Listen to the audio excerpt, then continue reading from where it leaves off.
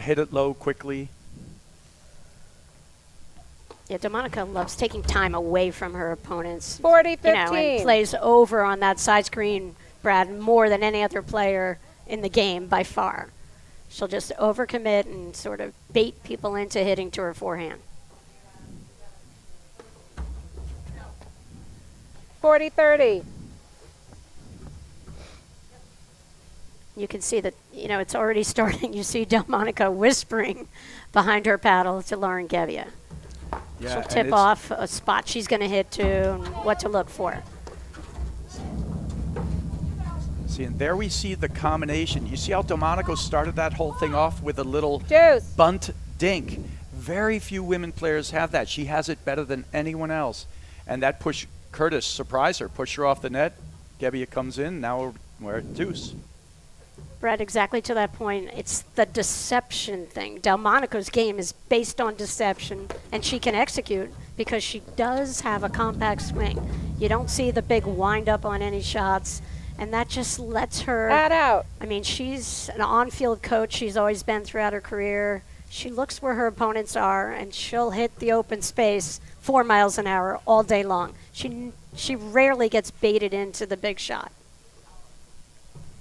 And on the flip side, when we see them at the net, Delmonico does a great job of actually baiting her opponents into drive, then closing in and hitting drop volleys. Game. Delmonico, Gebbia lead the first set. 1-love. Wow. Well, we saw all of that on display in the first game from Delmonico and Gebbia. You saw Gebbia's firepower. You saw Delmonico using the touch ball at the feet to get it, back to deuce, and then they close out the game. Patty, do you think? Like the easy, Delmonico and Gebbia had a bye in the first round. Then they cruised through their quarterfinal. Curtis Andrakova had a tough, quarterfinal match against Shea and Sutter, a very good team. Do you think that benefits one team or the other? I just think Delmonico and Gebbia, they're number 2 seed. I go with them. I think Curtis and Andrakova have to play an exceptional match to take them out here.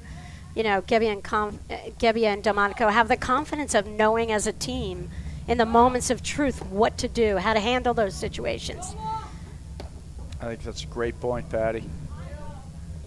There's just comfort in knowing what your partner's going to do in situations. That's what I'm talking about from Delmonico. She hits it hard, side screen, leaving the ball high for Andrakova, almost baiting her into the drive while she closes in. Andrakova takes it, hits it out. And if it were in, Delmonico was closing in to make the volley. Yep, and the success for Andrakova with her forehand is if she can move in and, lean into that forehand. 15-30. She's incredible. If she gets caught where her legs are out of the shot, that's a tough ball for her to power through and, make a high percentage. Yeah, I think for Andrakova, she hits the ball amazingly off both wings. If you can get her hitting on the move and get her moving, that's the key. And on the flip side, if you can lob Delmonico well off the net, getting her moving up and back, you can find her feet. She has great hands, but you can find her feet and drive it down low at her. And it was a great spot lob. And if you can pull Carrie off the net there and make her, like you said, Brad, you've got to create the spaces for yourself. Jeez. But that's where the discipline of Gebbia and Delmonico could come into it, because they'll settle in and then you'll hear Coach Carrie, 30-40. me, you. Yep. Instantly she'll make those calls to kind of lessen the number of those confusing moments.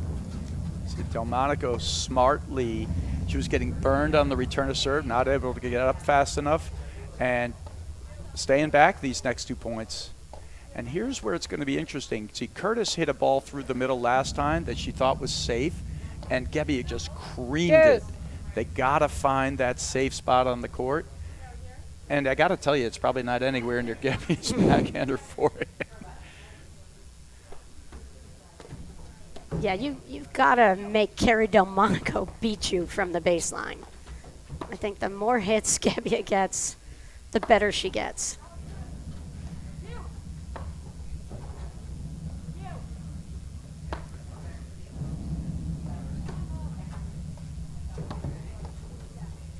Curtis, little Advantage, uncommitted on that Delmonico, play. She went Gebbia. for a dink with blitz and then Didn't commit to the blitz, started bailing out halfway through it. If you're going to blitz, you got to go, right? We saw Juan just hold his position this morning several times where I thought he was crazy. But he forces his opponent into making some errors. Delmonico Gebbia. So great start for them, up 2-0, and in both games they're down 15-40 or 40-15, and they come back to win it. And a lot of that is a testament to what you were talking about, their teamwork. Delmonico and Gebbia were getting burned, or Delmonico was getting burned trying to come in, so she stays back for 2 points, and they find a way to get it back to deuce and then take the game, 2-0.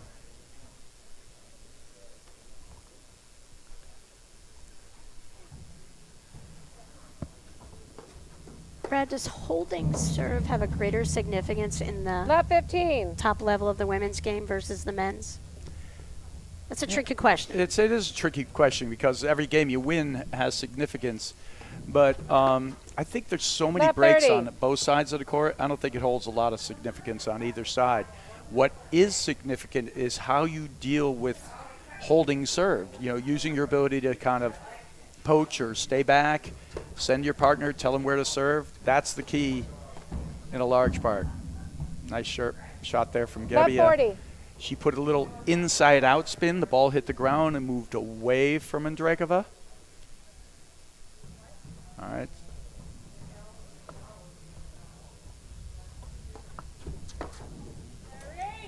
$15.40. All right.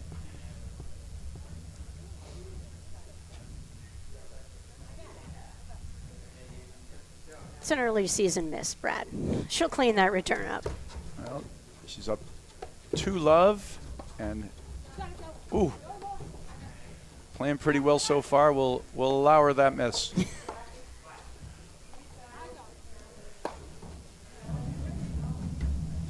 Oh, Curtis pulling the trigger, but Delmonico Gebbia lead the first set, 3-love. catches the top of the net there, and Delmonico Gebbia just steamrolling in the sense that they look cohesive, as you were saying before, Patty. They're moving in tandem, and you could just see even on that miss, they moved to their right. They were ready. They've got the plan in place. You can never talk enough about good footwork and just that movement, that then it makes it look like volleying is easier and hitting overheads, more balanced. But it's a function of that footwork ahead of time, making the move.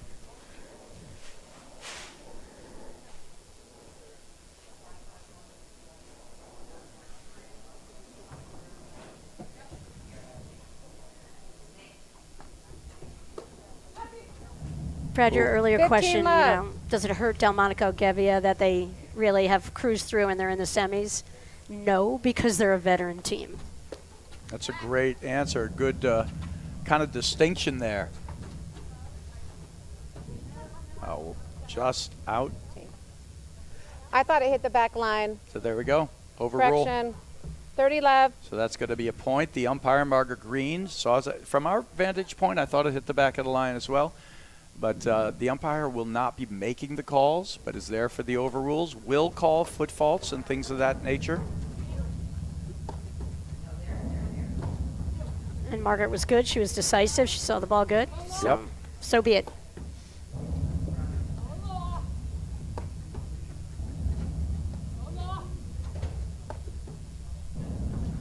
Good job. You can see Delmonico. I think she's going right for the crease. And she's going right for the nick there. When Curtis played a lot, That's going right in. She got to play with the great Vicky. And Stoklasova, however you say it, Brad. But Jade played the deuce court. With Martina, she's over here in the ad corner. So it'll be interesting to see how this plays out. Oh, good deep lob. And 30-15. Gebbia goes for a tough spot. When you're that deep in the court, there's no angle left to hit it onto the side screen. She went for it. Catches the top of the tape. I'm sensing Mick Ordoya is ready to go. He's been ready to go for about 3 hours in his semifinals. Got energy to spare. They've had a great run into their semifinals. Cruising through their first 2 matches. Looking real solid. Oh. Beautiful 30 spot. all. That should have been a routine, but no talking, which is surprising from Carrie and Lauren. Very surprising. And Gebbia had made a move to get it, and then she just ducked down. Yep, it was a good fake.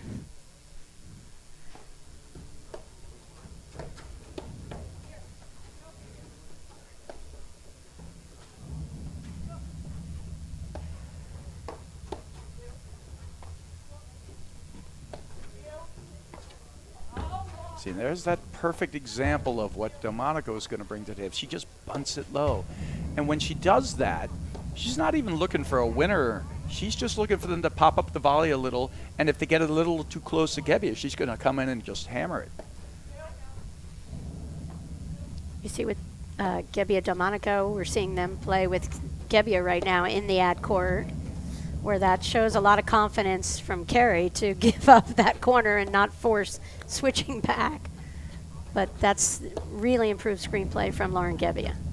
Ooh. Ooh, she had it. 30-40. Great look. Oh, you got to take that ball. And, she gave it to her. And I don't know that they're going to have a ton of success giving her that shot over and over. But they'll take the miss, and they got a break point here. They just got to start by getting their first game. And then you can breathe a little easier, as they say, in the match.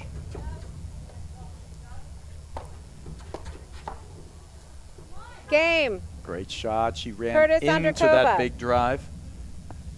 Yeah, she's got to stay quiet, backhand volley. Yeah.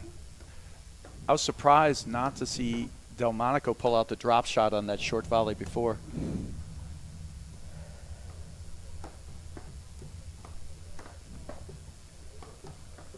So good break of serve there from Curtis Andrakova.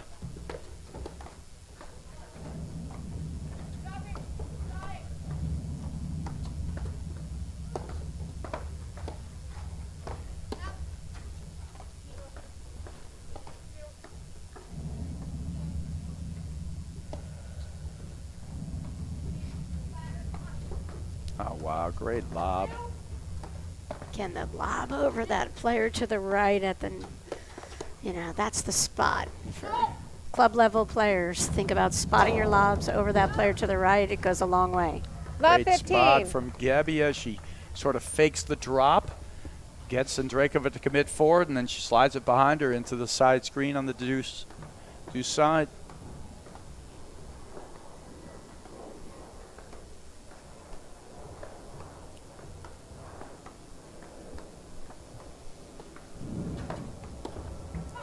Love 30.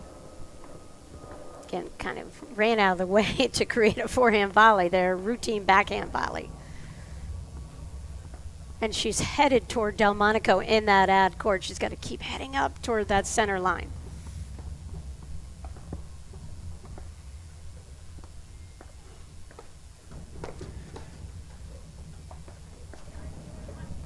Oh, lob out there from 15-30. Delmonico. Brad, when Curtis played out of the deuce court, didn't she jumped all over a ton of forehands and backhands? Yeah. Where it looks like when she's in the ad court, she's almost looking for her backhand, and she did, break down Delmonico's volley there on that game point. I'll just be curious, I think when players go from one side to the other, how different shots kind of reveal themselves. You're absolutely right.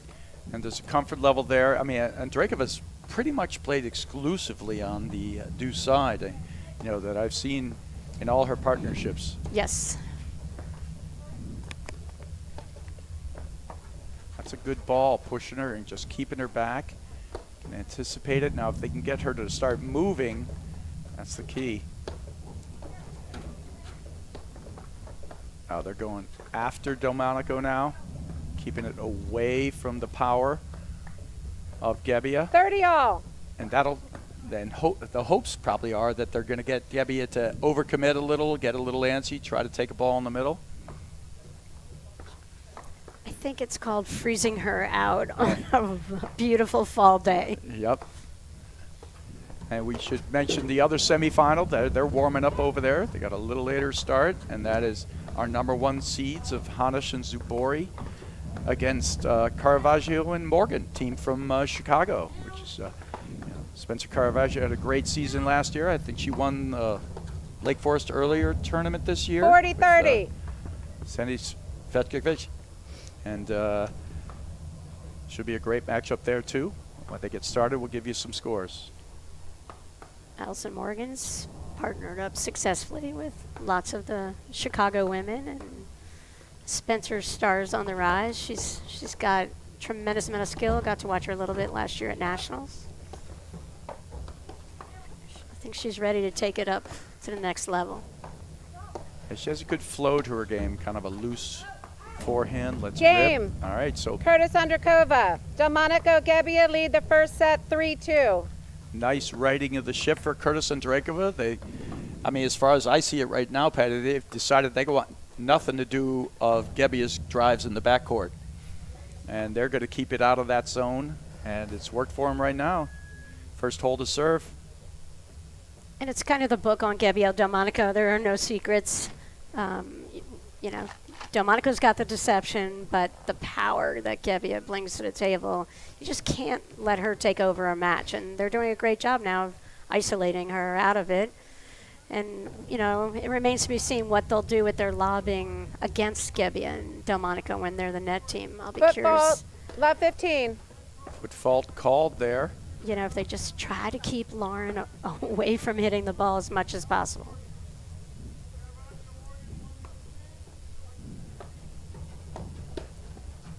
Oh, Left great 30. flip there.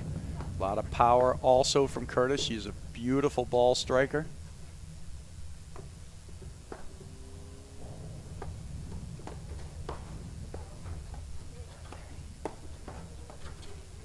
You see how Curtis is kind of moving to the middle, playing more, like a little bit more backhand. I'd love to see her inch over a tiny bit, just pose a little bit more of a threat when Gebbia is hitting the deeper lob.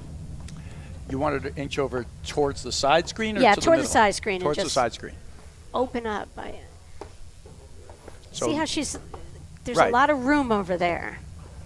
Right. You for think Gebbia, and- she needs to pressure the ball. She's hitting it to the side screen by moving over a little more.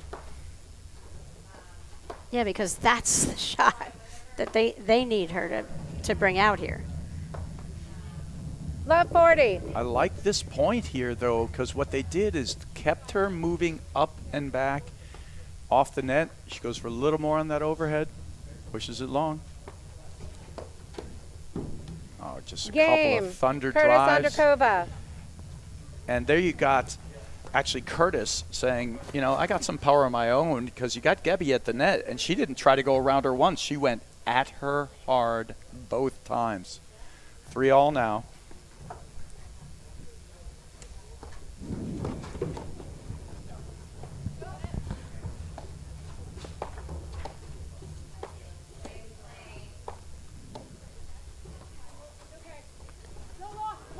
So Mark Fischel stat, 4 of the 6 first games, break of serve. 15 love. That's why I'm saying I don't know. I kind of feel like in women's it's a little more important to hold serve. Do you feel there are more breaks overall? Or do you think it's about the same? I was thinking fewer breaks. Fewer breaks overall in the women's Fewer game breaks than in the men's overall. game.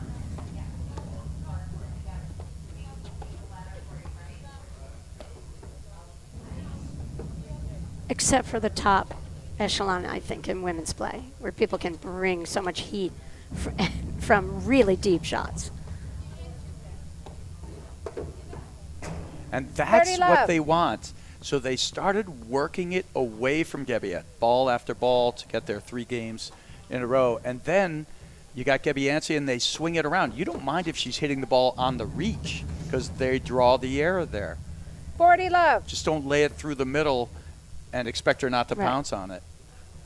Andrakova missed a forehand early, and that was the comment I made. When it's away from her and she's going to swing, you don't mind that it's from your Game. opponents. You can cover that next Curtis shot. Andrakova. Curtis Andrakova lead the first set 4-3. That's a great turnaround for Curtis Andrakova. A lot of, 3 games to Delmonico and Gebbia, and then 4 in a row for Curtis and Andrakova. And Ladies. what you have here is it almost looks like Delmonico and Gebbia didn't expect this to happen. Like, they don't have a plan B for when they're freezing out Gebbia right now. They're going to have to access that. But you feel like they're a little frustrated right here. This is not surprising, the game plan from Martina and Jade.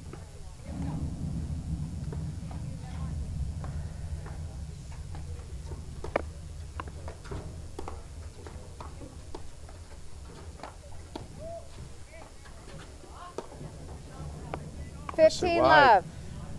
Quick drive by the quick block lob there from Delmonico. Draws the air.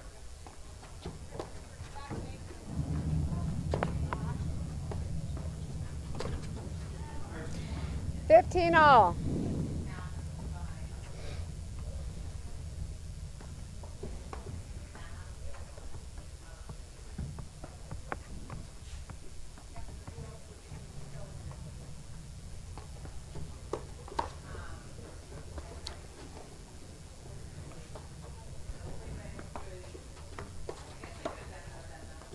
I like this. Curtis's footwork. She's bouncy over there.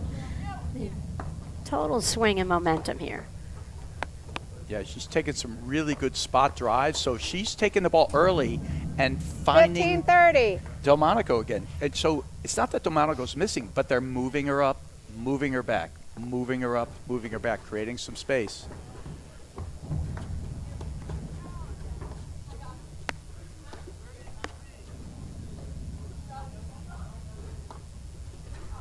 That's what I want to see from Andrakova. She pulls out that two-hander. Jade rips some forehands. There's not a safe spot there. There really isn't a safe spot in the backcourt against Curtis and Andrakova. They are both great hitters of the ball. And what a shot there. 15-40. She sees Delmonico basically trap herself to the side screen, which means she's going to block anything to the side screen. She goes straight towards the back. Ball goes through and then comes right at Delmonico. Good recognition.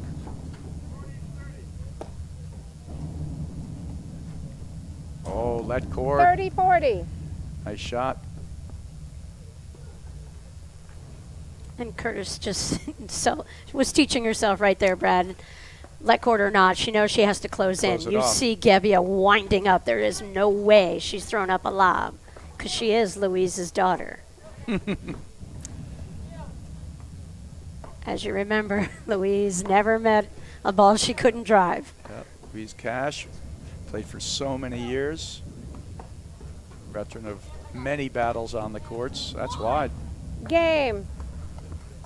She didn't move back Curtis behind that one. Andrakova. She stopped early. Great job by Curtis Andrakova there. Just smart play. Yeah, we talk about the footwork. Gebbia just stopped and reached, and then when you're stiff arm hitting that overhead and trying to finesse it at all, it just doesn't Love work. 15. Great shot from Gebbia at a great time. I mean, that's 5 games in a row from Phew. Curtis Andrakova.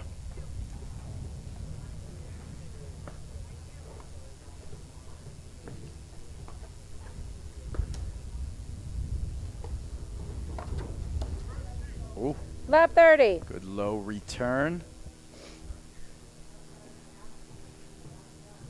And this is where it's great to be that veteran team that you were talking about before. You know, they've been here so many times. Delmonico and Gebbia down a little, lost a few games, lost some momentum. They know how to trust each other, continue to play. You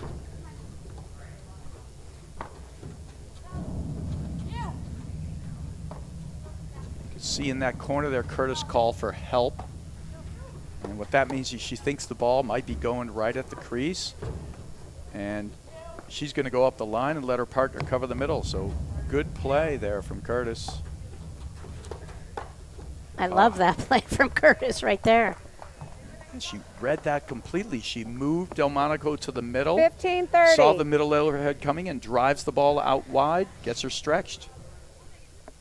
And Brad, when you lob the ball to the middle over in the women's game, 90% of the shots comes up that middle there because there's not much area to make your shot on the sideline. 15-40. So I love the play from Curtis there to read that, create that combination. Sun's coming out a little. It's been cloudy all day. We got a little glare out there now. See some shadows developing on the court. And the temp's probably a good 15 degrees warmer than it was when we started this morning at 8:30, Patty. Oh, geez.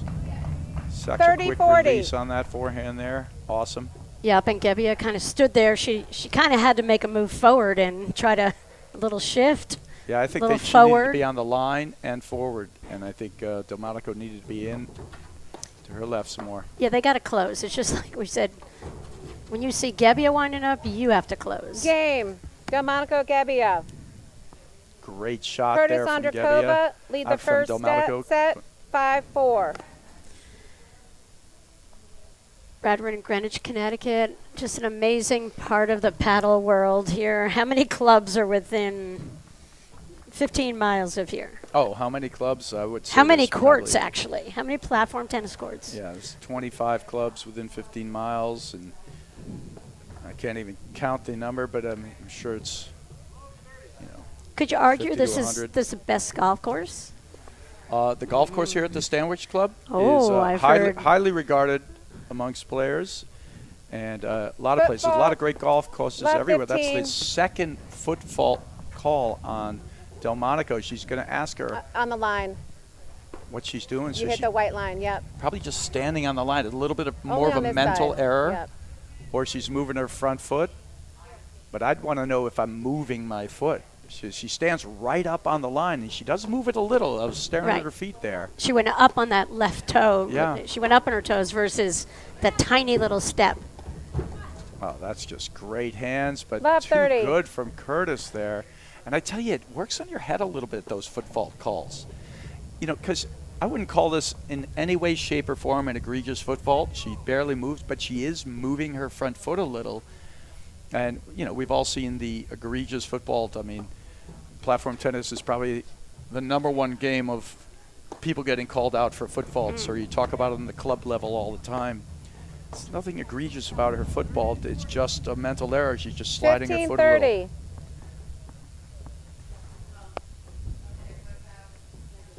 But it is a rule. It's part of the game, and it's good that they're calling them, and the umpires are looking out for it. So kudos to them, because I've seen many matches before where there is a relatively egregious football Right. out there, and it's not getting called ever. And that's not how it should be.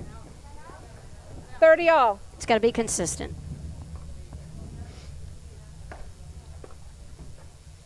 All right, 30 all. Big 2 Yep. points back there for Delmonico and Gebbia after the foot fault call. Huge. You can see her setting her left foot there, making sure it was not going to be a part of that play. And I like that. She just stayed back, took the pressure off her. No, since the first game when she got beat those 2 times, she's been staying back pretty much exclusively.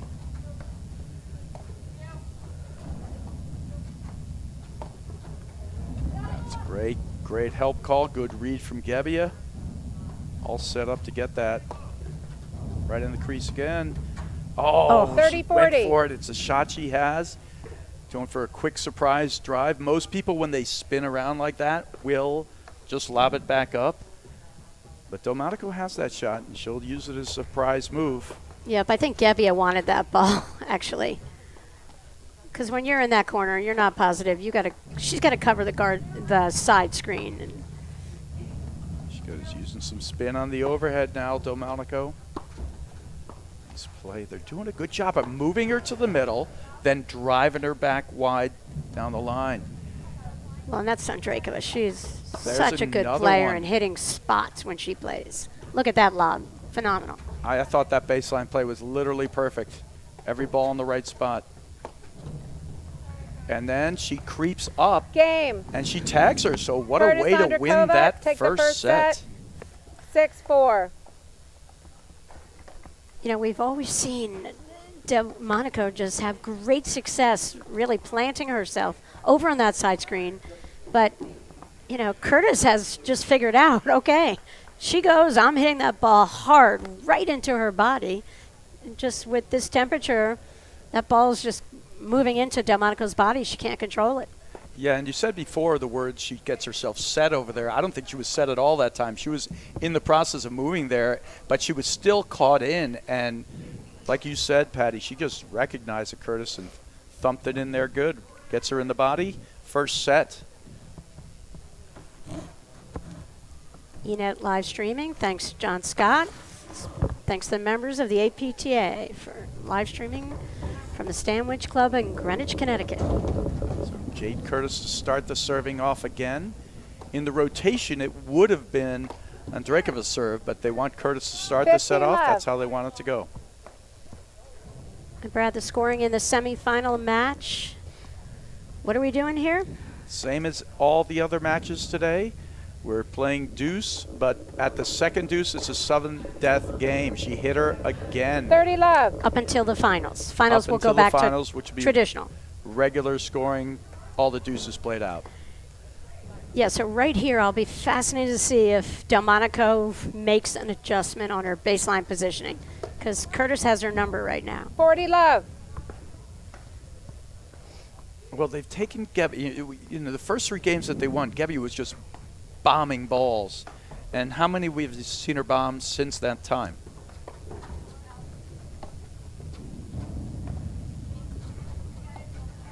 It's a great lob.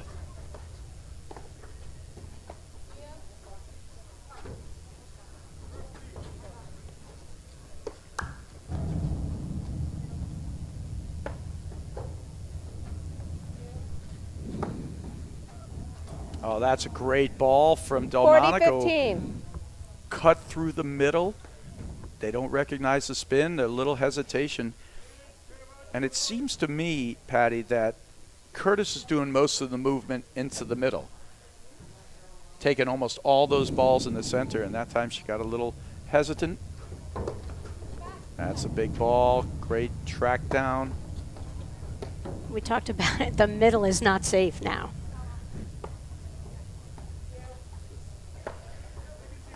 But Brad, I always think for club level players, until you have someone who's crushing and you're actually losing a lot of points, the middle is your highest percentage shot. You 40-30. let the ball drop, you can push the ball there all day long. But against the top players in the country, you have to come up with a different tactic. Yeah, the number one difference, too, I think, oftentimes between the club players is that the middle is absolutely always a good spot. But you have to learn how to hit it consistently deep where it doesn't fly off the screen, too. And it should be one of the number one shots at any level that you learn. Game. Curtis Andrakova. Hold. Curtis Andrakova lead the second set 1 love. They took the first set 6-4. Well, I always think, Brad, you've had a great job teaching a ton of juniors, one of our favorite Viking Junior Tour directors. But, with kids, I think it's really important, and they learn that push right away, because most of them look up to me till they're in 4th grade maybe. But, I'm pushed back deep all day long. And if you just learn to just relax and let the ball drop, 15 love. you can control the shot. You pick your spots. You do that shot over and over and over, you're going to get good at it. Right, and it's like we talked about in the beginning. And, we were talking about being able to control the pace of play from the net or the baseline when we called our first match today, Patty, and that's a huge part of your ability to control the net play tempo. Hitting that deep middle ball. That's a great 30 overhead love. right in there. Now, what would you like to see here from Gebbia and Delmonico? Would you like to see them change anything up? Do you want to see anything they should plug away in the same thing? Well, I like the overhead into the ad-court corner because I do believe Curtis is playing over a little bit. So I do think that's a little bit of a spot where they could 40 love. target the play. Great hands there from Delmonico, keeping that ball low when she was under attack. And then Gebbia finishes it. Yeah, this is a critical hold for Delmonico Gebbia. Oh, what a surprise return there. Yeah. A little lob down the line.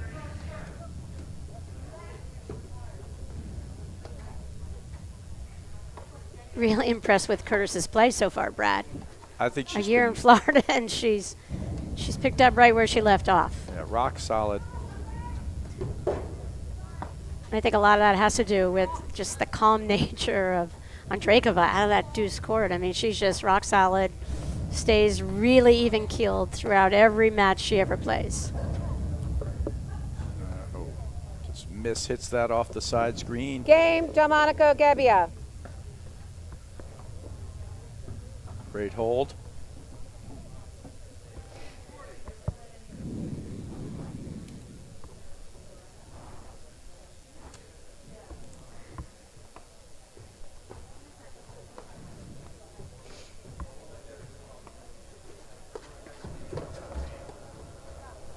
Love Great 15. ball.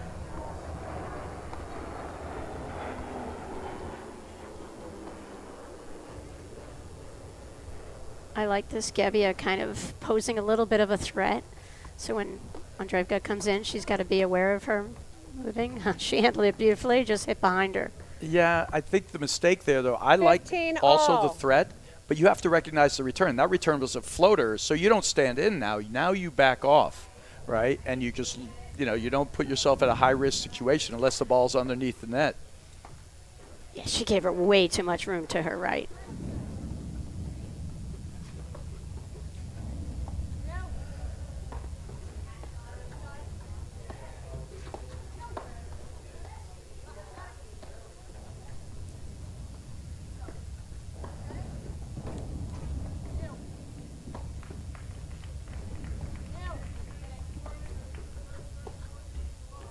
Oh, geez. Great 30, shot there. 15.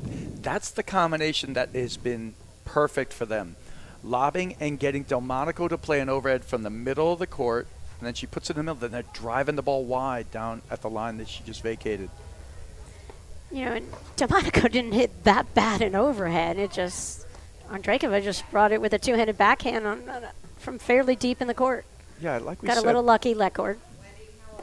There's really not that many safe places to hit the ball over there. They're just a tough 40-15. team. And they can both hit it off both sides.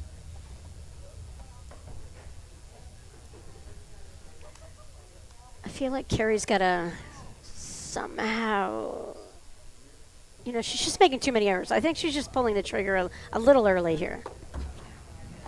Wow, a when you lot have- of let cords. 40-30. When you have Gebbia as your partner, it's like, how do I get her the ball? I've got to really just be determined to hit the spots all day. She doesn't But- have to go for it, actually. Deuce. But that is the question, though. How do you get Gebbia the ball if they're not going to hit it to her, right? The only way she Right. can do it is lobbing a little differently, but also she's going to have to plant herself over so they can't find spots. So she's going to have to force them to hit it to the middle more. Right. Advantage, Curtis Andrakova. Delmonico's got to get that up the line working. That would be a place to start. Yeah, to I think force that's the it. play. And, she's just lobbing a lot of balls cross court. And Jade in particular has handled the overheads beautifully. Game, Curtis Andrakova. This is a spike Curtis there. Andrakova lead the second set 2-1. And that was a They took the drivable first ball. set, That was a shot 6-4. Delmonico can make and Sure. should make most of the time. But again, she, her bread and butter is maybe hitting that ball with a little bit of, less pace, a little off speed at Martina's feet. She doesn't have to match Gebbia's. Gebbia has natural power. Delmonico's a natural finesse type of player. Yeah. And I think we talked about it earlier. You have roles, and you got to stick with what got you here. Oh, great shot.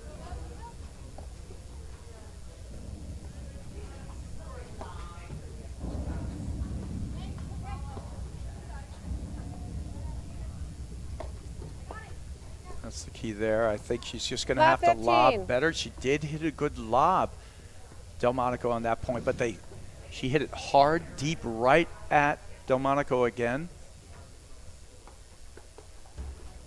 Love 30.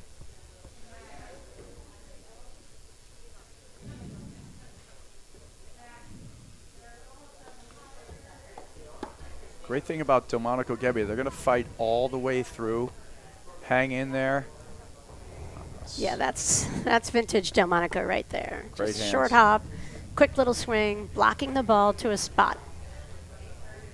Arlene Frommer's enjoying the action out in Chicago. Brad, she's recovering from knee replacement surgery, so she's loving the on-air coverage here of the Witch event, Stanwich Country Club. Oh, I can imagine. You sit at home, make yourself some snacks, watch the live stream. Perfect.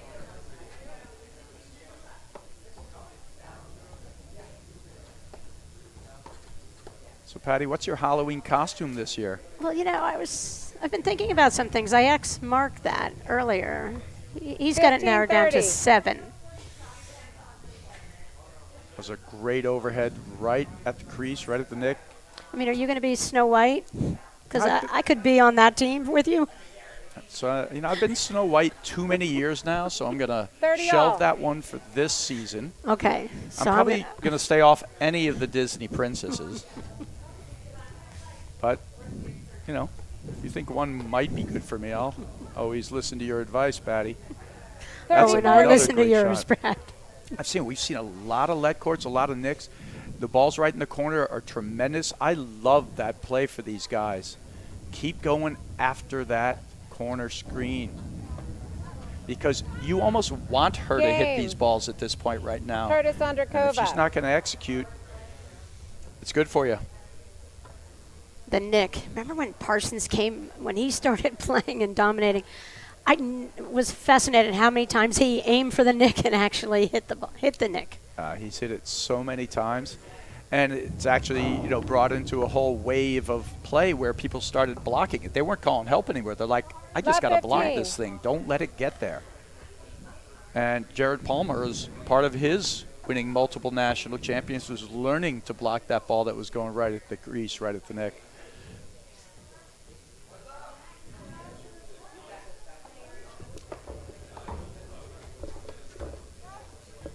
$15 all.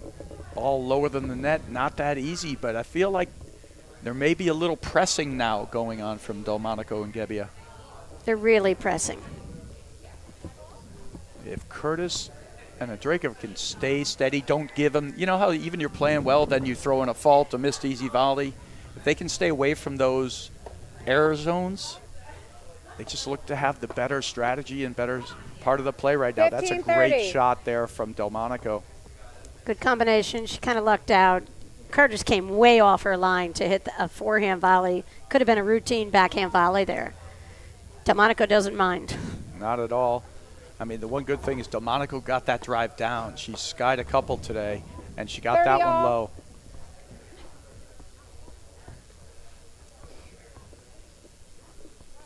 Yeah, they're just off a little bit, Brad. And Andrakova and Curtis are just not giving him anything. Yeah, Making that's the very other few thing. errors. They're giving him so little. They 40-30. took away the steamroller. They were up 3-love. We kind of forget about it at this point, because since that moment, it's really been mostly Curtis and Andrakova controlling all the tempo. That's a great ball there. Nice. They're kind of crushing him right now. I mean, we need to see something from Delmonico and Gebbia, a little different, but it's about the consistency, Brad. It always comes down to that. And I think, Carrie's getting some good looks now, but she's just got to make them volley. Let them volley. This is a big game here. They got a chance to break back. I mean, a couple of points from it, but they're in this one. Yep.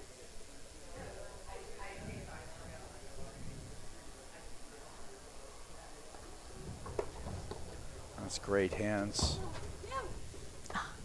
I kind of wanted Gebbia to keep coming in there. She had Curtis volleying from below the level of the net.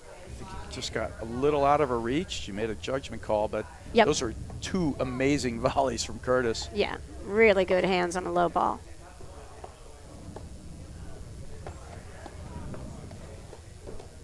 There we go.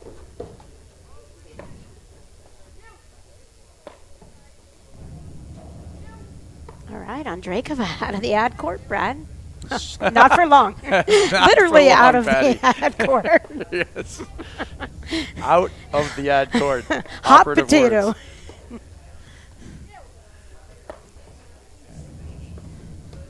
Wow.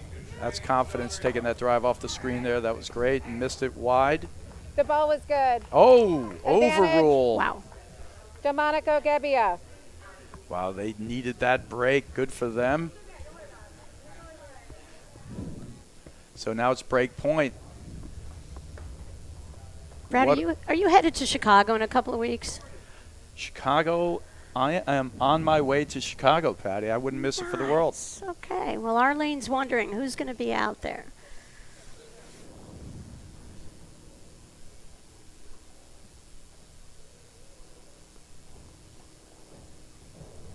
It's our next stop for all of you out there on the APTA Tour.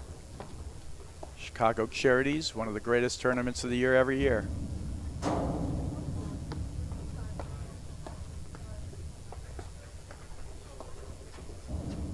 Former APTA board member John Noble has run that event with the Second help of deuce, many receiver's others choice.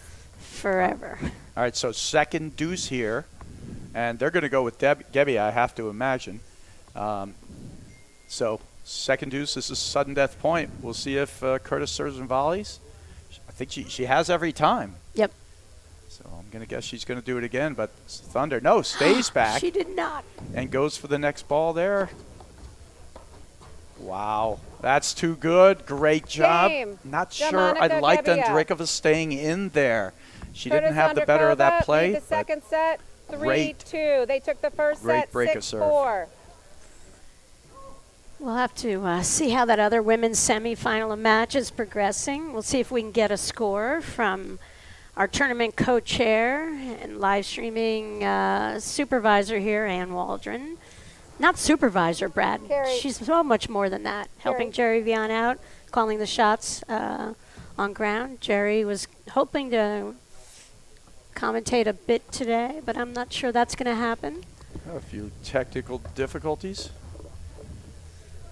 All right, that was a huge, huge game, I think, for Delmonico and Gebbia, Patty.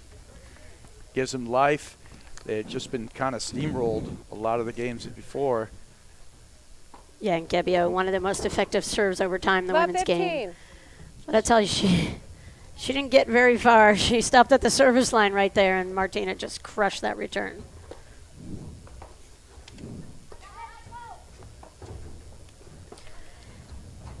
So the other women's semifinals, it's early. They've only played 3 games. We'll wait a couple more games and see how that match starts evolving. Oh, Left that's 30. a great shot. But they got caught in a switch there. They moved the ball to the other side, had 0 chance of getting in position. And you hit that ball into players with such accuracy and pure hitters like that. Pretty impressive stuff.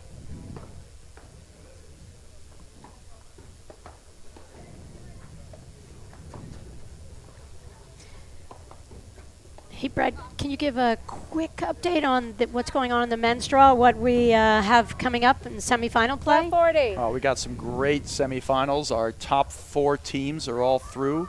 On the bottom half of the draw, Compton and McNerney, who many think were in the Left 40. conversation for a national championship but didn't play at all last year. They're going to be playing Hughes and Powers, our number 1 seeds, 15-40. who had a rough first round but then righted the ship and moved on to the semifinals. And Ryan Parsons, who turned it on in both matches, being down a set against Burris and Ordoya, who have cruised through to the semifinals. So those are like Howard's. Could be basically a semifinals of nationals coming in March. Exactly. I mean, except for Durant and Mitchell, which is Without. always in the conversation. For sure. It looks like 30-40. our national women's champions, Flor and Anna, Hanish and Zabori, are up. They won the first set 6-0 in their semifinal match. Oh, that's Big stage for Caravaggio and Morgan, and Game. I would expect them to make some Curtis adjustments Andrakova. here and make it a much more competitive second set. I tell you, though, Hanish and Zabori, that's just another team with great badminton. Hanish has been probably, everything's always arguably, but the best all-around player in the game for years now, I think. The ability to lob really well but bring offense whenever she volleys great, loves to blitz. And Zabori's just such a talent with so much firepower. Hanish, to me, has a sense of what is needed and when it's needed in a match, Brad, as well as anyone in the women's game, I would say. Love 15. That was a big point there, and a great shot from Delmonico to set that up. She brought the ball low down at her feet. Awesome shot. They got to stay with them here. I don't think they can fall behind No, they and have can't. them consolidate this break. Just But playing- Hanish doesn't overpower, just going back to that real fast. But I just love her competitive spirit. And in the moment of truth, when you're waiting for one player to take charge, most of the time, close matches the last couple of years, it's been Floor Hanish. Now look at this. Switch in the backcourt. Question is, do they still keep going in there? If they can get it to the side screen, they're going to be okay. Interesting. They played Gebbia there 4 or 5 balls. They're going over there. I like this switch because that's been the whole thing missing in this Left whole 30. turnaround was the Gebbia drives. And that switch, and they played right into it. Surprising by Andrakova and Curtis there. Well, and I think that's where, what do they do to get Gebbia into it? Throwing her in that ad court and letting her be real active, just the same way Left Jay 30. Curtis is doing it for her team. I think Gebbia could do that. Great move there. Really good serve. The ball was good. Yeah, I think it was called out, overruled, and this time in 15-30. favor of Curtis Andrakova. So 15-30.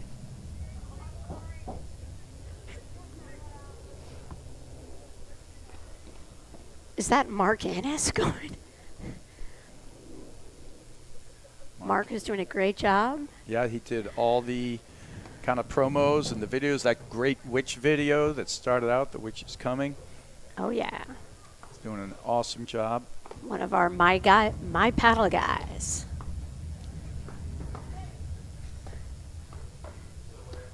Yeah, I love the creative nature to what Mark is doing and really trying to put, market and just showcase this amazing sport. Just going to hit that. Nice job here from Delmonico, getting really active over there.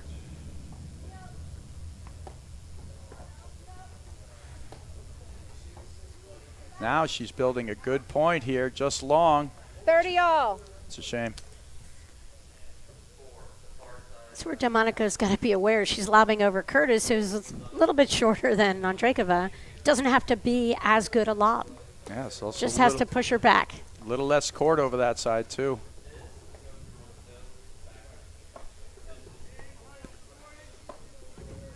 Good pace overhead.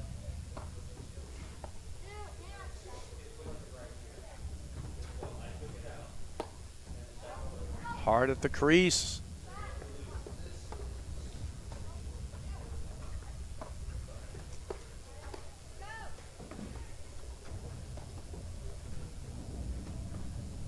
Nice little flick there. It's going right at it. Good ball.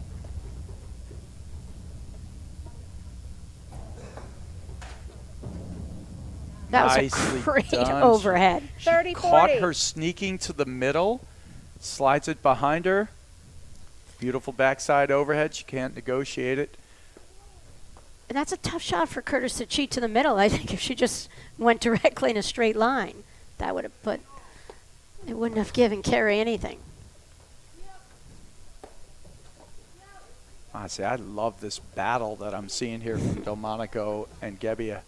They are tightening it up, playing tougher.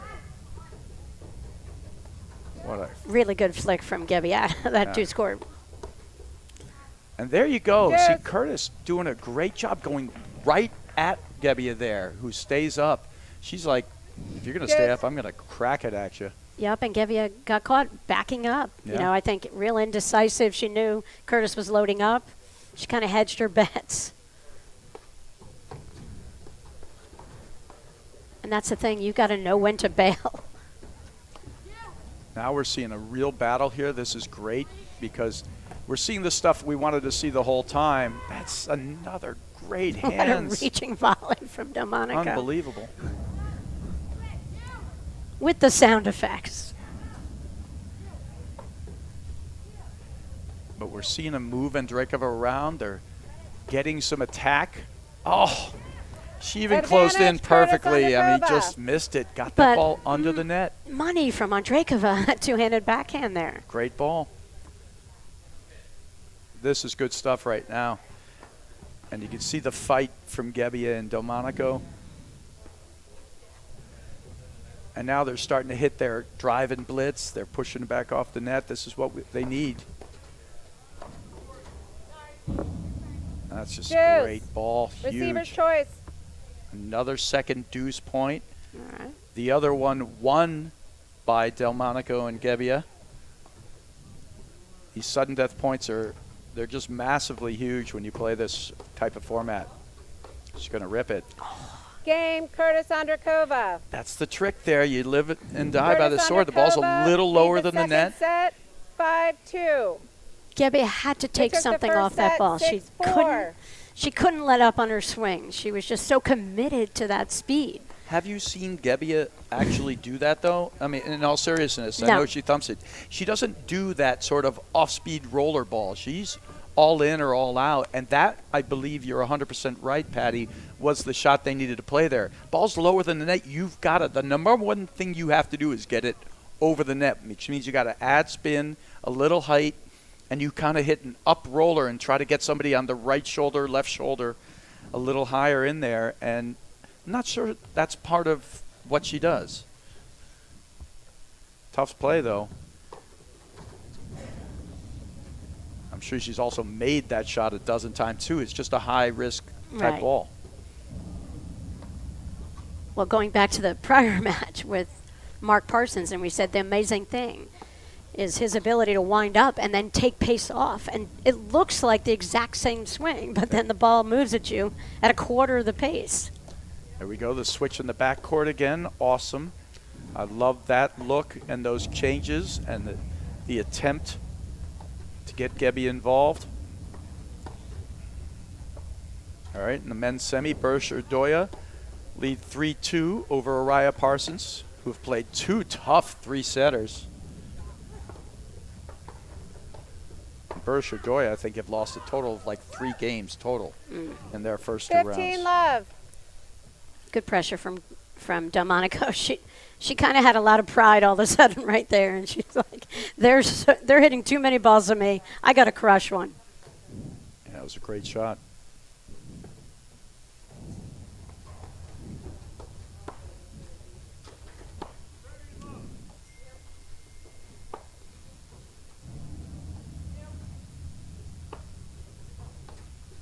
Yeah, smart bail there from Delmonico. The dink and blitz. There we go. I liked it. That's what we're talking about. But good read there from Curtis. She just moved right up. She's volleying beautifully. And then whenever she's in trouble, you know she's going to a hard overhead 30 love. and mixing in the push here and there. And a great job capitalizing by Delmonico, crushing a couple of drives there. Yeah, you're feeling the energy and pressure now from Delmonico. Yeah, no, and what's great about this is I haven't seen a drop in Curtis and Andrakova's play, but Delmonico and Gebbia are adding another dimension here. It's just a tough road because the other guys are playing so well, because they're giving him very little. Like for Delmonico to win that point, she had to hit two beautiful tries in the last 2 points.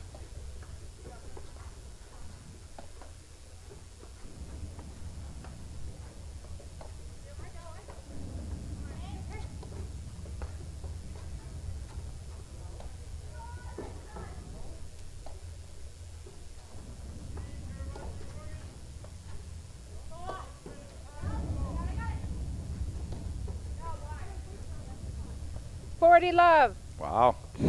Good job. Great defense. Gets a little greedy, Curtis. Hits it wide.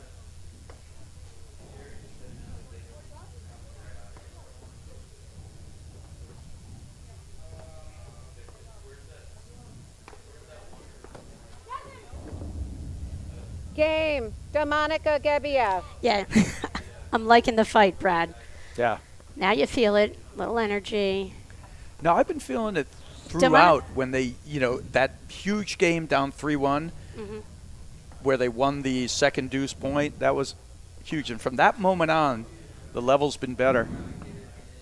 And they're finding new ways to get. They're still on the downside of it, obviously. They're fighting their way for their lives here.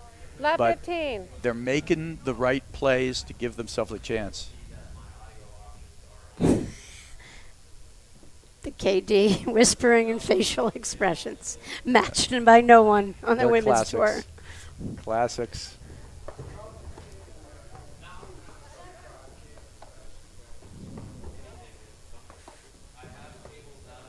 There's the switch, and here comes the hit.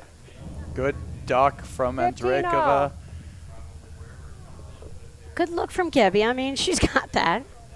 She does. It was pretty quick on the switch, but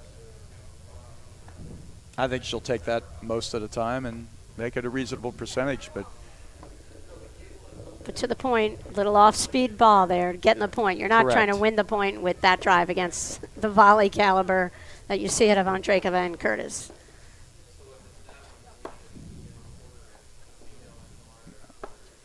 now see if they can get that combination back where they get Delmonico moving to the middle and then being able to hit behind her.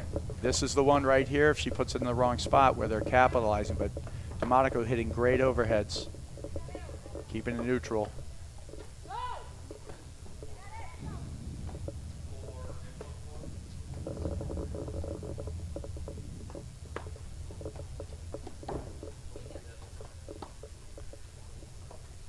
Oh, great spots from there.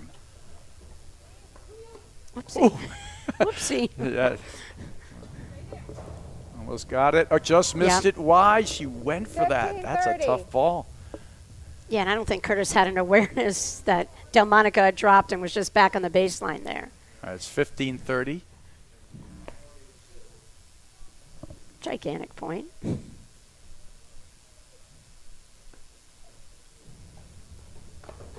Really good serve from Curtis. I mean, that was great. Right down the middle, perfect depth. There's a switch in the backcourt. Hard with this angle to see it, but we now got Delmonico on the right and Gebbia on the left, and they're going to play into Gebbia. Switch it.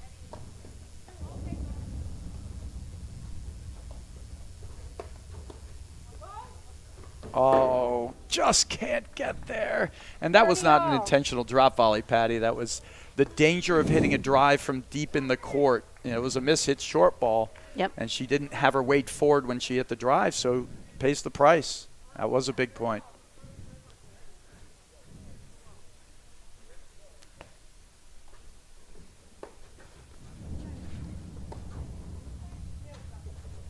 A little confusion. Oh. Got there.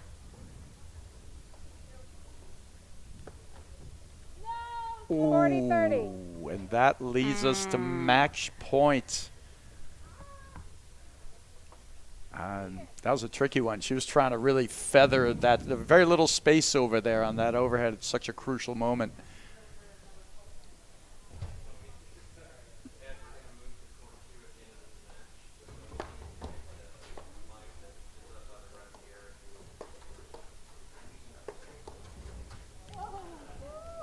Deuce. Did not go over. That was a great hit there from Gebbia.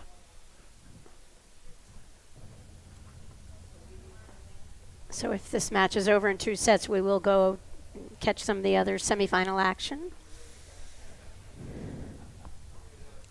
Get in there with Hanish Zabori against Caravaggio and Morgan. And they won the first set 6-love, so they were firing on all cylinders there. That's right in there, beautifully placed to get the Delmonico break. Gebbia. And they got 2 break points essentially here because the next one is going to be, if it goes to deuce, it'll be break point or match point simultaneously.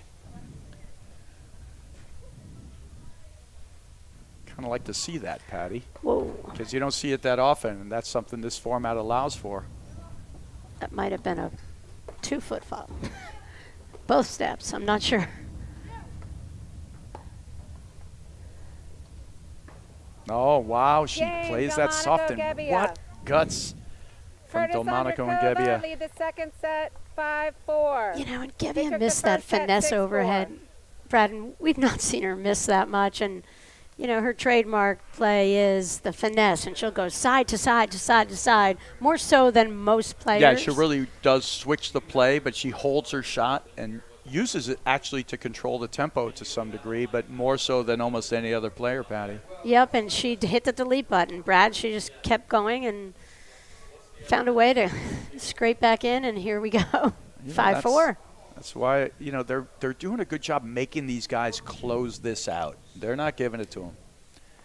But they've been able to break them the last bunch of times, so holding has been sort of few and far between, so we'll see if they can do that. It's been from the backcourt. Now she goes for a big serve. She did, and she's And got to watch comes the in. foot faults, Brad. Yeah.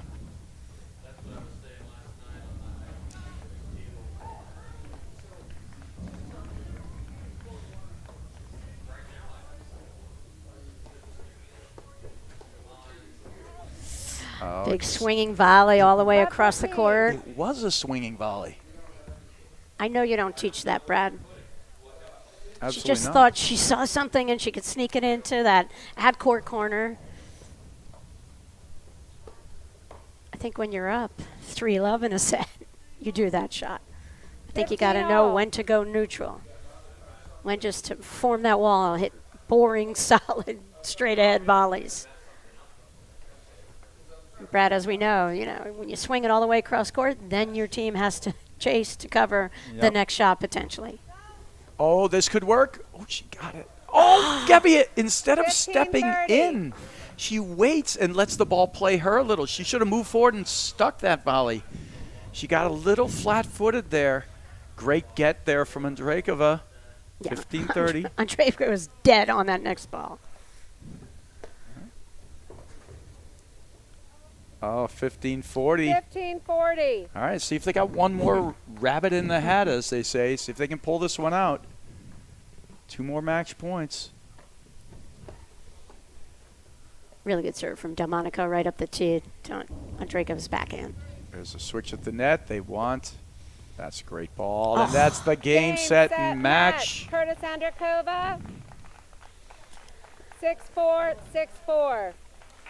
Kudos, Kurz and Andrakova. I mean, they just played a clean match, Brad. Yeah, Nice they match, did. Martina. Well, they got down 3-0. Then they got smart, right? They froze out Gebbia for a bit, and they basically took 9 of the last Thank you. Nice 10 or rally. 11 games, right, to win that set and then go up in the second. And then you saw finally sort of the reaction from Gebbia and Delmonico. They started switching to the backcourt a little, tried to find a way to create more offense, and they just played too well, and they couldn't find enough offense really to hurt them. And once they took Gebbia out of it. So we have flipped over to the other women's semifinal. And And why don't you do our players on the court there, Patty? sure, that's serving as our current national championship team. Flora Hanish on the baseline, bright yellow sneakers, and that's Anna Zabori at the net. This is Allison Morgan out of the ad court, and that's Spencer Caravaggio out of the deuce court. Chicago team. Now, we didn't get to see the beginning of this match. You think they started this way, or is this a reaction to losing the first set 6-love? You know, Brad, I'm not a psychic, so I'm going to have to get some intel for you. Got some And we'll also intel. find out what the score is. That's out. We know Hanish and Zabori won the first set 6-0. Okay, and one of our Crackerjack scorekeepers is telling us it was 3-2. They were serving a little while ago. So we'll see if we can't get a current score here. All right, there's a fault there from Hanish.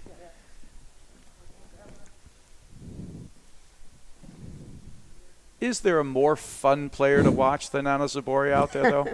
There is not. Yeah, Look at that. tweeners, right, The behind the tweener. back, plus a forehand that she just rockets at you. A loose, fluid game coming out of her. Talent from all pores. Oh, this is such a great setup, Brad. I just stood up from our table, and the crowd is gathered. They love watching these top women's players out here. And Zabori's nearby. And she's got that new Canaan following out here. She does. She's director of racket sport, director of platform tennis at the Country Club in New Canaan, and she does have quite the following out here, as does Hanish, who was director of platform tennis at the Westchester Country Club for years. And you saw in that last point just how dangerous they are. You got Caravaggio taking a drive. That's a good ball to drive, but just Hanish reading it, coming in and stuffing the volley. They do that almost better than any other team. Hanish particularly, actually, as well as Zabori, but they just get up there and they stuff the volleys. And Hanish currently is over at Montclair Golf Club with Mickey Ordoya, and she teaches tennis with her husband Martin Bostrom, Plainfield Country Club. Sorry, Brad. No, I was just trying to catch the score there from the umpire. Couldn't quite catch it in the back.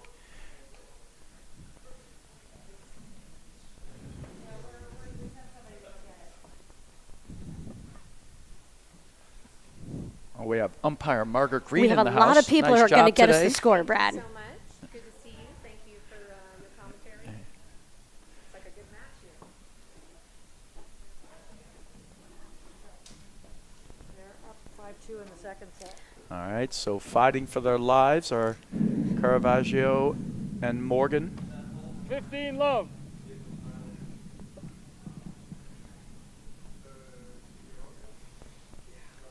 Now, last year we saw Morgan and Sikora play a lot together.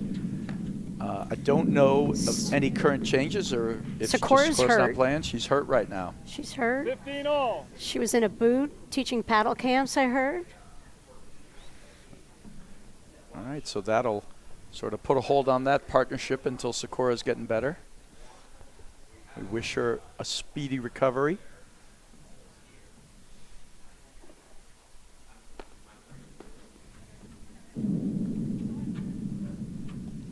Oh, she didn't pull the trigger. She lost it in the sun and was 30, afraid to 15. accelerate. She moved her grip over. We saw the roller coming.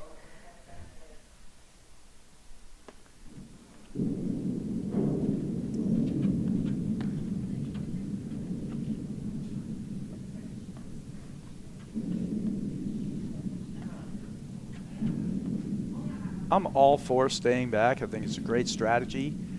But you've seen the last 3 returns that Hanish and Zabori have made. Have they put any pace on the return, Patty? None at all. No. So I think it's a good time to maybe have Morgan do a little moving at the net. Let him know that they're not going to just let him off pace the return, too. That said, maybe they just want to be in the backcourt, but I don't know. No, I like that point, Brad. And look to just cut off stuff. Keep them honest. Make them power through their returns. Don't let them just go half speed. Because then you can get a screen drive or something else on the other end of it that allows you to take the net. Once you get your opponents, staying back's a great idea, but once you get your opponents to hit off pace returns, then you should change it up again. 30 all. Because now you've got them doing something that's actually good for you. Now you can cut it off. Do something. Mix and match. Play a little guessing game with them.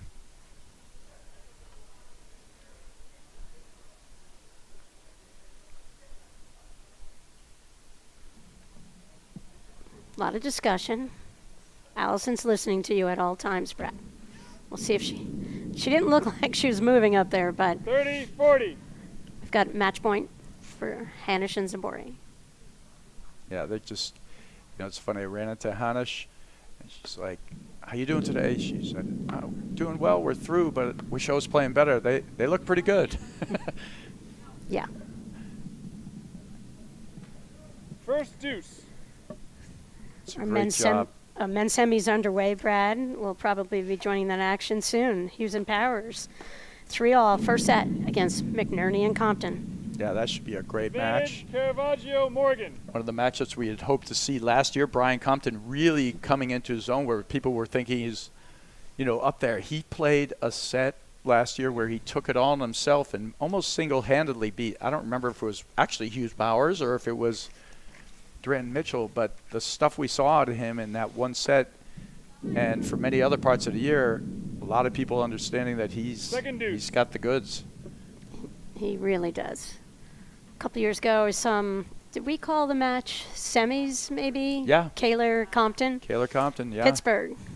And they played a tentative first set, got beat Game, 6-2, and then they're Caravaggio, like, Morgan. we can totally play with these guys, and they almost Hanish, pulled it off Zabori in the lead second. second set, 5-3. So that was second deuce. That was a match point and also a break point and a missed return there from Zabori. So staying alive, Caravaggio and Morgan.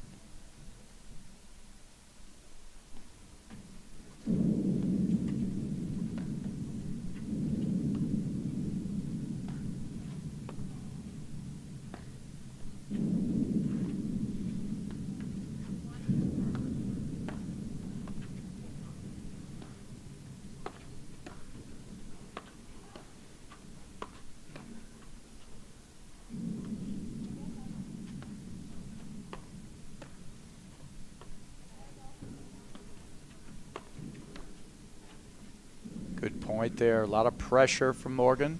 Love 15.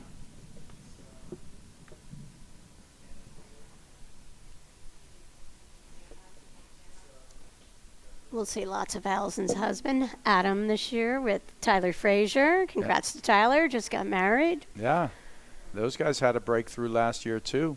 Breakthrough, semifinalists in nationals. Love 15.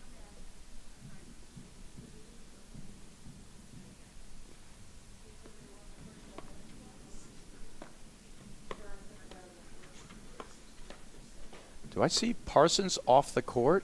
Burris and Ordoya won that first set Yep. 6-3. I just heard someone in the background. Yeah, but not only that, they're off court here. So I'm Love going to have to 30. guess that match is over. Or they're moving to a court just in case we can grab some of the action. Oh, okay. So they're just moving them. We have 2 courts here where we have cameras on 4 courts and 2 courts where we have the possibility of adding some commentating. All right, so great. So we get some quick men's semifinal 15-30. action right after this. We're going to go back to back to back, Patty. That's what it's all about, Brad.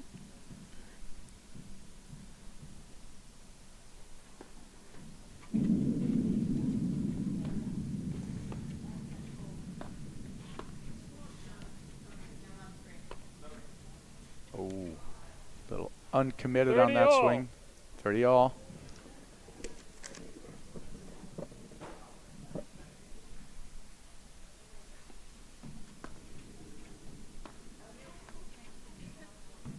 That's a great shot to bring us to match 40, point. 30. Do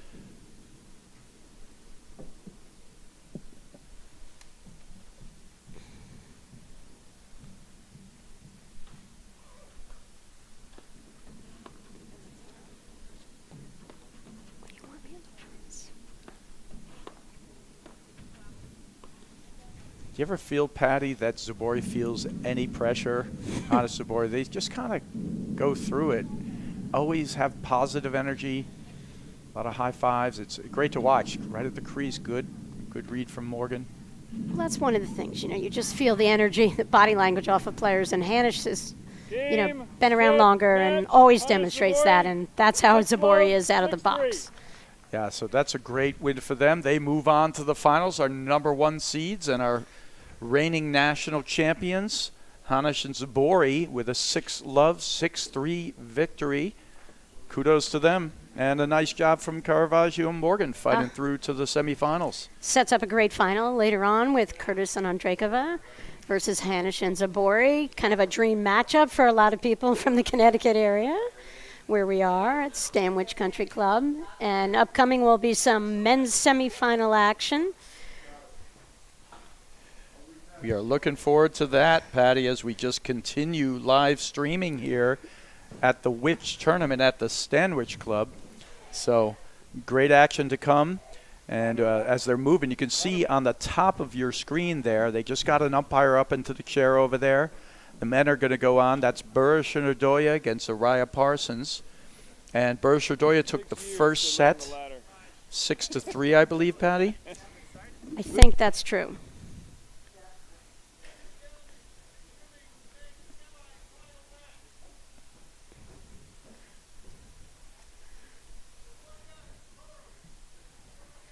All right. We can't quite hear the umpire there. We could hear him shouting in the background. So right on the court right now, we have quick introduction. That's Juan Araya with the ball in his hand, ready to serve at the top. His partner in the gray T-shirt there on the top of the screen, is Mark Parsons. And then we have Sven Burris, who is at the door there, talking to the umpire, and his partner Mick Ordoya, who is currently off screen. And Mick Ordoya and Burris, from the moment they started playing together, just made immediate ripples right in there. Ordoya's got one of the top 4 or 5 forehands in the game. It's pretty much just automatic. He really almost never misses it, whether it's off the screen or off the drive.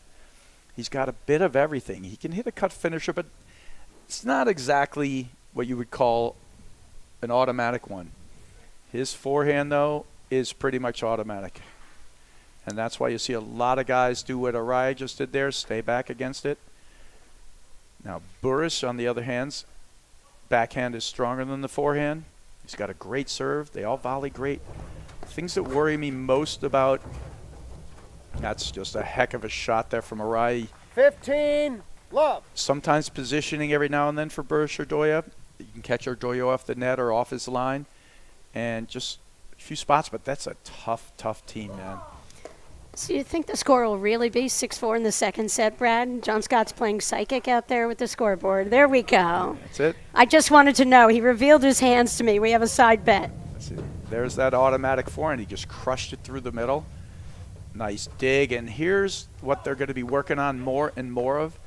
Burris wants to continue to improve his cut finish 30, overhead. love. They feel that's one of the missing ingredients to their game, where they could get a few more points. And at this level, Patty, a lot of matches are decided by 4 points.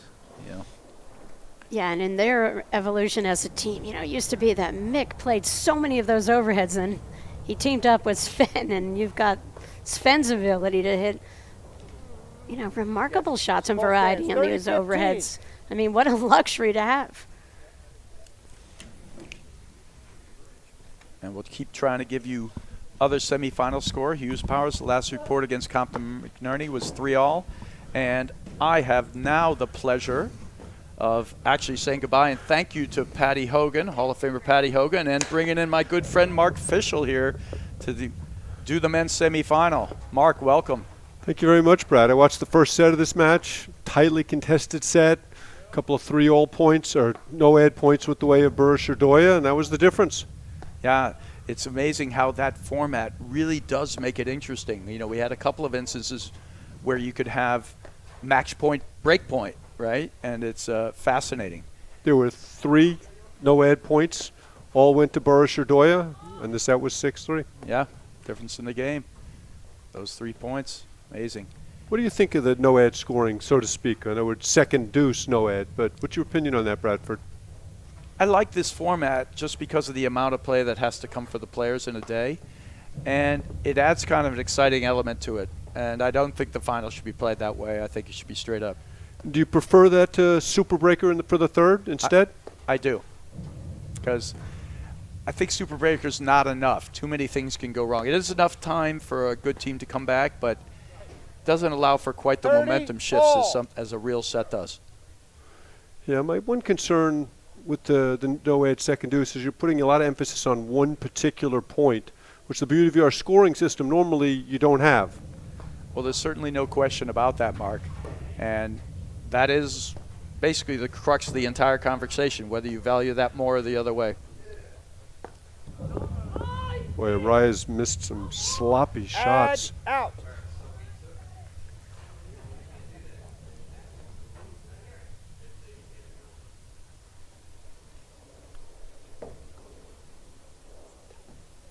Big early point here, Brad.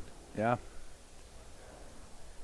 Tell you, I watched Mark Parsons go up the steps between the quarters and the semis. And let's just say it wasn't Game. spry. Ordoya, No, it Burris. has definitely been around the block. I mean, clearly in Ordoya, the age Burris factor, lead Burris the second Ordoya set. 1 game to love. are Good. well ahead in that department. And they really weren't challenged much today either. I think they've lost 3 total games, now 6 total, in their 3 matches they've played so far. So you're right about that. And to your point, Bradford, that's one of the reasons the no ad scoring in the second deuce is so important, because too often draws determine who win and lose matches. You get a bad draw, you play a couple of tough matches, you had nothing left. Sure.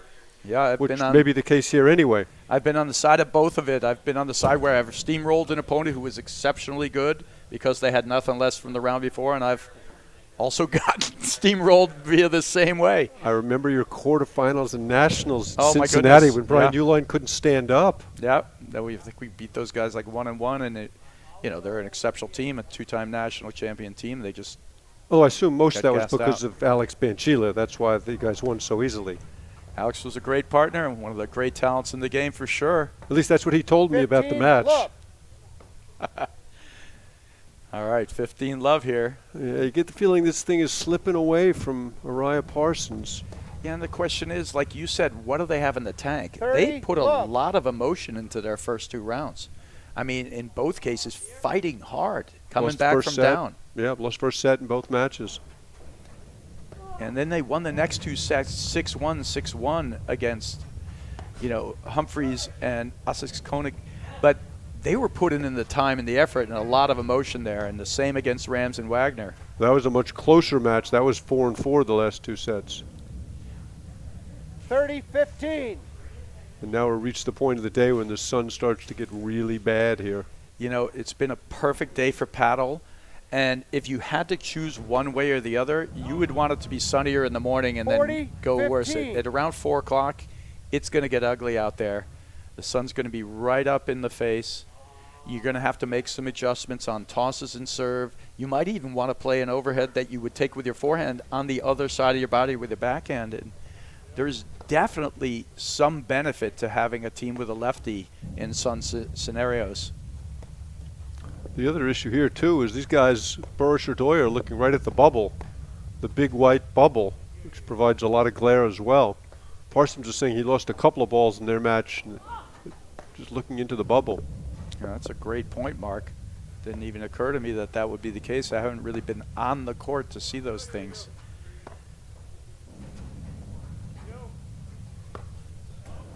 Burris or Ordoya 40, pretty much 30. straight up. They don't switch around a lot. They are at the net, but they've become very good volleyers. They're a tough team, a lot of range. You can catch them out of position from time to time, but that's just two volleys Game. Parsons may come up with. Ordoya, But I think Burris. anytime you come in Ordoya, against the Ordoya Burris forehand, lead you're the playing with a second little bit of set. fire. 2 games to 65 love. degrees, the ball's coming hot off the wires. I saw Ryan make a couple mistakes like that in the first set. You can't afford to give points away like that. 15 love. I bet we won't see that twice more. You don't see Ordoya miss returns. It's about as automatic a shot in the game. Yeah, I would say with the exception of the Durant forehand, it might be the best forehand in the game. Yeah, it's certainly up there, and there's a great 15 move. all. Parsons too tired to get close to the net. Anytime somebody's moving forward, if you don't get close, your better play is to leave and lob. Because even in an even up scenario, the guy moving forward has the advantage. And that's just great, and we see that. That's one of the elements they're trying 15, to add. 30. Confidently done by Burris. Great job. Yeah, Burris or Ordoya just don't give anything away. And you've seen Parsons and Araya giving a bunch of points away. I mean, certainly now, I'm going to think fitness is playing something here. See, that's the ball there that if you're 30 Ordoya, all. you're too far off the net in that scenario. You got to get up and volley down or get out of there more. Compton McNerney up 5-4 first set against Hughes and Powers. That seems like it must be a grind over there. They're working hard. Not even done with the first set. Yeah, it's really good to see Compton Advantage McNerney out. playing. They're a fun team. Brian Compton, really talented. Yeah. Myriad of shots. Great to see him back on the court. And Graham McNerney, who struggled with a knee issue last year. Oh, what did I say about not Wow. giving anything away, Bradford? There was just a couple, and they had Parsons, good looks in both of those. Araya. Just missed a couple volleys and a missed return there. Ordoya, Burris Well, lead that game the was a second complete set. donation. You 2 really feel games like to Araya one. Parsons are on the edge here. They are on the edge, and you can kind of see it, but there's nothing that gets you back from the edge quicker than a few donations from your opponents. But Donations are always accepted. Great crowd here at the Stanwich Club. Yeah, it's a really perfect venue. A little warmer. This morning it was kind of cold. It was a little bit the right way. It felt good this morning to have the temp be in the 40s. At least it's not 80. You know, we really had kind of an Indian October. It's one of the warmest Octobers I remember out here on the East Coast, Mark. It's 2 serving 1, guys. So 2 serving 1, Sven Burris serving, 2-1. Yeah, like Ordoya's just giving away a lot of 15, points love. that way. Just missing that one by not a large margin, but one of the great things about Burris, that's impressive. That's a beautiful ball there. Oh, he hit the net. Well, I guess not. Thought he ran into the net. It's a great shot from Burris on the turnaround there. Wow, good point. 30, love. That was a ball you thought Parsons made the right decision coming in behind. But as it turned out, not so much. That's a smart play there from Burris, I think. You know, Ordoya and Ordoya probably, if you had to use the term, I guess I'll use the term machismo. People with machismo on the court, they're 2 of the guys with some of the most 30, machismo out there. 15. They don't back down. They go forward. You know, they don't bail out. They barely do what Burris did, which is hit a lob and retreat. There. Absolutely.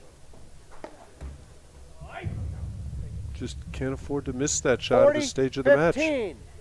I feel like they're going to go down swinging, Mark, meaning they're either going to make those and work their way back in, or they're going to make them and just lose. I thought it was the right swing. It just in his happy spot and his best shot, he just missed it.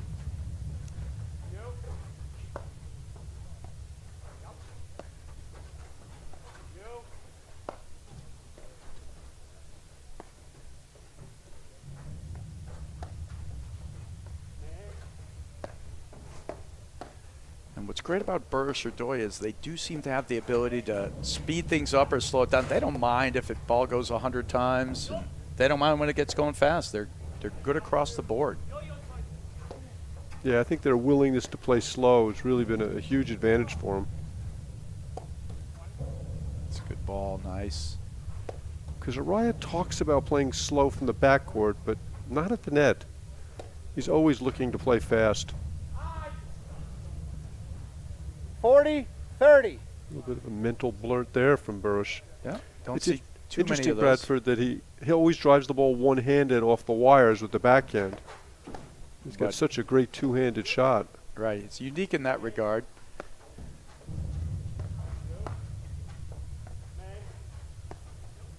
It's sort of just how he started and how he continued.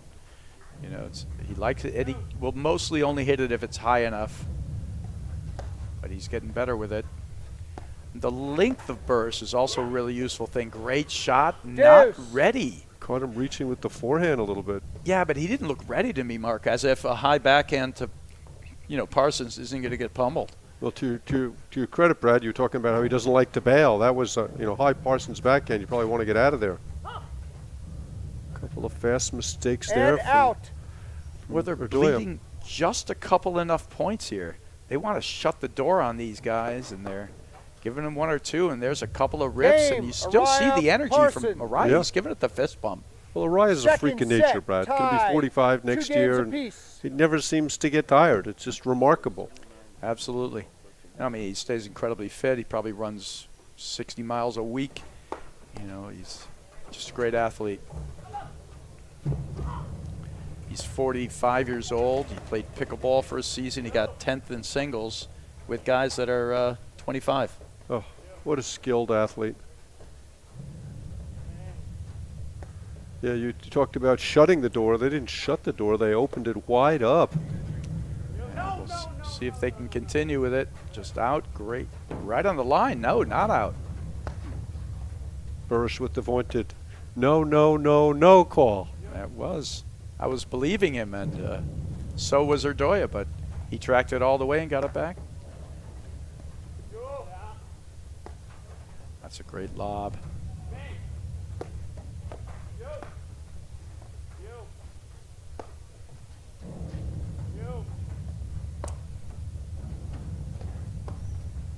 Oh, back and away, forehand volley from behind the 15, body. Love. Bradford, lefty-righty combinations. Big advantage on the lobs, big disadvantage on the volleys. Talk about it a little bit. Yeah, it's definitely an advantage on the lobs. It gives you the opportunity to attack both sides of the court with much greater efficiency. It also gives you the ability to deal with sun with greater efficiency on the overheads. 30, Love. But on the volleys, you got two chicken wing kind of volleys in the middle there, off the left hip of the lefty and off the right hip of the righty. So good teams that are lefty-righty have to get tighter to one another at the net. And there you saw 30, Burris and 15. Ordoya. To me, that is their biggest weakness, that type of missed volley. Burris should have been up and in and tighter, and Ordoya should have been off to his right a little more there. You can find seams on them here and there. Now, you think that's a result of the fact that Ordoya likes to volley on the forehand side more? I mean, you watch Drew Broderick never hits a forehand volley. Right. Yes, there is some degree of that. Both Burris and Ordoya do like to do that. Strangely, they're also kind of rangy, so I think for them it's a little bit of they get one, they don't get one. That's 40, just 15. supremely done. Filthy Filthy. is the word. You know, and they'll hit a fair amount of but you can catch them, and you can catch them off the net too. You know, whereas you could never catch Broderick off the net. You know, he's just right on top, and he volleys Amazing. down, right? And I've talked about it in a bunch of the matches today. You have choices, and you know, for a lot of guys, that's something for them to learn.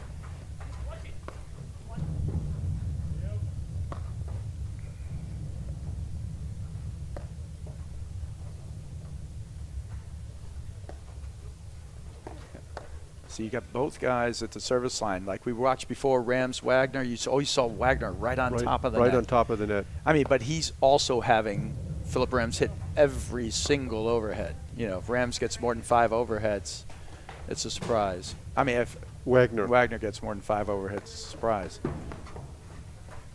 That's a tough team. Look forward to see more of. Oh, Philip this Rams year. is fun to watch. So smooth. Yeah, It's a lot like Araya does.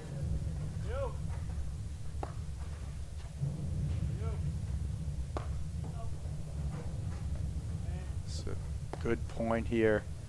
These guys are working it. He's going to go cutter. Ah, Well, he has missed that shot more today 40, 30. than I think I saw him miss it all of last season. That backhand off the back wire is usually a deadly shot of his. he definitely uses it in his ability to be, you know, unpredictable and to blitz behind it actually. Yep. Brazenly, and yeah, missing. It's a surprise to see a lot of that.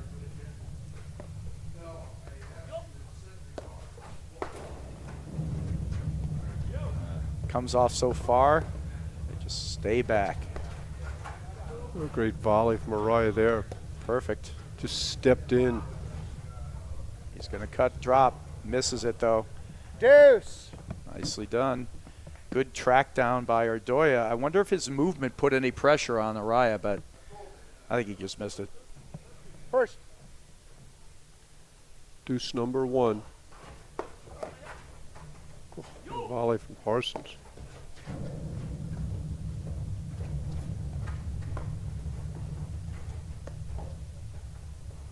This would be a big game for Burris to come back and win. Oh, gorgeous overhead. Head out. Like 40-15, bunch of errors off the Ordoya paddle, and then bam, they lose 3 points in a row.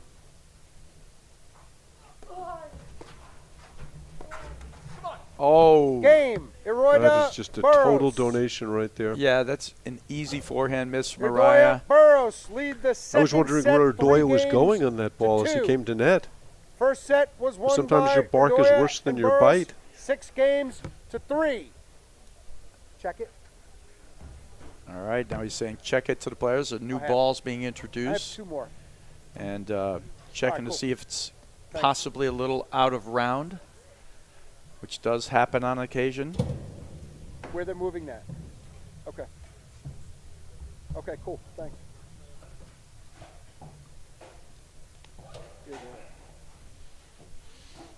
Pretty impressive semifinals here on the men's side, and we're looking forward to a great women's Mike. final right after this. Yeah, it's good to have Jade Curtis back. She's so explosive, fun to watch. And of course, for Hanish's first tournament back since having the baby. Three serving. But they've barely been challenged at all. I don't know how many games they lost in their first 3 matches. Hanish and Zabori. Yeah. Yeah, very few. And they lost 3 in their semifinal victory. Love. 6-love, 15. 6-3. So they're going to be very fresh for the final. But I think Andrakova Curtis lost a couple of sets en route. See, I just don't understand Parsons coming in behind that ball. Great leave, though. He doesn't do anything with it. Smart there. There you go, Burris. Will throw that lob up. Not likely Ordoya does that. He probably drinks or goes right at dinks or goes right at his body hard.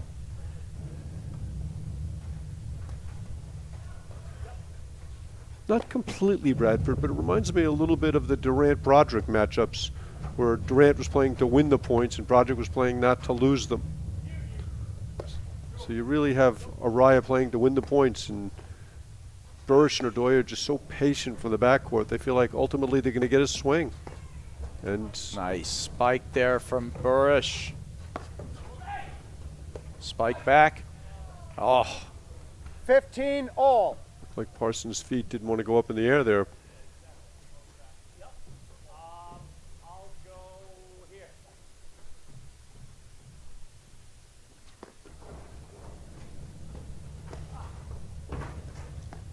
so rangy, Burris. Got caught moving the other ways. Long arms, reaches out and gets it anyway.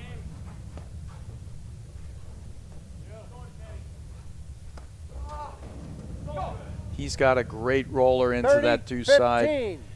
And he does a great job with it because he'll hit it at the crease and then he'll also hit it at the first post or the seam, and he gets it to rebound into the player.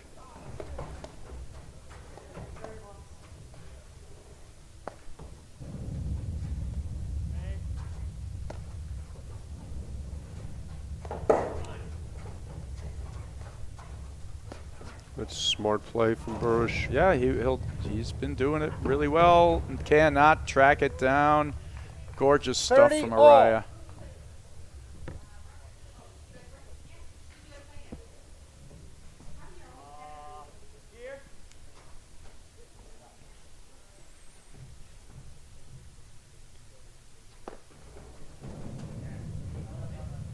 Now called good Full by stand. Parsons. Advantage in. Nicely done. With it, Burris, the Ordoya served to the ad court, the deuce court, and the Burris served to the ad court are both tremendous. Yeah.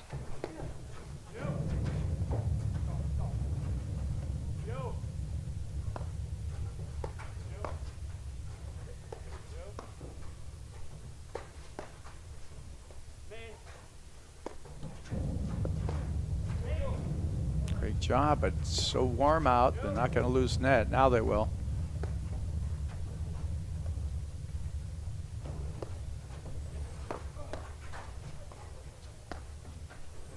You know, at this level, Mark, you know, you have your basics of the game. You have net play, hitting your lobs and overheads, backcourt play with drives and lobs, and serve, return to serve, first volley. But at this level, transition is also a huge part of the game, and it's one of the separating things. And there Ordoya's forehand Deuce. catches the net, goes out. Is first deuce or second deuce? Going to wait for the umpire. I guess first deuce. I think it is.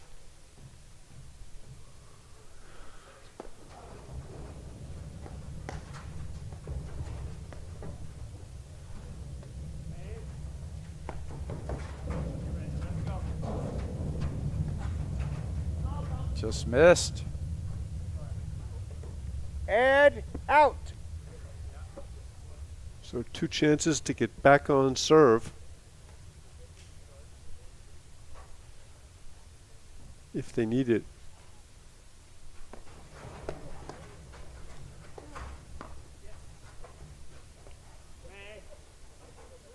I think Ordoya Parsons definitely need it.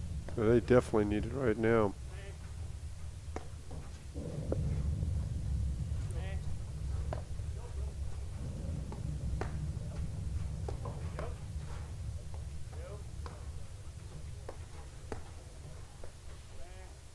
You can see where they're both way off the net. Not that time. Reading that ball, Ordoya. Burris overhits. There are a lot of players who won't even go into that side screen of Parsons. But these guys are baiting him a little bit in closing. And I think it's working for him to a degree. Playing with fire, though. That's just out. Those are the Deuce. balls you can't All right. miss. Deuce 2, gentlemen. Sudden Deuce death. Yeah. Just can't afford to give away those points. All right, they're going to have Araya take it. Interesting to go to Araya. Ordoya serves so much better on the deuced court. I agree. And Araya charging on that ball. Not sure where he's going. Just That is Game. out. back-to-back Ordoya, lob Burris. misses. I mean, Ordoya, I'm going to chalk it Burris up to lead the fitness a little second bit, a set. little 4 weariness. games to 2. Because I got nothing else to chalk it Yeah. up to, really, Mark. Yeah. Good a guess as any other. And now we have almost a must-hold from Parsons. 15, love.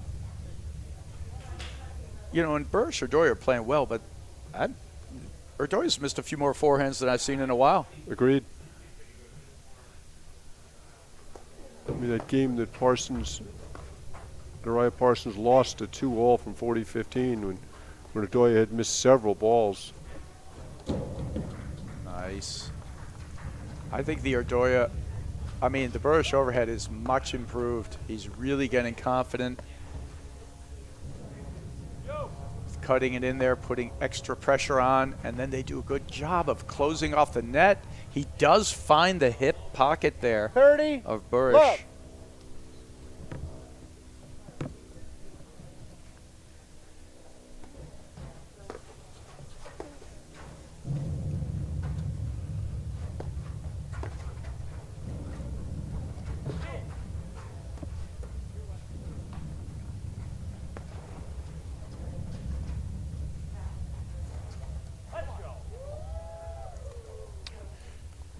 Thirty, 15. Houston Powers in a tiebreak Wow, with Compton McNerney.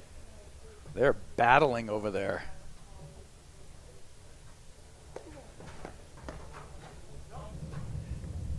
Yeah, I think you're right, Mark. We 30 got 4, all. probably, you'd have to say 4 of the top 5 teams in the country, right now playing in the semifinals here. Just missing Durant and Mitchell. And then there are so many other talented players out there as well, but that's just a great play. Add That in. was vintage Araya Parsons. It's exactly what they want to bait you into doing. Right. He comes in and Parsons hits a ball into the net. Raya stays and just finishes out when the ball goes up. There was a two-hander from Burris off the back wire. Yeah. It's such a great shot. I'm not sure why he doesn't do more of that. So it's add in for Raya Parsons.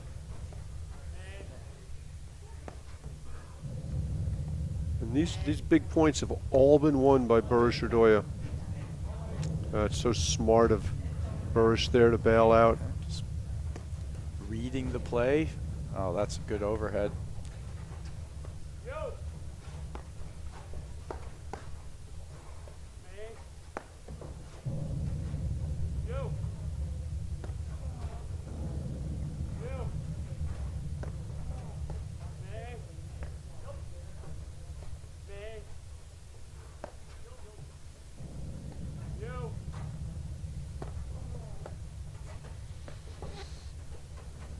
Burris loves that waterfall overhead, doesn't he? Yeah, guys of his height can do it. And Cheers.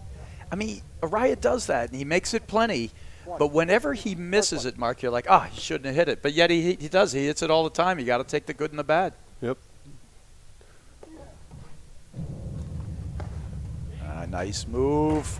They catch him, And Nick. Add They in. totally got him taking the pace off, and Araya finally made a move over, which I think was spectacular.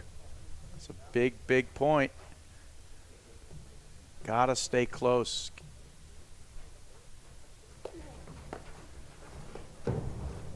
Tell you, Burris's backhand return looks more compact to me. He's taking it early. Like it.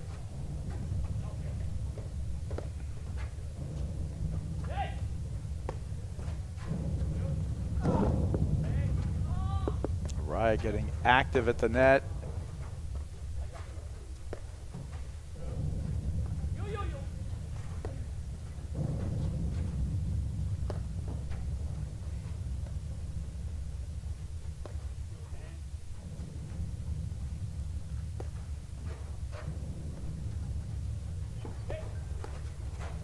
Oh. Great blitz by Game. Burris. Araya Parsons. I don't think Araya saw him coming.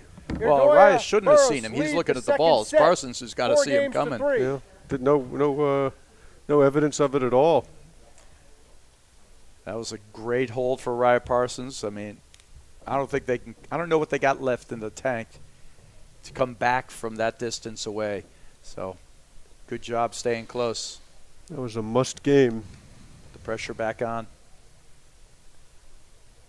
Sven, I got it right now, huh? Ordoya. I got it. Took a little while. The umpire.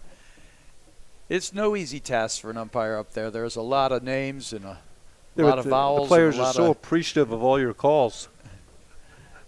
Not.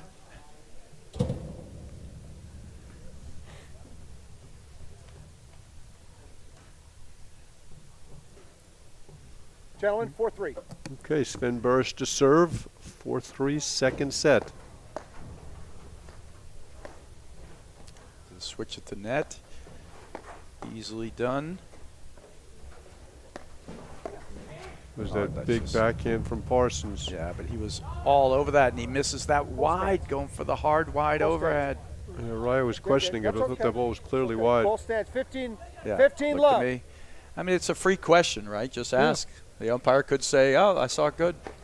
Comes in your favor. Good job by the umpire. I think the umpiring today has been great, Mark. Seems like we've had very few conflicts on the court. Which, of course, makes the umpire's job easier than ever.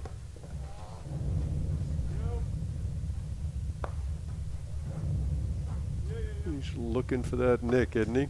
Yep. And if a rye goes over to cover, it'll start hitting the roller towards the first post. Works it around.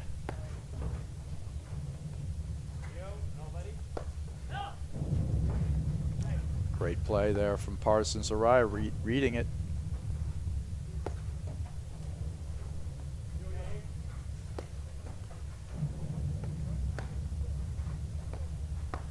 Burris is just a rock at the net. He's super solid. And he's doing a great job with his overheads today. He's mixing paces. Like there's just a super slow one, then he'll hit two cutters in, and they're all going just out of reach. There's nothing to get good purchase on or an attack on, and then he cut 30 finishes one. love. Tremendous. 30 love.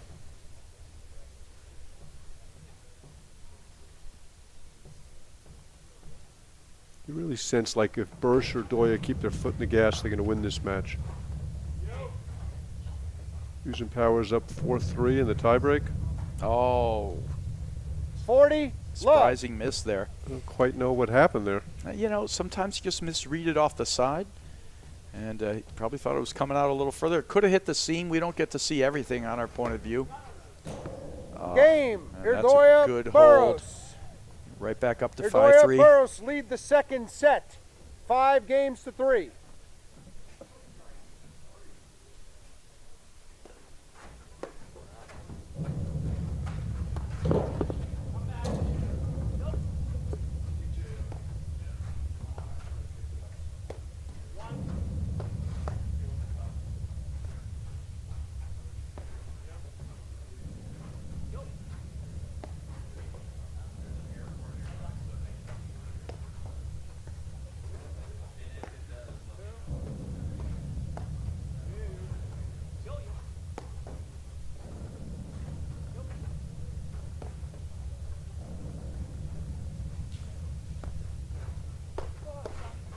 That's great blitz.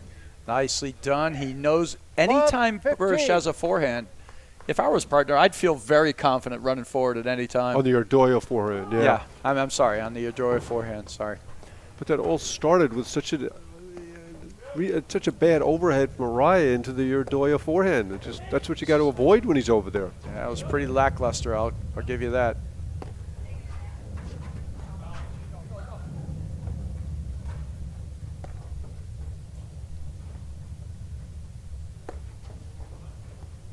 Just good overheads over there. He's cutting and moving the spots. Wow, but that's going out, and he's just spinning him around a little. Love 30. 2 points from the match. Pretty good stuff over there from Burris. Much improved cutting overhead. Oh, Boy, they look Love, done right now, 40. Bradford. Triple match point.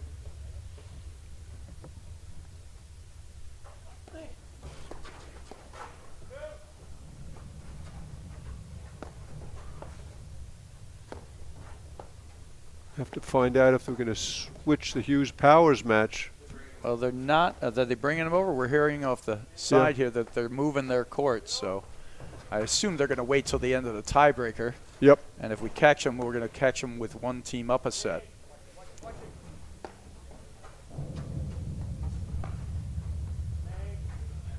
So that'll be some fun bonus action as we continue to live stream here at the Witch. And there it is, game, Match. set, and Ordoya. match. Burris. Ordoya Burris win. 6-3. 6-3. I mean, they just were solid, Mark. Yep. And you gotta think there might not have been quite enough in the tank for Ordoya Parsons, but it also, like you said, in the first set they lost 3 no-ad points, and you know, if they get 1 or 2 of those, we could be talking a different story here. You never know. How much stock do you put in fall paddle, Bradford? I don't really put any stock in it, but this is pretty high level. This I is mean, pretty high level. It is not, you know, I know for a fact, actually we had a great text in from Scott Kaler. The Pittsburgh guys, and Graham McNerney now lives in Pittsburgh. They've been out there playing summer paddle all summer long with each other, drilling, playing tough matches. Those guys have come in, like Rams and Wagner look good, and they came in spot on, like playing a lot of paddle. Mid-season form. Yeah, kind of mid-season form. And for some of these guys, like Hughes and Powers, I know they weren't even going to play, and then they were like, we'll play. And I think to some degree, this is a little bit of their warm-up while they're trying to find their form. Ordoya Parsons, I don't think, played much before this as well. I don't think Parsons has played at all. Ori's played a couple of tournaments with Patricio Mistrano. Yeah, that's true. He was in Rochester. And actually, that's sort of what they were talking about for the Pittsburgh guys when I got that great text from Kaler. He said, one of the teams that went to the finals out there beat, those guys. They beat Mistrano and Ordoya on the way to the finals. And because they've been playing paddle all summer long. So I don't put a ton of stock in it, but it's still no surprise these guys are out. And this is pretty good. That was good paddle. Yeah, other than that one stretch in the second set, Burris or Ordoya didn't give anything away.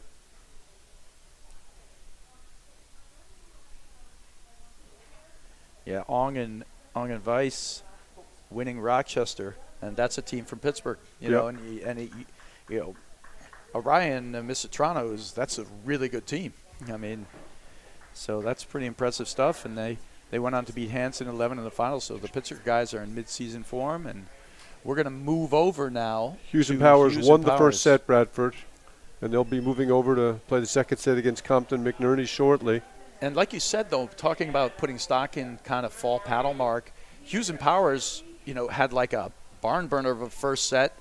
Took forever. They were playing out here. It seemed like all the other first-round matches were done, and then they were going another hour after. Then they lose the second set 6-1, but then they come out and win 6-love. But it could have, you don't know. Last year, same time, I believe, they lost to Court and Grangero in one of the early tournaments.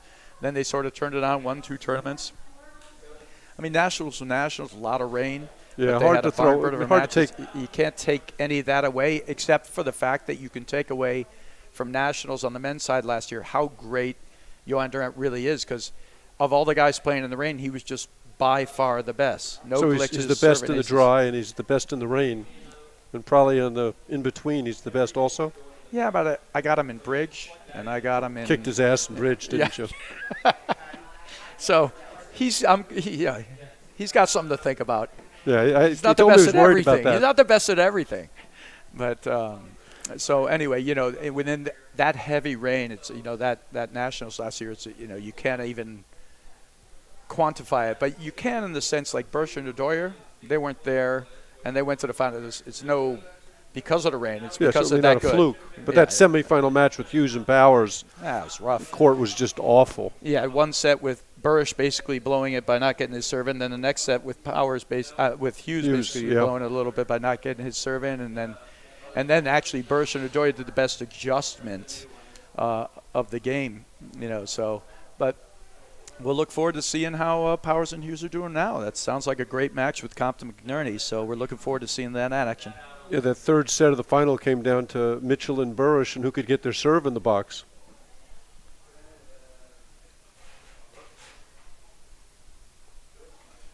And you see Jackie Cameron out court there, cleaning up the water bottles and getting the service ready for play.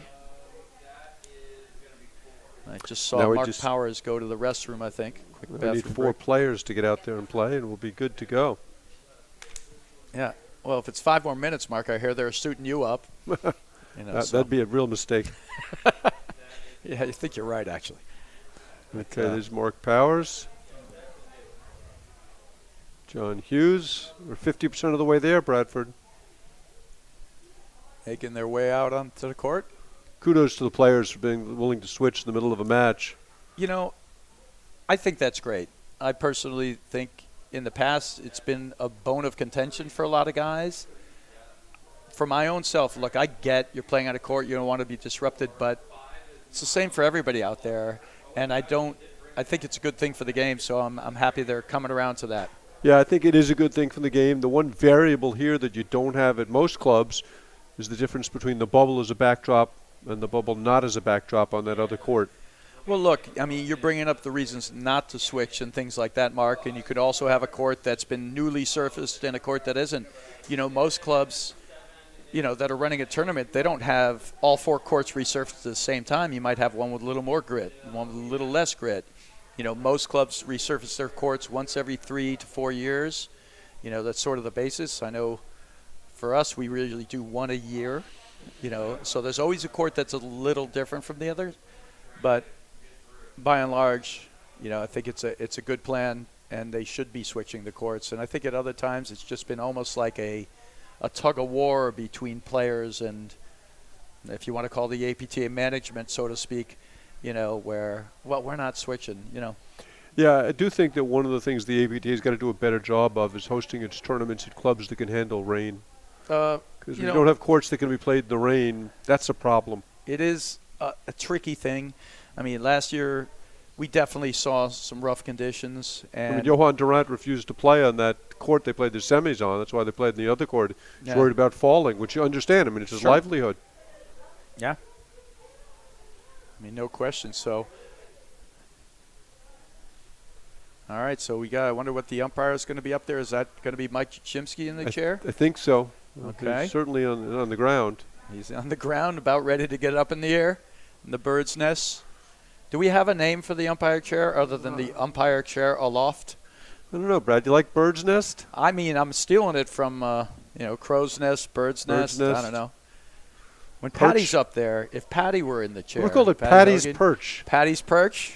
That would be it. She'd be a formidable umpire, Patty. Looks like we got Mark Bliss in the chair. All right. Well, headed towards the chair. Hopefully he's going to make it up there. You ever gotten up into those? Unfortunately, I can say I have, Brad. I just would leap. Just leap up. Why would you get up any other way?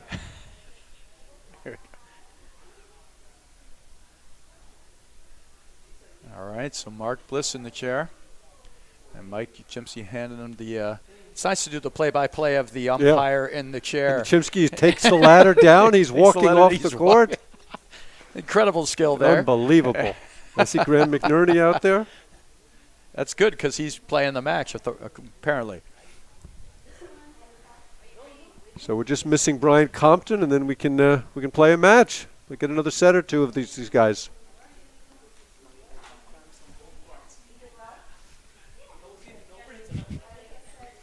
We just got a visit here from Wadaraya who says he was cramping in both legs. Yeah, not an easy job for. Well, he's a quadgenarian? I don't know what are they. He's half an octogenarian. Half an octogenarian.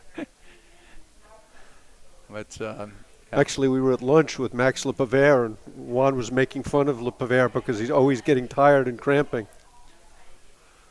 Apparently, Lepavere had cramped after 2 matches At Sound Shore. The French people are notoriously bad stamina. Should take a nap between matches. So you make McNerney and Hughes just chatting there as we finally get ready to go underway. Do you think they'll take a little warm-up or just get right into it? I mean, this is quite a long break between Yeah, I would think they're sets. going to hit a couple of balls. It's great to move the match, but this is almost like a whole nother vibe. You know what I mean? Like it's like we're starting the match, yet it's a 7-6 win for Powers Hughes in the first set. But it's got a different feels. It feels like they're just warming up and getting ready to go out there, yet the match is already underway. It's a little bit like Stefanos Tsitsipas taking those bathroom breaks in between sets, disappears for 8 minutes. Yeah, but this one isn't player-induced. It's, so we can get more good live stream action. Yep. So, and Tsitsipas did come under fire, for those of you out there who don't know, for taking allowed bathroom breaks for 10 minutes or whatever they are. How do you think they have a rule on how long it can be? Yeah, that's the. I think that's what it came out, and it's it came down as being possibly perceived as gamesmanship as much as just taking it back, and it might have been. But the honesty is the rules The allow rules are the for rules, that. right? If the rules allow it. The rules allow for that. So. And then supposedly there was some talk about whether he did or didn't take his phone into the bathroom, and he was texting. Getting coaching and Yeah, texting. I don't even know what the APTA has rules about coaching. I don't know. Can you get on Bumble on your changeovers? I think Mark Powers was looking to you for some advice, Bradford. Right. Can I just do the earpiece? There you go. We did see Parsons checking his iWatch in the last match. Yeah, in with the quarters. technology Yeah. these days, I'm sure Yeah. Dana's out there. His wife, Dana Parsons. Yeah. I mean, on the APT tour, ATP tour, I wonder if you're allowed to wear an iWatch. My guess is no.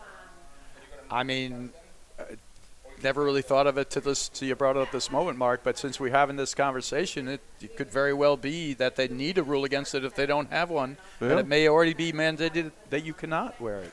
Okay, All right, so answer to your question is no, there will be no warm-up. And they go right into it. So, quick introduction to the players on the court, Mark. Why don't you go ahead? The closest to us in the blue, all blue, is Mark Powers, and his partner, the lefty, is John Hughes. And on the far side of the net with the baseball cap backwards is Graham McNerney, and his partner in the dark shirt, Brian Compton. Yeah, it's early season paddle, as you said before. Powers Hughes did win the first set 7-6, and it's always a curiosity, Powers and Hughes, how they're going to do this. In the past, they've been more. They can kind of float it both ways. Mark Powers has a very good overhead, but they've oftentimes wanted Hughes to take the power, to take more of the overhead, so Powers can close off the net a little bit more. But they can work it both ways, and then oftentimes in a point, they'll switch between it. And one of the things Love Patty 15. Hogan and I talked about one of the earlier matches, Brad, is the guys that generate the most spin seem to deal with the spin the best defensively. That's a good serve there from Powers.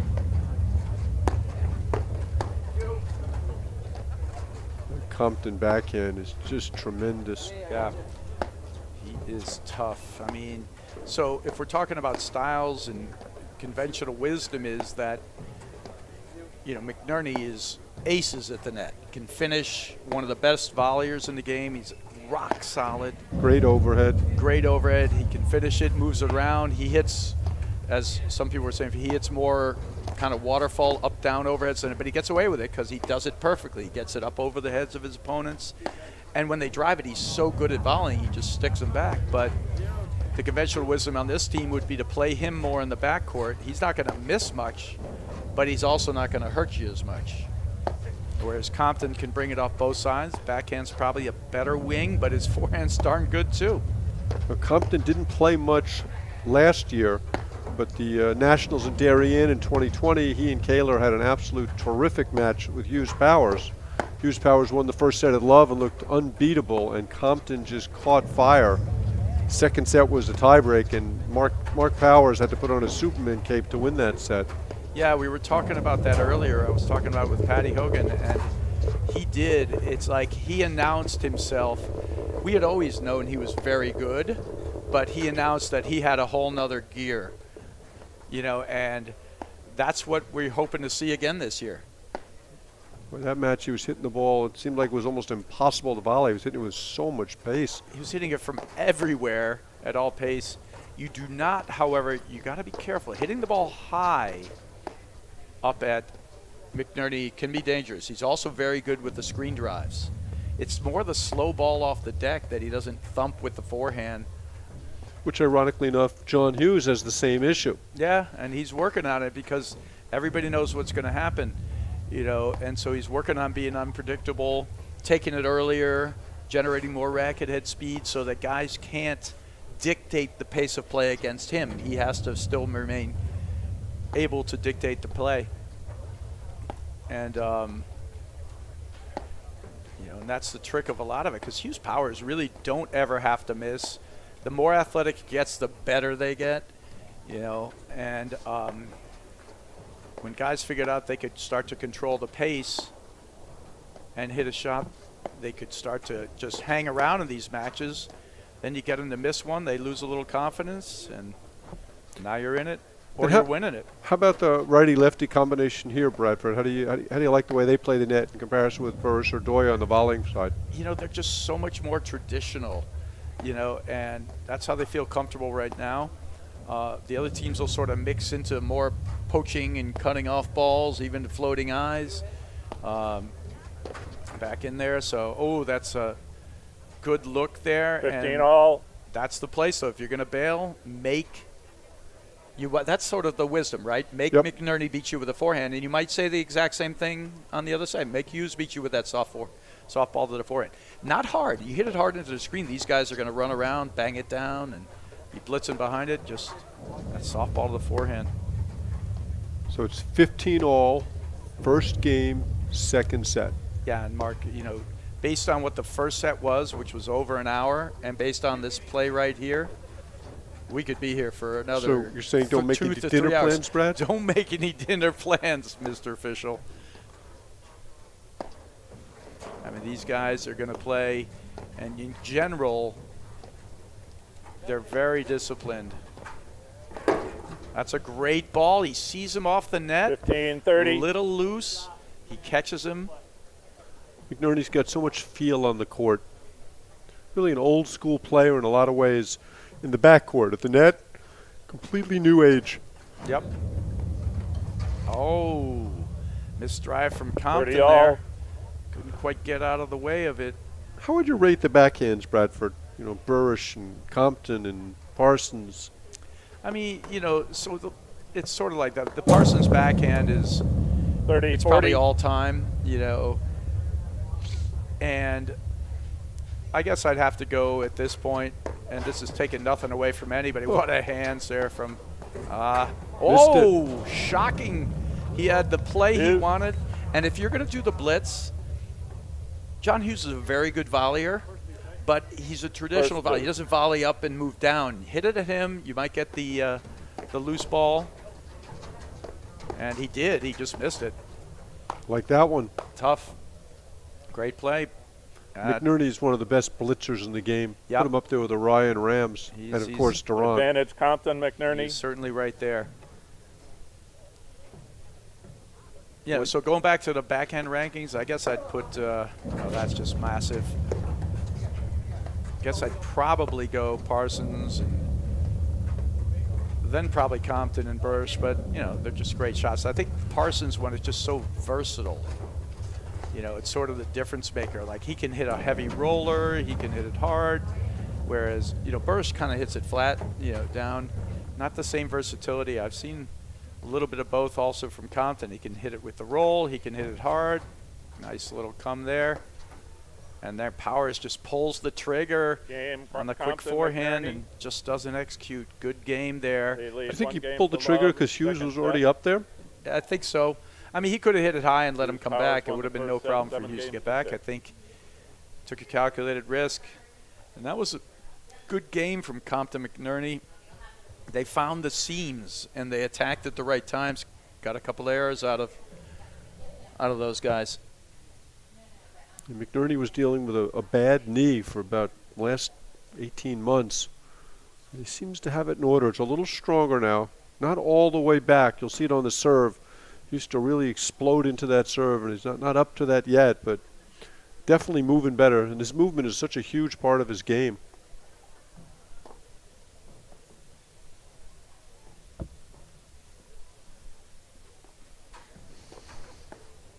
Okay, here we go. Brian Compton to serve.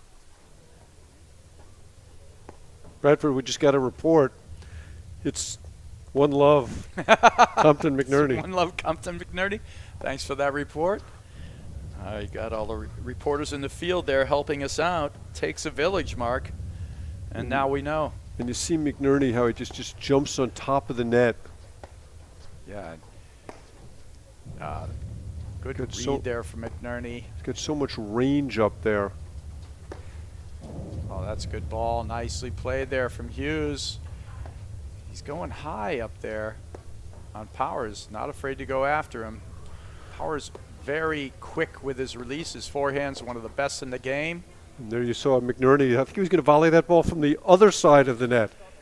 He was reaching far there. I 15 think love. Power had him dead to rights if he makes the shot. There was a stretch there, Bradford, where I thought Mark Powers was clearly the best player in the country. You know, they won nationals. Do you think he's as committed to the game as he was then, or is he more into the golf these days? I think he's fired up. No, I think he's very fired up, and I think he's looking forward to having a great season. So talented. Yeah, got that incredible quick release. And there's McNerney. Misses Standing that in. one. Yeah, he's pretty brazen 15 with his all. positioning. He'll stand in when most guys will bail, and he's earned the right to be so. He's a great volleyer, one of the few guys who takes on the Arias and the Durants of the world and wins the exchanges a reasonable percentage of the time. You know, on occasion, the only things I've seen is when they're stuck in the backcourt. They can get off the rails a little here and there, but you see, he's taking 90% of the volleys right now, just going in there.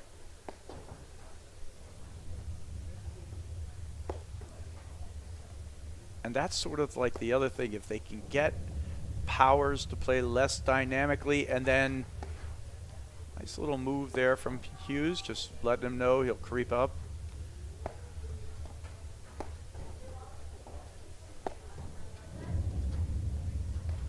Yeah, you got to be careful. He's going to hit Yeah. that drop shot. And another one who just loves that waterfall overhead. There's a Powers move up the side wire. Can't quite get over the top of it. Nice. Good point there. Balanced. I mean, Hughes and 15, Powers, 30. too, they can dig out any Anything. ball. Any ball. They're like one of the best digging teams in the country. Tremendous for sure. at putting one more ball in play. 15-30. Nice blitz there. Hughes coming in to clean up the 15, low drive 40. from Powers.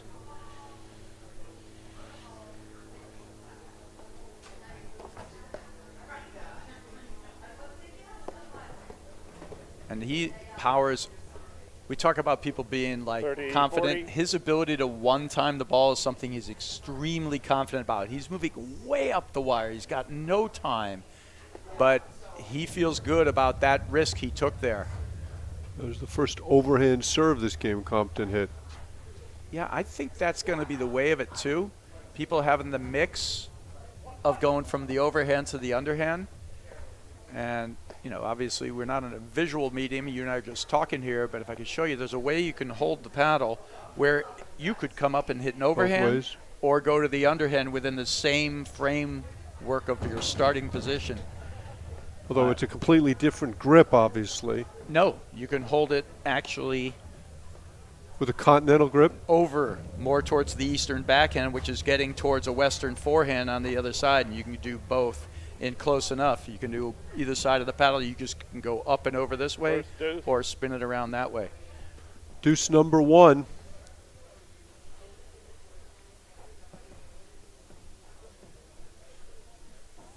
Going sidearm again. I think it's actually a good play. There are not too many guys that go back and forth between them unless they're struggling with it. Well, that's what I mean. I think Yeah. that's going to become more seen. Right now we're seeing the advent of the play, and then we're going to see people going back and forth. Although we did find out one thing for certain, which is it doesn't work in the rain. Yep. No, rain play is something completely different. And we also found out for certain that nobody's playing in the rain. You know, they're not doing it, Yeah. you know, because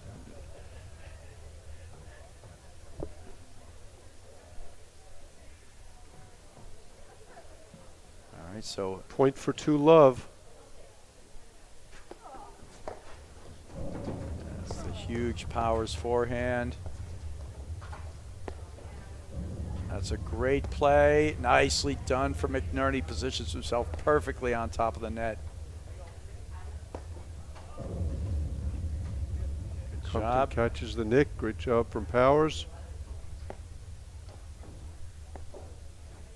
I like what Hughes is doing in the sense he's not allowing the guys to just float it to his forehand. He's moving himself up, which means that the Great guys can't just finish hit the from floater, but McNerney there. Game it's Compton, just McNerney. fantastic. It's one of the things that They lead 2 separates him games and to makes him love. one of our Second set. top players in the country.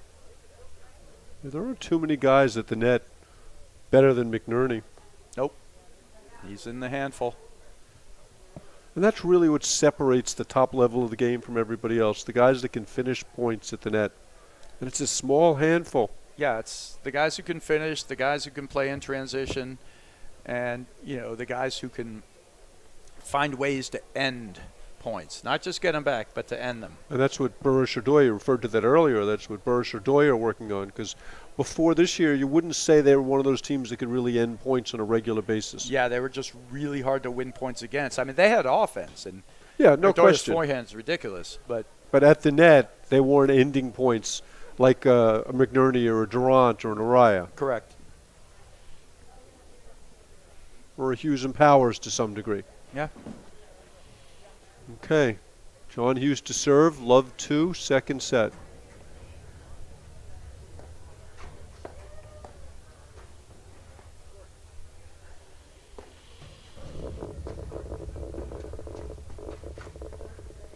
You know, Brian Compton's brother actually lives here in Stamford, Connecticut. So, wonder if they're out. Got a whole family affair. Place to stay out here within 15, 20 minutes.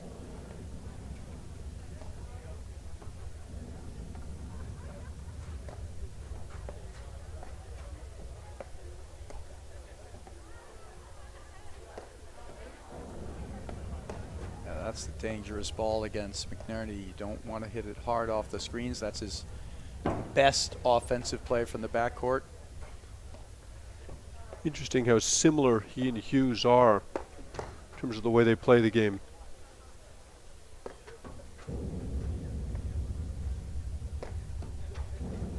They hit that.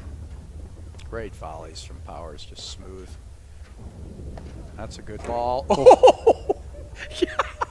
And by good ball, you Oh, mean what? boy. It didn't hit Powers in the mouth? That was a good ball from Powers that for some reason Compton just unloaded on from underneath the level of the net. 15 love. Completely surprised Powers there. Almost plugged him. That mean- ball had no possibility of landing in the court. That is correct. And Dirty love. but it had almost like a pretty decent chance of hitting him. Yeah, just barely missed his face. Yeah, actually, if we could have had a close-up of his face, like his eyes getting wide as that ball is barreling in on him. I know my eyes were very wide, Bradford. We had a great view of that one. Oh. Look where All right. Compton's 30 all. standing for Hughes' serve. Yeah. Kind of begging him to hit that soft one out wide. All right, 30 all here. That's sort of been the story of what I've seen so far in this set, not having seen any of the first set. A lot of good points, then an occasional little blip from Hughes and Powers, right? You know, little error, little ball here. But funny. other than that, on balance, it's just tight. Yeah, you saw Compton make a couple of errors early in this game. Yep. And then Hughes gave them both back.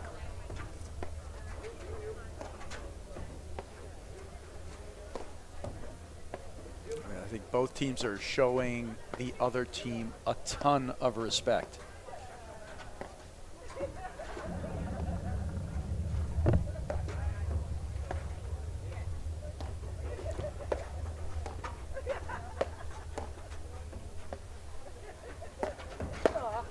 Oh, God, that's just great volley and a great drive. Compton takes that ball off that deck so nicely. Yep. See him And, varying his speed there. and you see Powers has also no problem flipping to the forehand, but his paddle stays rock solid right behind the ball, takes the pace off. McNerney will not be 40, happy with that 30. mistake, Bradford. 40-30. Yeah, but he takes some of those risks here and there because he needs to try to force them to hit the ball up. That's when he's at his best. It's a big serve. Great volley. He's going to hit right in the switch.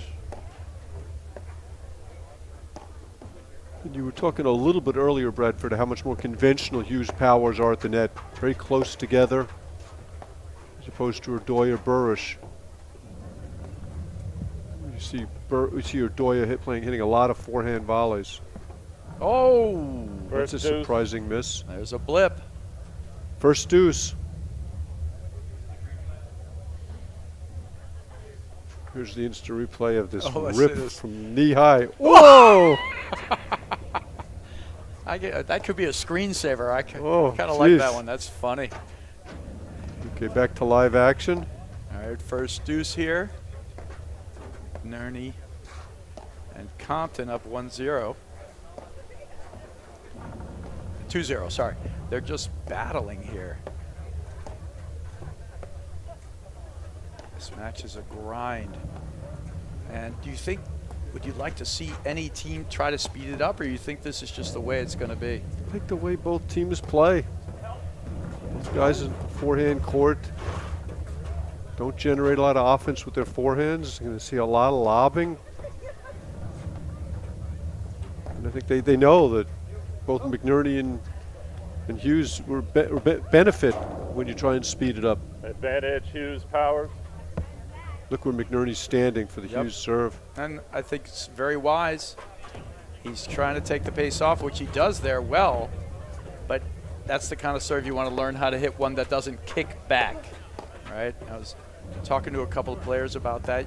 You want to have a serve that kicks out, and then one that you could hit with a similar motion, but you don't come around the top edge of the ball, so it can actually continue moving to the corner, because if that serve moves to the corner, Oh, he's Compton's dead. in trouble. Yeah.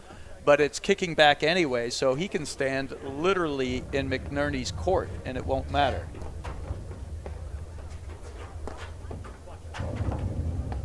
Oh, great play.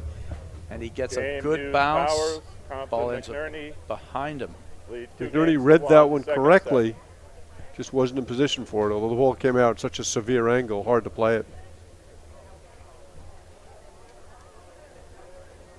Yeah, I think this is just the way the match is going to go. I mean, look, for years and years, people have played Hughes Powers this way. You can't play them fast. The only team that I saw him playing fast successfully was semifinals of nationals at Darien a couple years ago, Durant Mitchell. Yeah, and that was a couple of years ago, and I think what drove that match is not even the fast play, just how well Durant Mitchell played. They just blew the ball through it. Mitchell just crushed one return after another. Powers Hughes really couldn't even get the net, so the transition was too much for him that day. But you're right. I think this is going to be the match. And there's a move from Powers. Is he going to get burned? Nope. But I like that move on occasion, being unpredictable. This is where they're so good at digging the ball out and so quick. See, you speed it up and Powers Hughes at the net. Even though they were in trouble, 7 out of those balls, right? Yep, it's like you talked about earlier. They're probably the best team in the country at digging one more ball.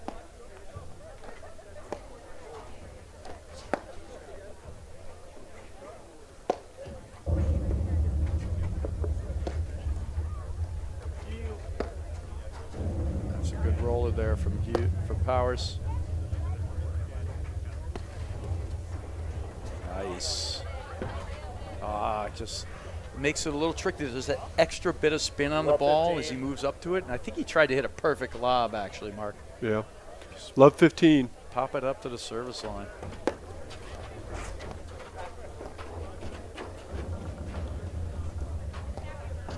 Hughes looking to blitz all the time on Powers' return.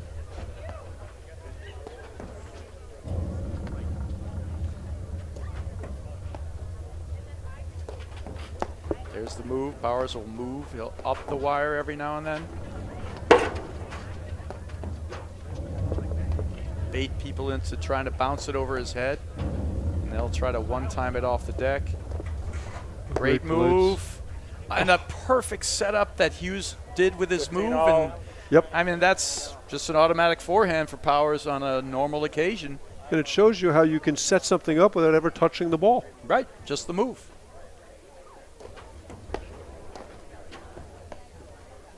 But that was perfectly done, and you just got to execute. That's the second part of it, right?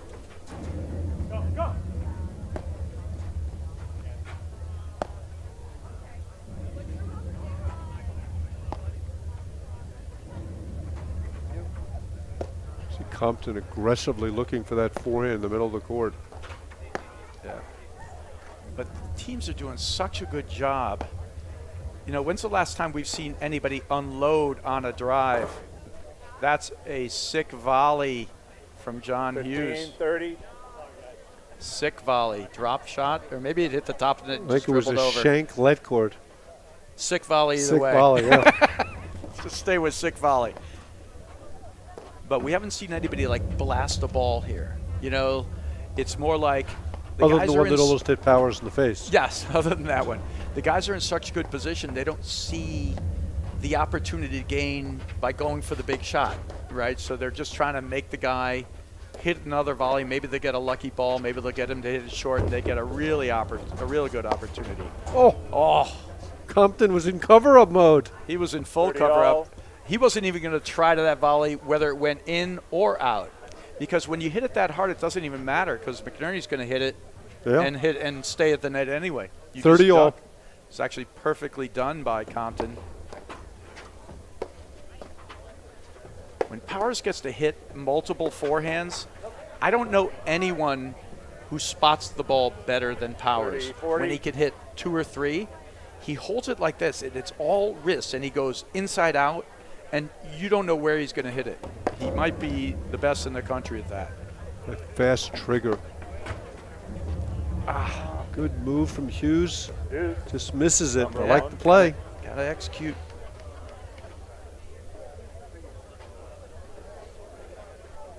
Well, the sun is gone, Bradford, Yep. which is a very good thing for the players. Max LePavere was saying from 4 to 5:30 here, it's almost unplayable. The sun's so bad.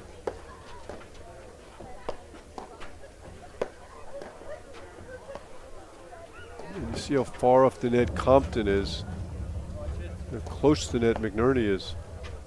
Yeah, but McNerney relies on his height. He's got to be 6'4", maybe 6'3", 6'4", Yeah, pretty good guess. and then feels comfortable getting back. And he can hit actually down-up overheads with greater effect than almost anybody in the game. Him, Kaler, Burris, probably, but no surprise they're all tall. Right. Patty Hogan. Patty Hogan, of course. There's nothing Patty Hogan doesn't do well. She was actually commenting in our earlier match how taller players hit certain shots, and I said, "And what do you know about that?"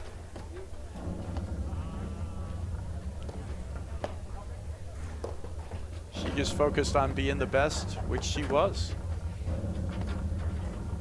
He's Here gonna it go for the comes. cut. Nice. And they are battling out here. Good cutter there.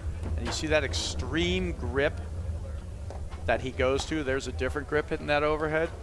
Goes to. That's a great read from Compton there. He's Powers move to the middle, pushes behind.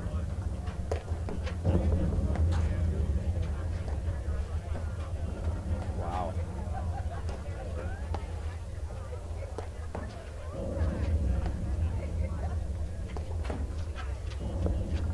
These guys are all competing, Mark.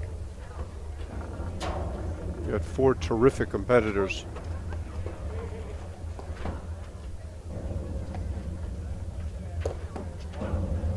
He's hitting it. And he gets it. Nice. That one. Advantage Hughes. I think the Powers backhand is such a terrific shot, but he doesn't pull the trigger on it a lot. He could pull the trigger on it some more, and I think he's actually working on it. When you practice with him, he will hit that thing like a crazy amount. Like, you know, he could roll it, he hits it flat and hard, he'll take it on the rise. That is just a great ball. But then he gets into the matches and he doesn't pull the trigger on it. I mean, I don't know if he's had that many great looks, but that one was a good look. He took it, so good for him, and that's out. Another really good look. Just happened to miss it. Receiver's Second choice. deuce, here we go. They're going to go with the Powers return. So this is the no-ad point. Whoever These wins are- this point will win the game. Looming huge here. Back to 2-all. Oh, and a miss. I would say it was like just like a half a roller. And it almost looked like Compton was backing Games are off from it, 2-all, like he didn't second think it set. was coming.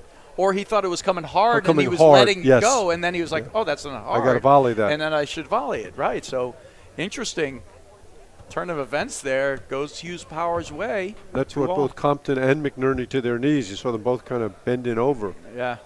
And as we talked about earlier, the team that wins the no-ad points wins the matches. And in a match like this, it almost feels like a greater significance. Each point is a grind. You know, they're all tough points.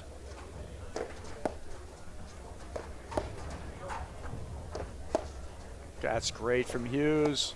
Oh, picking the spots. He doesn't get that one. Robbed. He was robbed, Bradford. Where was the drop shot winner there? Love 15.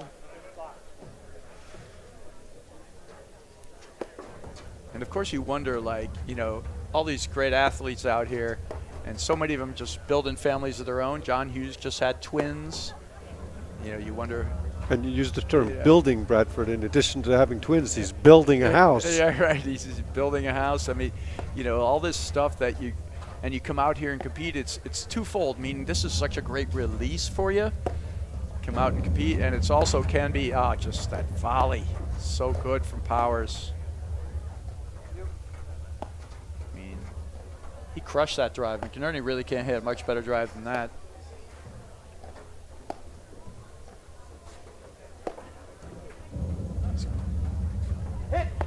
Oh, great blitz, but He was he didn't there. continue moving. Yeah, he through kinda it. He stopped. just stopped and reached. Almost like when Powers yelled hit, McNerney stopped. Strangely, I think you're right, 15 all. because Hughes didn't even hit it hard. He kind of just pushed it back. That was interesting. Good break there. Bradford, I was playing a match one time in the Long Island League with Corey Parr, who was just a legendary tennis player. And I was working on Corey to call out blitz. And then one time we're deep in a match, and I blitz, and I hear Corey from behind me yelling, blitz. Well, he called it out. He did. He did. You got to work on the time that he calls it out, but he did the job one. I don't know what happened there. Powers didn't seem to pick that ball up at 15-30. all. He looked at Hughes. But that ball wasn't even close to Hughes. Yeah, that's why I'm saying I'm not sure what happened there. 'Cause I didn't see Hughes move.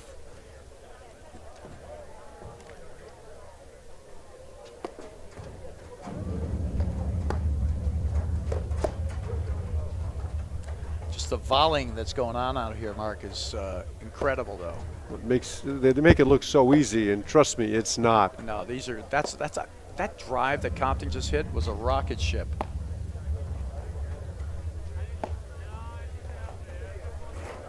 That's a good ball. They got to look for it. I'd like to see him throwing maybe another blitz there. That's the problem when there's no threat in the backcourt on a good lob like that. Oh, Makes the other team comfortable. Oh, Powers just reading that, and he dumps it. I think that it ball him. hit McNerney. I think it hit him. No, but I'm saying 30 Powers all. took the pace off it, so Yeah. he didn't pop it up, and then McNerney got stunned. Yeah.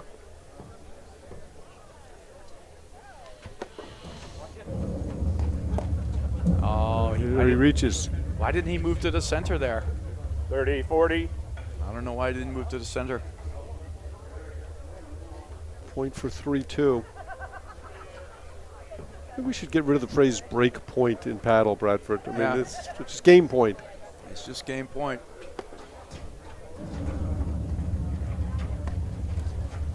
Ah, that's big. Boy, that was from pretty First far two. off the net, too. Yeah. Now, you mentioned, McNerney with his knees. Does he say he's back to 100%? Have you had a conversation with him I would say about it's it? not back to 100%. I would 'Cause- say 85 or 90. Oh, that's a big play. The ball under the net. Because to me, he does look a half a step slow, Yeah. and he's looked a little, almost like me, older. Yeah. Like not quite the spring yet. Because he's So- such a great athlete. He moves so Wow. well. So I would say 75 to 80%. Yeah, because even some of those blitzes that I'm seeing, he's not finishing them off. He's missed 3 or 4 opportunities that are his breadbasket type of opportunity. Agreed. And when a player gets to this level, he's going to need those down the stretch. That's a great ball from Hughes. And then Powers finishes it. Big hold there. Powers. They Big lead hold. 3 games to 2. 2 finishes Second for set. Powers in that game. And you really feel like those 2 games, the end of the match, maybe a determining factor. Those games were both there to be won for either team. Yep. And, one was that sudden death point at the second deuce. Powers kind of mishit the forehand, and Yeah. Compton had an excuse me volley and missed it.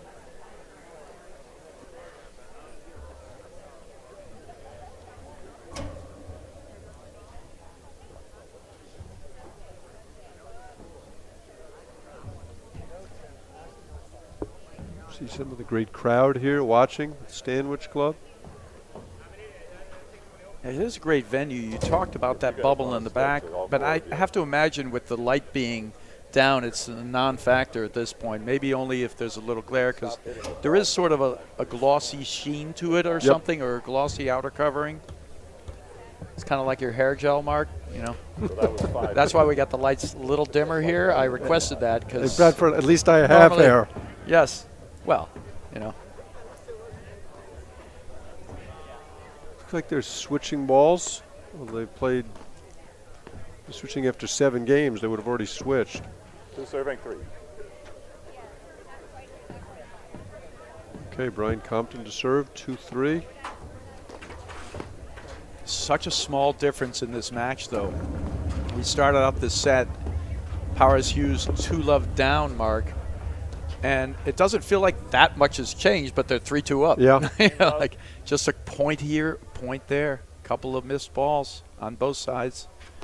Powers and Hughes getting the better of the important points. I think Powers especially has gotten the better of the important points. There's a good ball.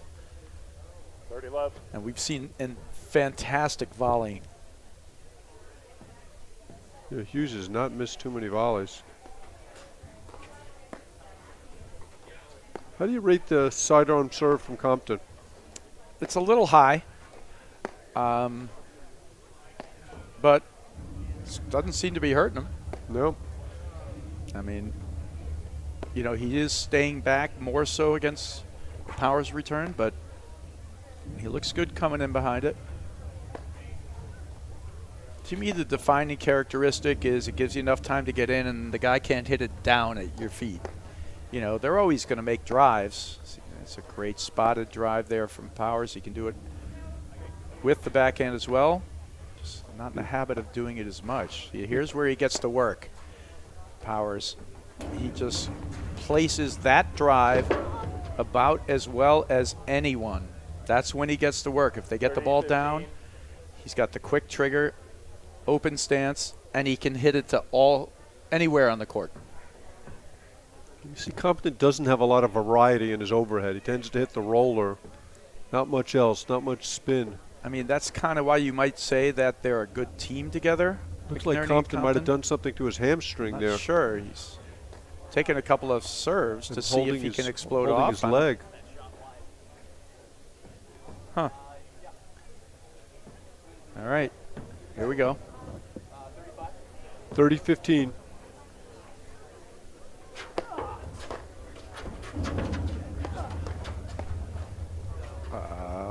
Great get. Now that's too hard, though. Not exactly sure what that shot was. What do you mean? Compton hit that huge overhead from 3 feet inside the baseline. It had so much pace on it. Yeah, you got to hit that one as a roller down. Make the guys volley up. Give yourself a chance to blitz behind her. You know, when you hit it that hard, you're gaining nothing unless you're actually trying to hit the guy. Yeah, and try to hit the guy from 3 feet inside the baseline. Not going to happen too often.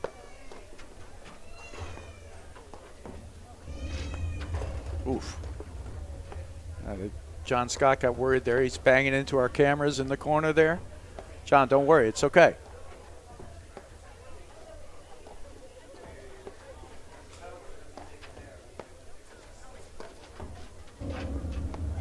Oh, good move there with a one-handed backhand, but Compton seems to be moving okay. yeah.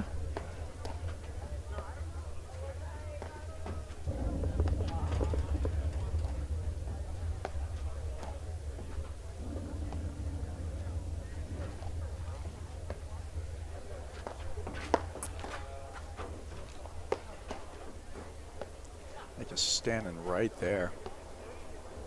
See, and that's the difference. I think that was a really good forehand for McNerney, but it's missing that spot. You know, it's sort of right on the Hughes paddle. It's not dipping to the side or making him flip to the forehand, or even just pulling him 6 to 8 inches or 12 inches, which is a lot.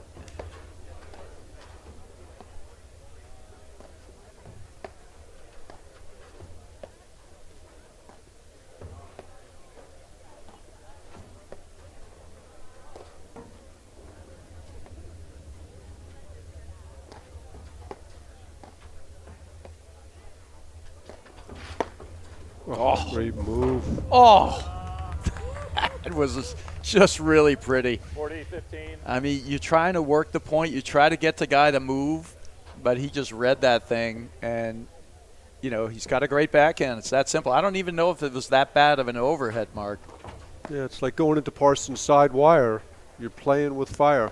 Yep. Oh, great move. Shocking miss. You hear McNerney goes, I was ready. Yeah. I had that one. I was ready to get hit in the chest. Lucky for you, it didn't come over.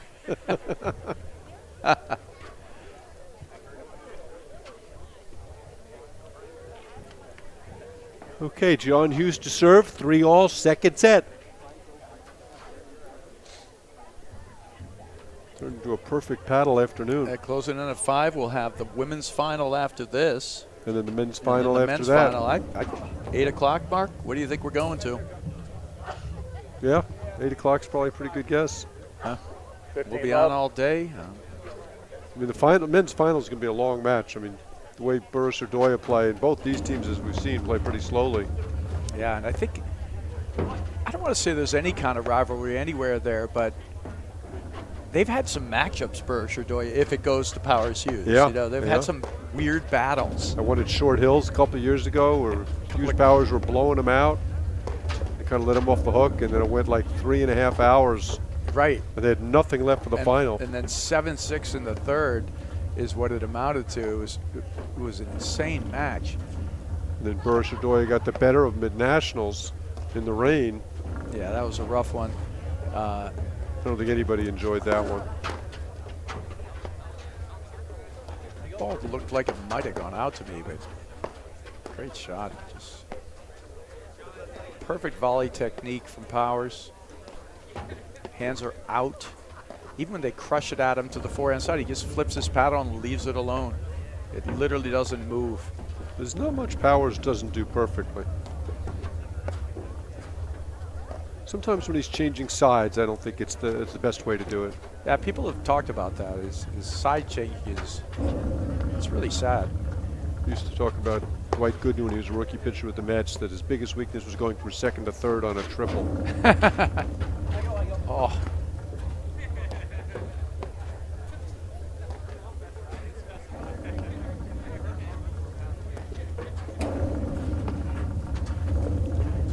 Tracked down, another ball in. Great play from Hughes. It's one of the things they do so well.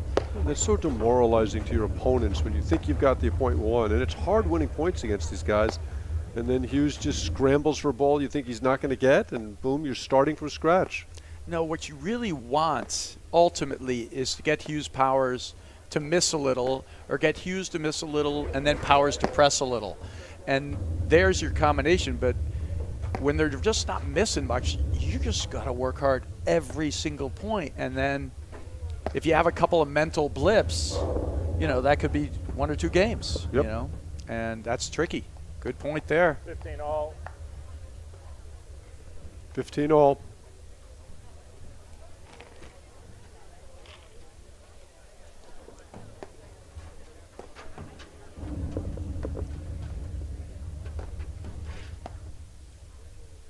You see both guys on the deuce court, Hughes and McNerney, are both really not even looking at drive, return, a serve right now. Yeah. They're not getting enough bang for the buck out of it, and they don't want to take the chance to miss. Yeah, I think it makes sense. It just takes you to this slow pace of the match. Sure. When you watch Uriah Parsons play, there's not as, they're looking to drive every single return to serve. Yeah. And they never stop, really. Yeah. If the words that'll come out of like a Parsons Uriah is just hit it, Yeah. go for it. Even in crucial moments. It's one of the things that make them actually a great team. They are not afraid of just pulling the trigger in these crucial moments. Look at Compton trying to get involved, but just finding not an easy way to do it.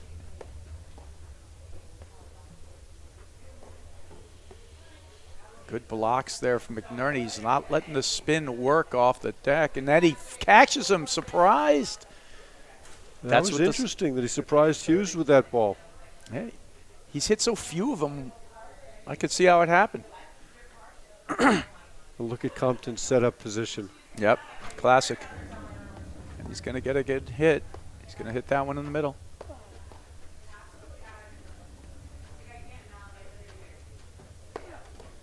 There you go. He's finding a target.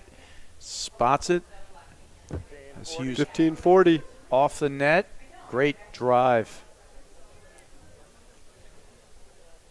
Yeah, Hughes and Powers have volleyed very well. It's no surprise they got to miss a couple.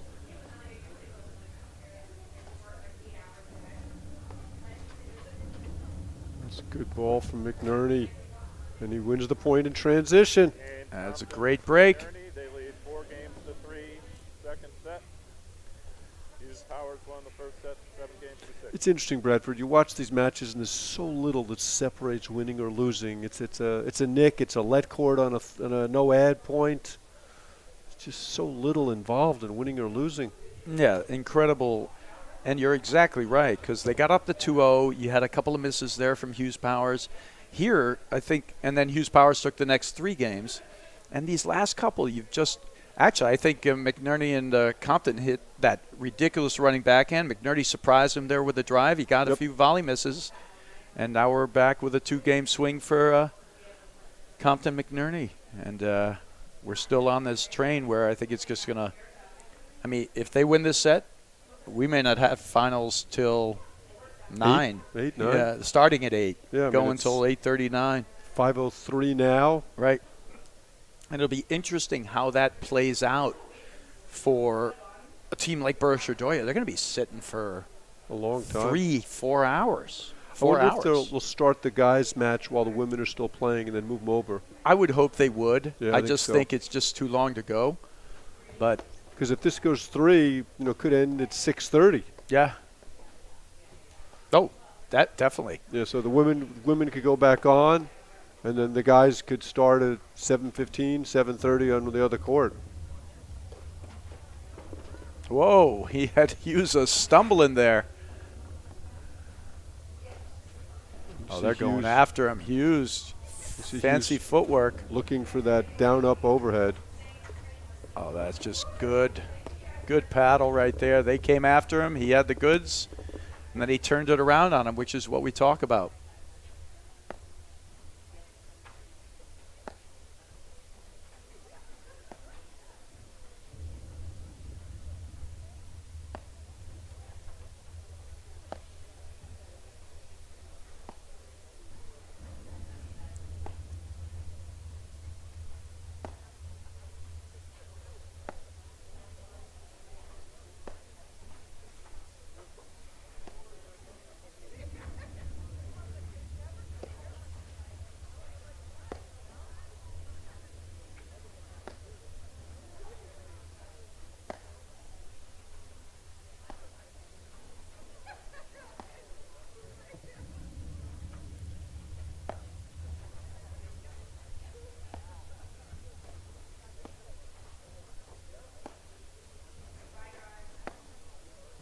Ooh.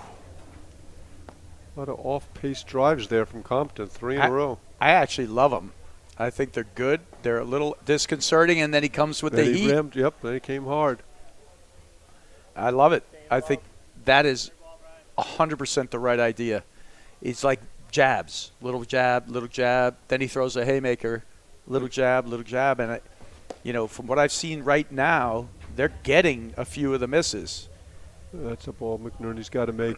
Yeah, you don't want to give it back. I mean, it was a decent opportunity for sure. Serve and stand back, nothing wrong with that.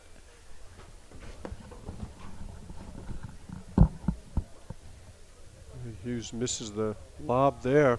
30-15.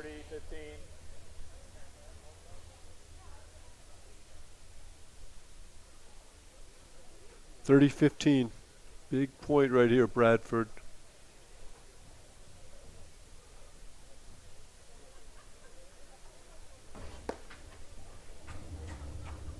Oh, great turnaround shot on the nick from McNerney.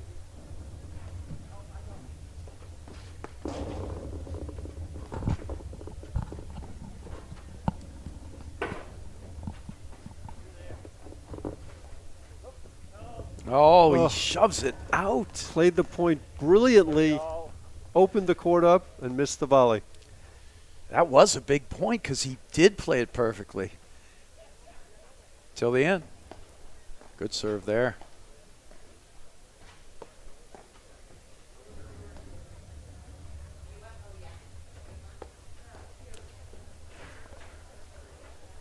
Smart.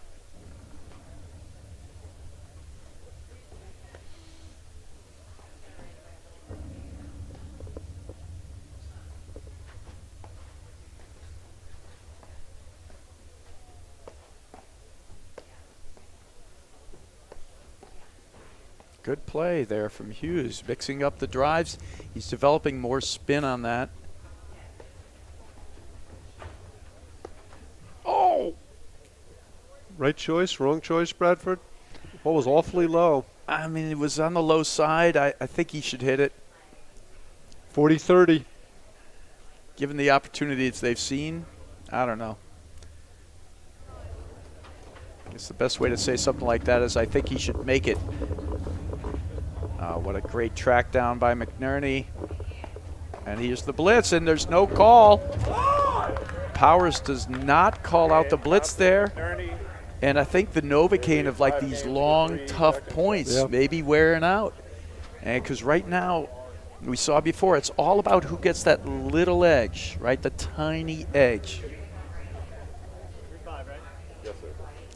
So 5-3 now for Compton McNerney.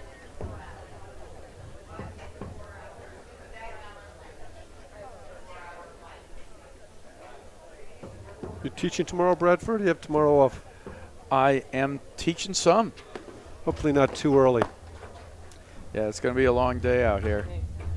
I'm more worried about my ability to talk tomorrow. I'm already feeling the Strachey voice going on. Wow, Compton just dealing drive after drive. Oh, what a get. Look at that from Powers. Nicely done. Oh, it's gorgeous. Great combination and a great read from Hughes to stay up there and then stick that volley. We've seen virtually no emotion from Mark Powers today. I think he keeps a quiet intensity. He's not a big fist bump guy. So Another great get. oh, there's a highlight reel. If we had a highlight reel to go at, I'd watch that. That would be one. on it. Yeah, that was pretty impressive. Rams Wagner won the quarter reprieve, beating Court Lefevre. I tell you, Rams Wagner. Looking forward to seeing more. I could watch Rams hit that forehand all day, man. Oh, he's so much fun to watch. It's a beauty.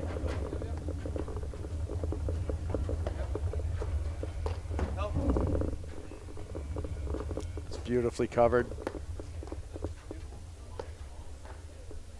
You see, Compton so far off that net. They just can't get it at his feet to get a volley forward. Did he go through the legs there? No. That's just, you got Compton off the net. You got McNerney 1 inch from the net. And you're hitting Who the you ball at the guy choosing? at the net. Yeah, who you choosing? The wrong guy. 30-15. That's a sick volley from Powers.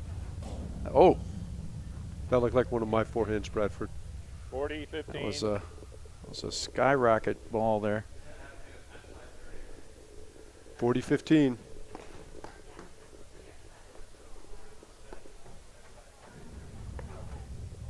Compton misses the Game backhand. Hughes, Powers. And they'll serve for the set, whatever that's Compton, worth, at McNerney 5-4. lead 5 games to 4. Second set. What do you think, Bradford? Break or hold? I mean, I'm going to go with the hold. Let's see it happen. And we're going to go 3 here. But anything's going down.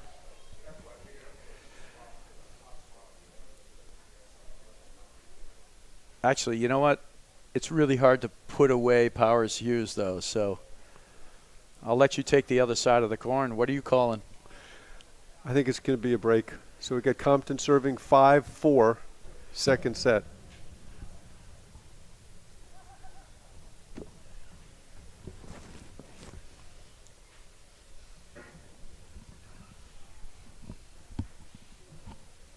Long break here, Bradford. Yeah.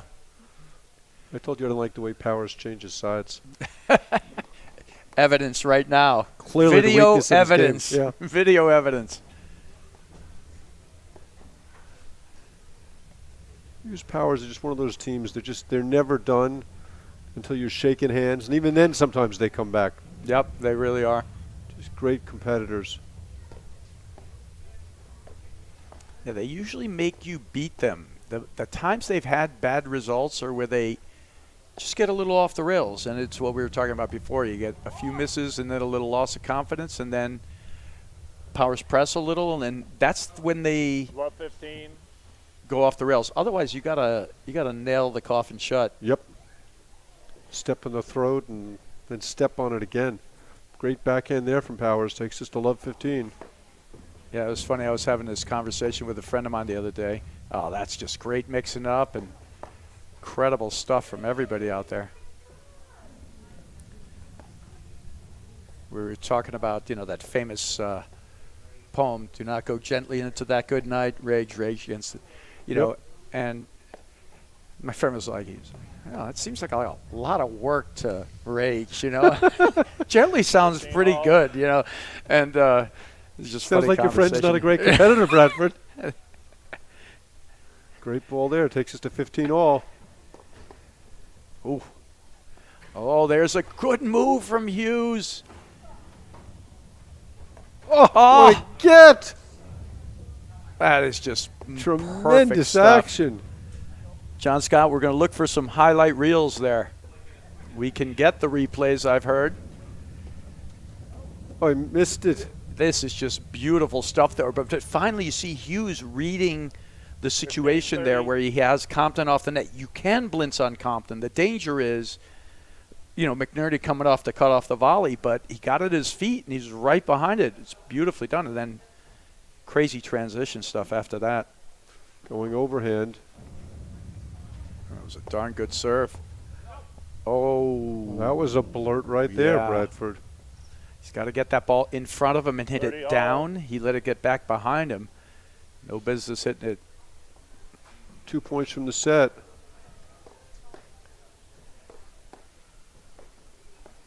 Well, that serve from Compton couldn't have landed much shorter in the court.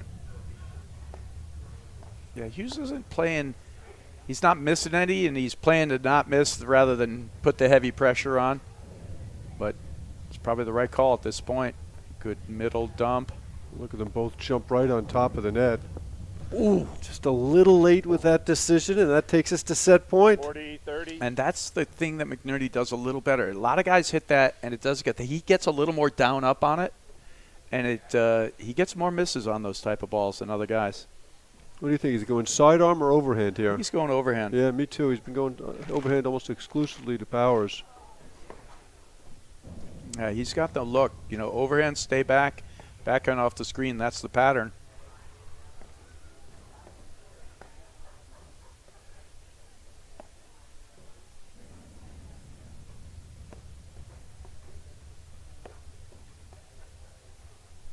Surprised they haven't done some Australian, a little more movement at the net against Powers.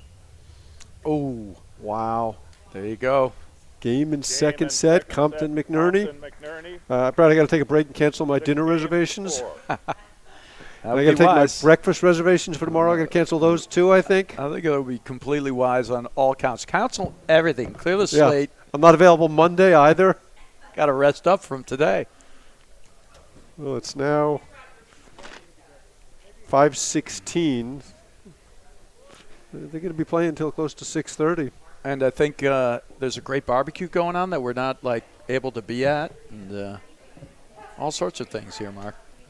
Yeah. Nothing worse than watching other people eat when you're hungry, Bradford.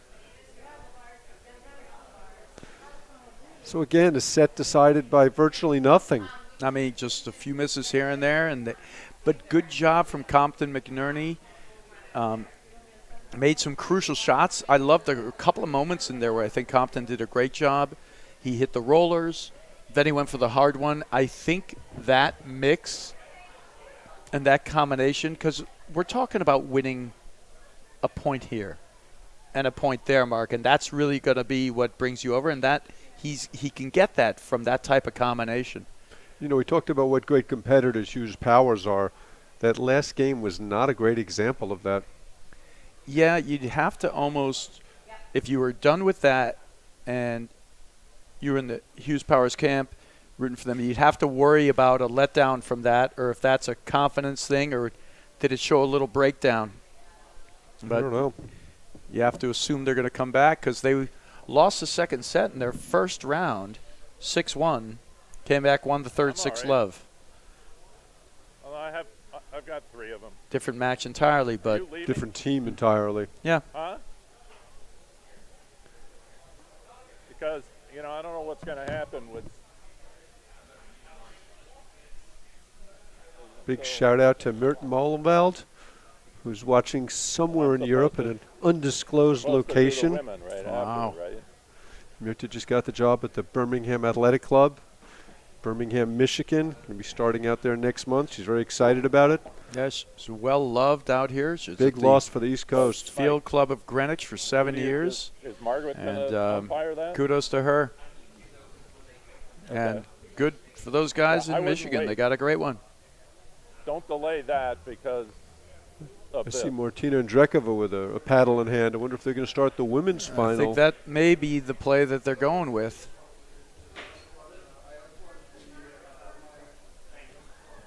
Yeah, we could see her out there on the side of our screen before.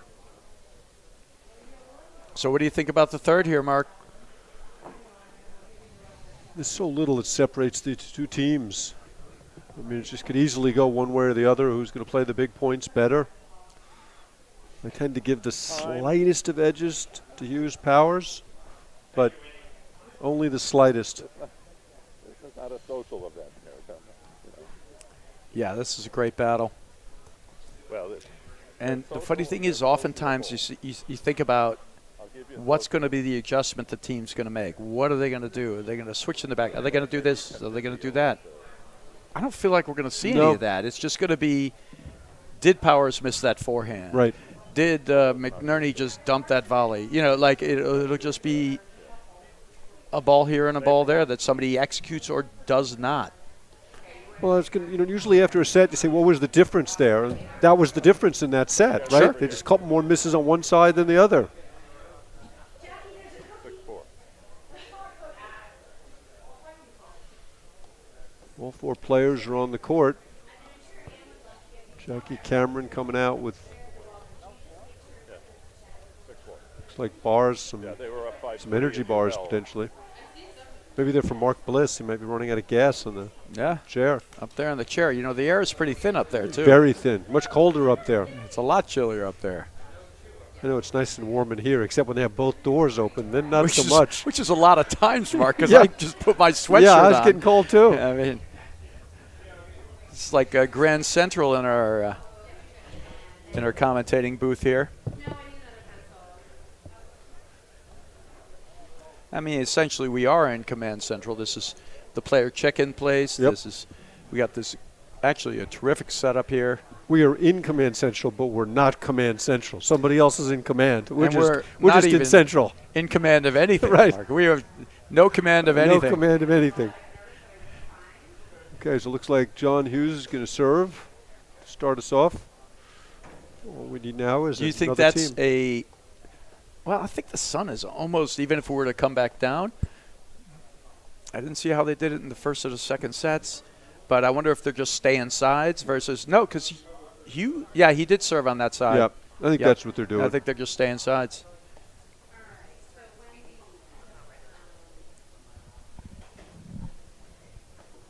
Okay, so the women's final is starting now on the other court at 5:30, and we'll be getting you some scores as we go. Yep, and we're going to flip over to that. No, I think we're going to flip over, actually, Mark. We're flipping over to that match. Yeah, we're going to flip over to the women's final, and which will be starting, I think they're going to go through their warm-up, so probably 15, 20 minutes. We'll be over to the women's final. So Bradford, let me ask you a question. What do you think the likelihood is that the women's final ends and the guys' semi is still going on? Wow, that is a great question. I actually think there is a likelihood of that. Yeah, the women are playing much faster these days. I'm going to say no, it's not going to happen, but Tough call. it is it's definitely a thing that make you go except for Yeah, a couple if these fast 2 misses. points are the the indication of what we're going Yeah. to get, because that's a surprising couple of misses without a lot of energy. That serve was long, So that's 30-15. 15. but the amount of points played with that high intensity, it has to take a toll at some point, right? And I Wow. think, Hughes 30 all. for a long time didn't miss a volley, and we've seen him miss a few now, right? So, and there's the fault, the volley, the fault, Faults. and Wow. 30, 40. 2 horrendous misses from Compton and McNerney, and 5 awful 3 points right to back. start. Yeah, and 3 right back. So now it's just a question of keeping your head in it and competing as hard as you can all the way through. And that sort of like, in a nutshell, what it's going to be, that whoever competes this match the best, keeps their head in it, is likely to just come out on top. Well, it's a little bit like that great Boris Becker line. 5th set's not about tennis, it's all about heart. Sure. And you really get the feeling that there's just not much separating these two teams from a physical perspective. Just who's going to make the shots at the moments. And this is one of those moments right now. I mean, Compton he's doing a great job delivering the spot drives they need. And his way of the ball is like dropping. See, that's trouble right there from Hughes. He just Oh, goes through tweener. the legs. That's a great ball there, but well played from those guys. And he's going right back at it. 2 good overheads from Powers. Perfectly played. Good rip there from McNerney. Yep. There we go. That's it. Wow. And here's where you got to watch the body language. We don't want to see the hang dog. Some of the stuff like, we're about to flip over to the women's final. You will never see anything but smiles and bouncy steps and positive language out of body language out of a Florentina Hanish, Yep. And we have other champions who do it differently, like Juan Araya certainly wears all his emotions on his sleeves. And he has the hang dog, but then he comes back with fire in a different way. You just got to stay in that moment. We got to watch now and make sure they keep competing hard. Bradford, you talked earlier about That serve when they looked long to me. I guess it did wasn't. look long, yeah. They talked earlier about how Hughes and Powers made a big leap a couple of years back when they let Hughes hit more of the overheads and Powers hang on the net. You don't see them do any of that right now. They're just kind of playing. There doesn't seem to be a lot of strategy. I mean, obviously they're trying to hit some softballs to the McNerney forehand. But why is it that you don't think they're doing any of that? It's a good question. I think they were doing it oftentimes against the teams that blitz a lot, and to shut down the blitzer, get Powers right on top of the net. He does a good job of shutting down the blitz with that. God, that's just great. Oh. Look at that shot. McNerney's like, what just happened? Yeah, he looks very confused. 15 all. That was just incredible hands from Powers there. And, you know, I don't think they've seen that. But as a consequence, they also, like you said, they're just grinding. That's just a bad choice. And Hughes is starting to get really frustrated. Yeah. And I can see why. He's had a little letdown here. 30-15. Oh, that's just great What volley. a volley. Yeah, I mean, They good keep as- waiting for McNerney to move on the serve to Powers or do something different once. I His mean, Powers just taking over the net every single time. yeah, but they had a good look there, and Powers just came up with a ridiculous Yes. volley. You can't have a better look than that off the Compton backhand. It just, what are you going to do? Yeah, I'm just saying in general, Yeah. they need to mix it up a little bit. Powers looks way too comfortable. Here's the roller, a couple of roller backhand, roller forehand. That's a good ball there. That's going to be getting hammered, right? They're getting dangerous now. They're getting a lot of the short volleys. And Powers and Hughes are sort of like they were awesome on the onslaught before. They're weakening 40-15. under the barrage of drives now. They're getting a little shorter. 40-15. Powers with the backhand miss there. Hughes just going for a Game, bigger Compton, ball there. McNerney. Yeah. He was planning to They not lead 2 miss him games before to there. love. He's just going for a bigger Third shot set. at the 40-15 point. Let's see if they can keep the positive energy going. And the mojo is definitely, if you want to talk about that kind of thing, it seems to be sliding the momentum for sure to Compton McNerney. And his Powers look love. like a little It's always- ginger in the legs. Yeah, it's always hard to tell. I As mean, you say, Powers just doesn't show you very much. no, but just watching him walk from 15 front to all. back looks a little stiffer, not a lot of spring in the step. Big backhand return there from Compton. Yeah, that was huge. Completely handcuffed Hughes.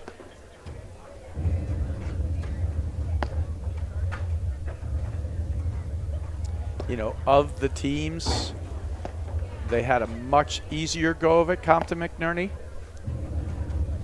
than Hughes Powers, playing a tough 3-setter in their first round. Oh. Boy, McNerney, Compton covers a lot of 30-15. ground there. Drives the ball off of both sides. And when he starts driving it, he does a great job of just dipping it under the net. He doesn't make it easy for you to volley aggressively. You have to take a high risk. You have to literally go right on top of the net. He's very pinpoint with it, and he gets you to volley up. And when you're volleying up, invariably you're going to leave it short. What's going on here, Bradford? Any guesses? I have no idea. Is there a bird on the court or something? I don't know. They're all kind of looking over here. Well, But now it that's- looks like we're ready to play. 30-15. 30-15.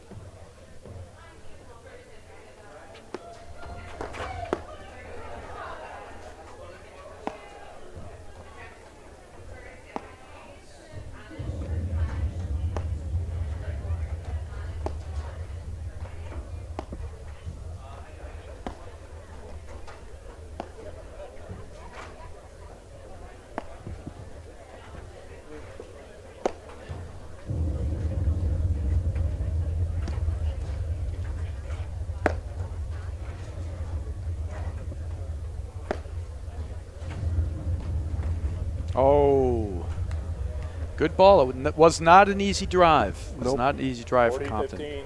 40-15. 40-15.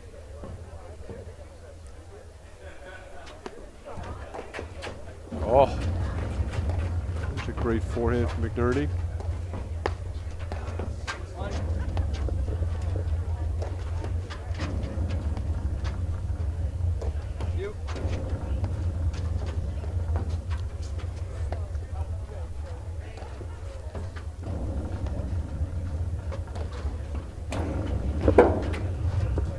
great shot.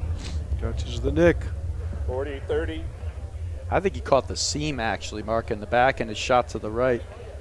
But nonetheless, great shot. See Compton talk to McNerney there. Yep, I think Eventually- he's calling for the blitz. Yeah, I think so too. There it is. Great pickup by Powers back in the point. That's just so good. Compton is honing in. He's done. He's done. He went up. And he looked real ginger there, Bradford. Yeah, I think we're in trouble here. I think he's struggling. I think Powers is struggling. You know, the other bet I was going to make for you is what's the odds that this match ends before the women start? I don't think you were going to make that bet. No. You're just coming up with it now. Yeah, well, all of a sudden. Well played. 2-love Compton McNerney deuce, third and final set, men's semifinal. Yeah, and you can see there is definitely that's a great spot. And But their body language is bad right now. Yep.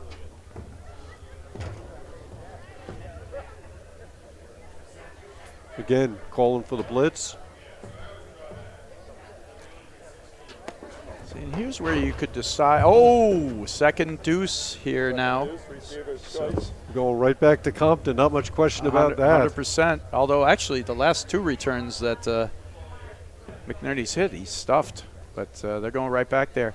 See, and here's where Powers. That's one hell of a serve. Wow. Look at that. Beats Compton with the big serve. You know, you're a player at this level, and no matter what, you still got the haymaker punch, right? You can still throw the knockout in. Okay, so that's Compton 2-1 McNerney, Compton two games to McNerney. one, third Yep. set. 2-1 for Compton McNerney. And, you know, like we said, you got to knock him down. And I do think Powers is starting to cramp. I mean, we were talking just off air as Juan Araya came through the command hut here, Command Central. And he was saying he was cramping in both legs, too, by the end of that third match. So even with the short formats and everything else, it's just a lot of work out here. Game's gotten so demanding.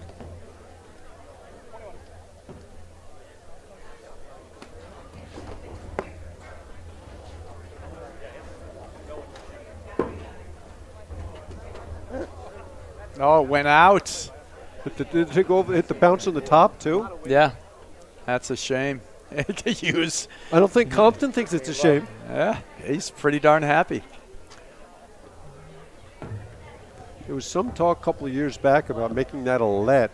Right? I thought it feelings was on that? going to be actually a point for the player who hit it. There was talk about that, too. Ultimately, the rule never got changed. I said we should start with a lob, and then let's see if a point one. What are your thoughts on that, Bradford? I guess I see both sides of it, so I'm comfortable with the rules just staying the way it is. Yeah, me too. Anything that encourages more lobbing, not a big fan of. Right, and this would encourage high lobbing because you'd want to bounce it out, Right. which isn't necessarily a bad shot, but it's not adding to the excitement. That's That for wouldn't sure. be a lot of fun. Look at that high lob. It might bounce out. He better go get it. 30. Right, but There was some debate about whether people would play more of the deep lobs because they were worried the ball was going to bounce out. But well, that would happen. yeah, There's no question that would happen. But it's a few and far between a lob that bounces out anyway. So I don't think it would be a huge. yeah. Although part of it is where you play. I mean, I bet you the guys in North Carolina to see it a little differently. Sure. Oh, There's a little close. sneaky move from Powers. Maybe he's got more in the tank. Maybe he's doing a little rope-a-dope. Yeah, this match may have changed with those two serves that Powers hit to Compton. I mean, I'd he love to. hit a monster serve. But the point before that, when they were down break point, and Compton hit the top of the net with McNerney blitzing.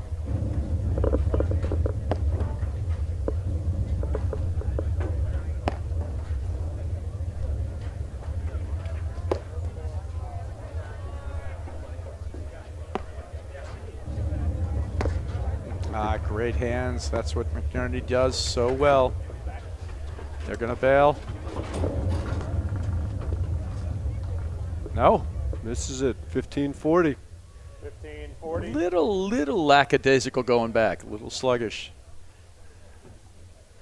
All right, this is big. We're seeing these swings constantly. First spin overhead we've seen from McNerney, or Compton today. Yeah, he doesn't do a lot of it. He sticks with the pushes and the rolls, and he's a little off the net. That's sort of how his style reacts and works, while McNerney tries to patrol and poach a little more. Gets a lot closer.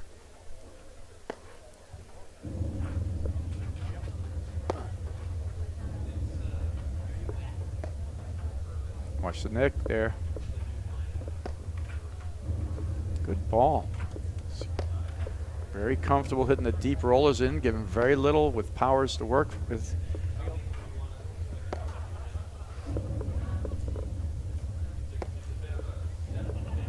Oh, seam, great read from, and good athleticism from Hughes. Oh, there's the one more ball.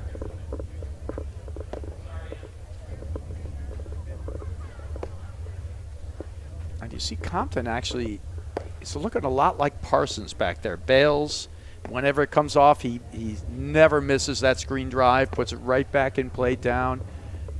A lot of Parsons in the game from Compton. He's got a fantastic backhand. Hughes misses that one.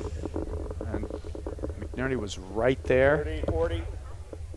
Another point for 2-all. I think they need this. You know, with most teams, I might agree with Hughes and Powers. Maybe you're right. They Yeah. get down 4-love, they still got a chance to win. Maybe They're I'm just putting never out of a match. too much stock in the cramping. It may not be the case. Oh! The old backwards drop shot. Game Hughes Powers. Games are 2-all, third set.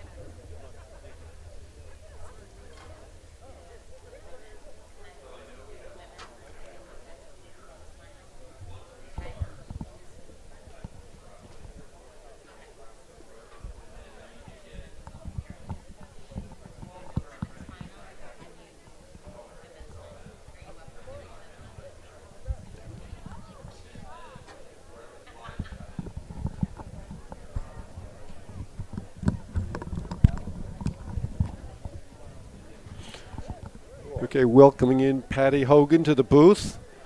Bradford had dinner reservations he had to go to. But hopefully he'll be back for the men's final. 15. Mark, this is some match we're watching here. We'll be watching it much longer, though. Not for long.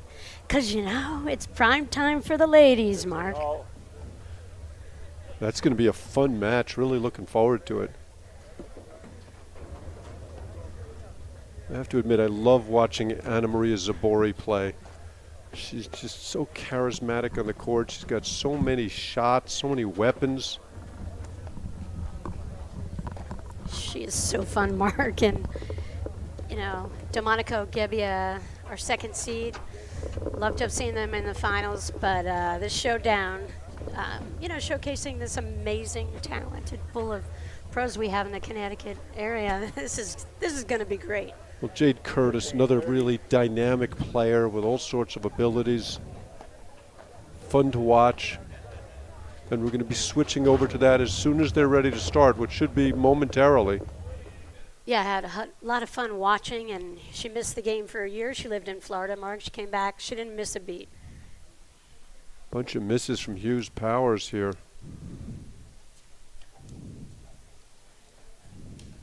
It's 2-all here in the third.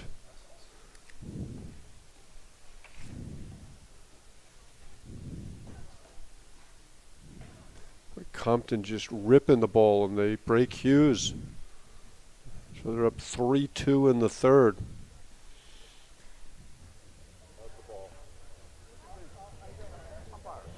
Mark, I don't know if you seen the shot of the surround here. A lot of support from the Stanwich membership and the paddle community up here. This is a great setup for a paddle event. Love it.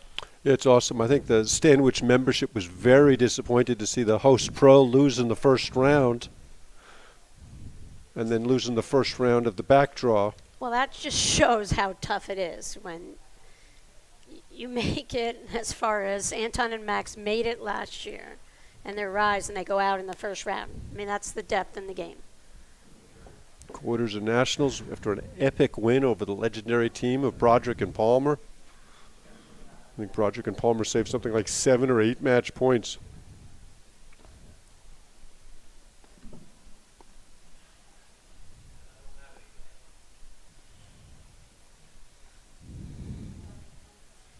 I think we're having some technical issues, although it doesn't look like the women are ready to start just yet, Patty Hogan. Okay. So we may see another game here.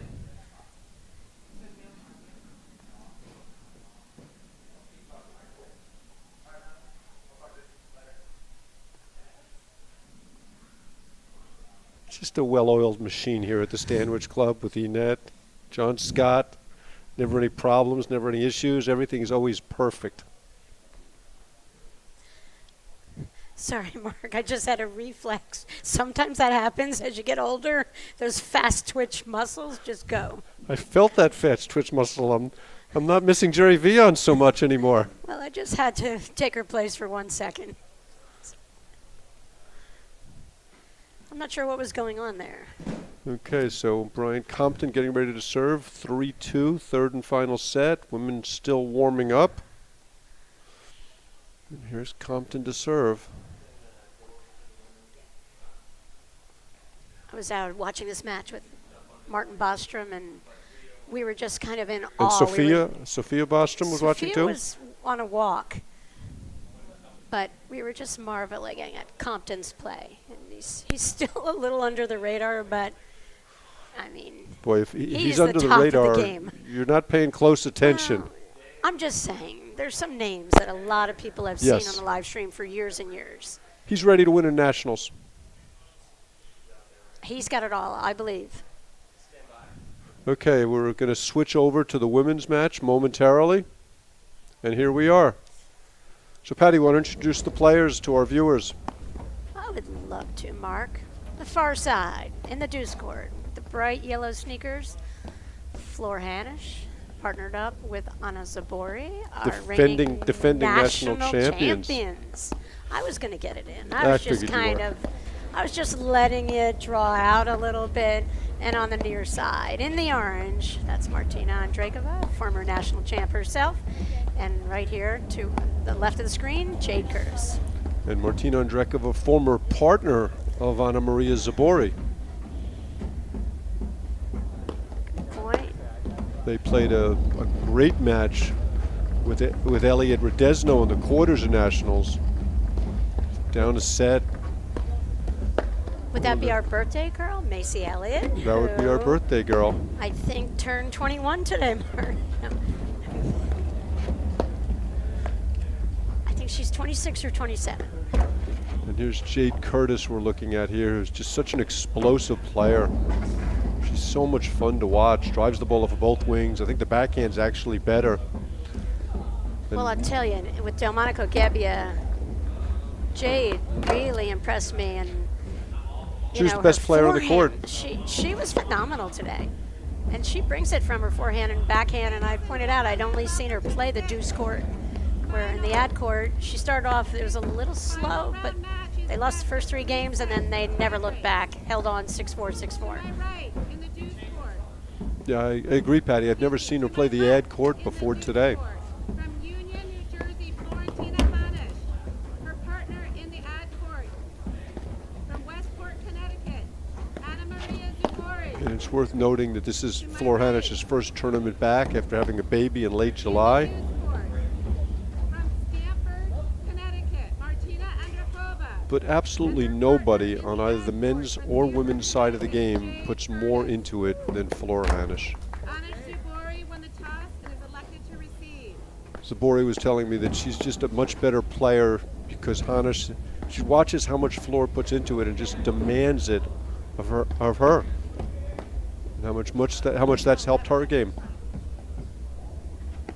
Well, in watching them in nationals last year, you could just see how Floor just has a unique ability in our sport to maintain that tempo, that enthusiasm. She keeps moving her feet. She's there all the time, regardless if she's up or down in a match. And I think Zabori, we always knew, was a great player, capable of winning nationals. And Floor just kind of had that fine balance, just helping her be disciplined when the score demanded it, and then so appreciated all the artistry that Anna brings to it. And thoughts and prayers to Anna's mom right now.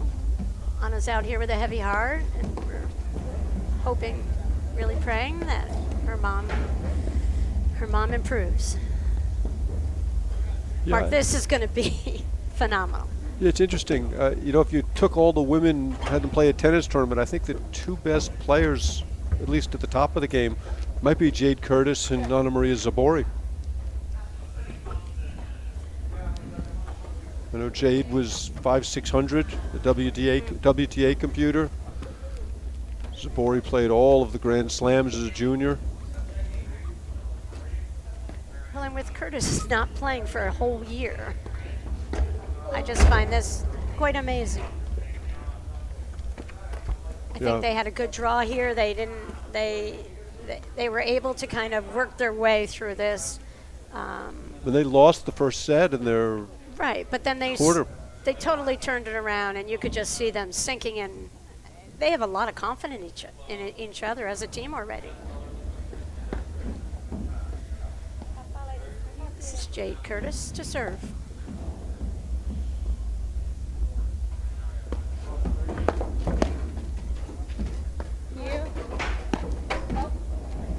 Left 15. And one of the issues when Andrakova's faced Zabori in the past is her movement on the court isn't quite up to the other three women, and they've really exploited her with some drop shots and hard overheads. With that thumping noise of the ball off Zabori's paddle. 15 all. But you know what I've always had a ton of regard for Andrakova's game is she's had success with every person she plays with out here, Mark, and she's just even-keeled, kind of goes through it. And today, in the second set of her match, in the win over Delmonico Gebbia, she was delivering on that two-handed backhand on some really good deep volleys that Delmonico and Gebbia had hit her. And I love to see that play. And Brad and I were saying, you know, she hits her two-handed backhand. There's no safe spot in the middle of the court against this team. Zabori just misses that one. I have a correction from our representative of the WTA office. Jade Curtis was 230 in the world. Wow, she just improved by 140 in rankings. Must have had a good event.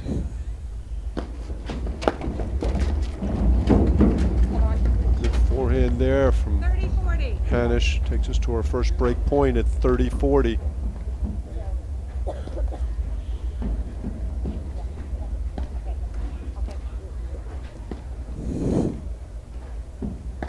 Martin Bostrom has weighed in. He's going with the smart call. He's picking his wife to win. Game. Anna Is that who he's rooting Zabori. for? He told me he was Zabori rooting for Curtis won the Andrakova. first set. Shout out to the Birchnall family, friends of mine from Beacon Hill from a trillion years ago. A couple of their kids, junior national champions. They're watching from nearby Hartford. A couple of faults there from Curtis. And how do you handicap this match, Patty? Would you say Hanish, Zabori, big favorites, medium, huge? Between medium and little, I don't think huge. After seeing Curtis and Andrakova win over Delmonico and Gebbia, there were a couple moments of truth in that match, and I thought they faced every single one Left 30. and really came through with a lot of composure. So that makes me think this is going to be closer. And one of the advantages they've had is that Hanish and Zabori really have not been tested at all. I don't know how many games they've lost today. 6, 8. Great lob. That same shot was super effective in the semifinals from Andrakova, who scored up the line lob.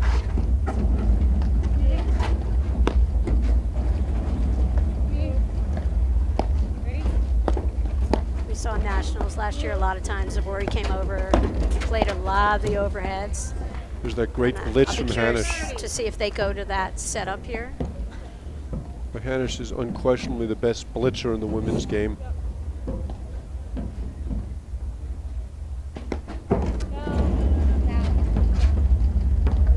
It was out, yeah.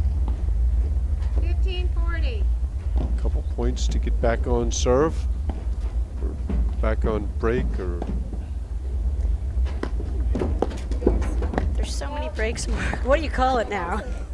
yeah. I said to Bradford we should just get rid of break point. It's just game point. So Exactly. 3 all. Hughes Powers. Compton McNerney. I love this shot. You can capture the action from both courts here. Watch Zabori. She loves to hit the drop shot. She can't hit that three-quarter drive to her. There she misses the overhead wide. That takes us to 1-all. I think with Andrakova, she has a tendency sometimes to get a little deep in that deuce court, and that's what could make you more vulnerable to that drop shot. And the reason she gets there, she's just not real comfortable on the wire, so she tends to defend them more than play the ball off them. But she drives the ball off the deck as well as anybody in the game off of both wings. 15.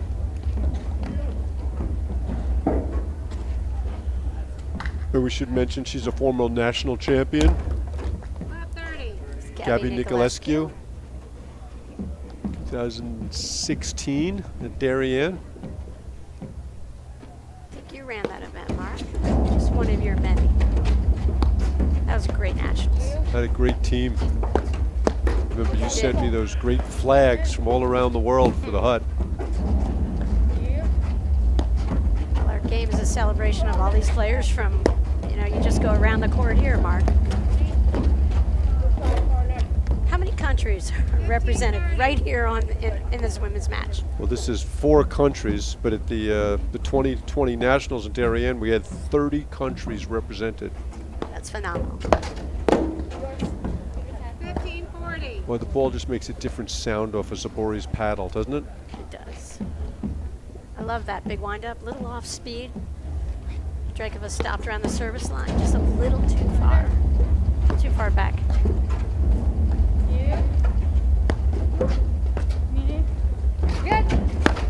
Another great blitz from Hanish. Game. Andrakova was late with the call. Hanish Zabori lead 2-1. And that's something you didn't see too much at Nationals last year because, of course, Hanish was carrying a little baby girl in her belly.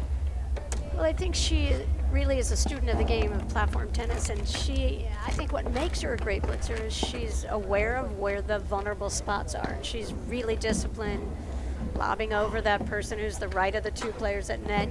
She knows how to create openings, open up the court. She does that as well as anyone in the game.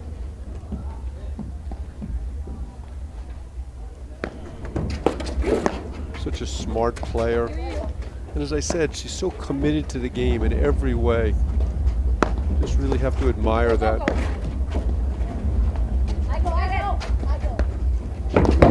There Curtis blitzes, catches them both looking for the overhead. 15. Okay, so it's Hanish serving 2-1 first set, love 15. Couple of conversations going on as Hanish is fixing her hair. I have that problem often, Patty. Matt Garavaglia gets impatient with me when I can't decide if I should put it in a ponytail or not. Decisions.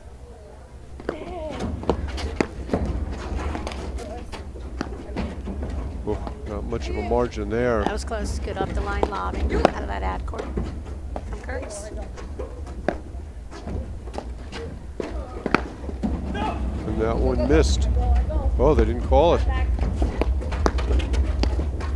Umpire will not call the ball out. Players make the calls. If the umpire disagrees, there'll be an immediate overrule.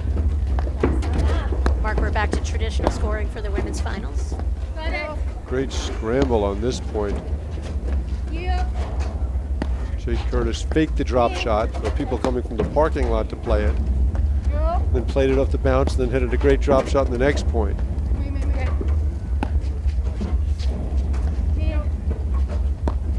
Floor hand is such a good lobber, pushing them back.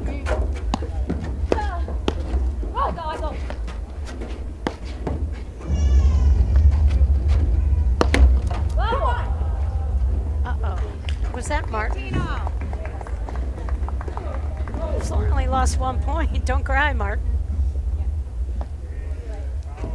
So Jerry Vian makes a good point that there are now 5 countries represented on this court because Anna Maria Zabori has U.S. citizenship. Yeah, congratulations to Anna. 30. She's definitely a woman of the world. Actually, that gives her 3 passports.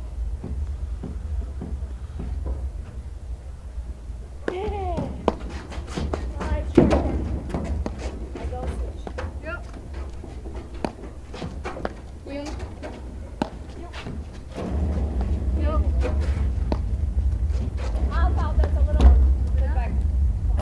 Yep, call stand. Okay, 30 call all. confirmed by the umpire, 2 all. And I really think these first 3 or 4 games are really important for Curtis Andrakova. Because Hanish Zabori are like a freight train when they get rolling.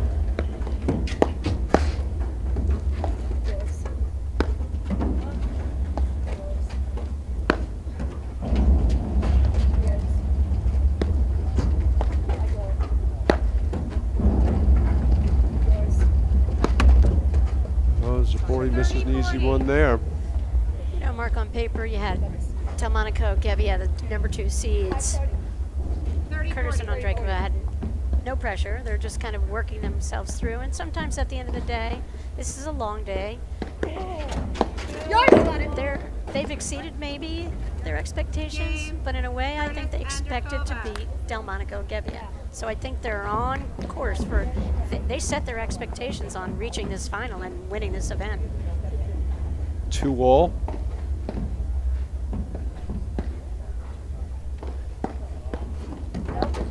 Top 15. A lot of early faulting from all 4 women.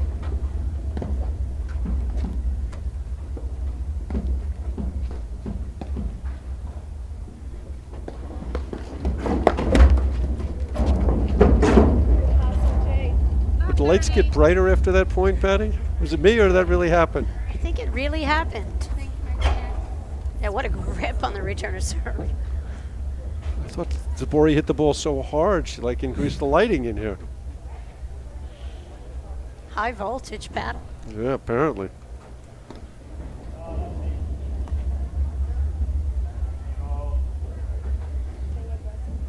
Great effort by Curtis to try and chase that ball down.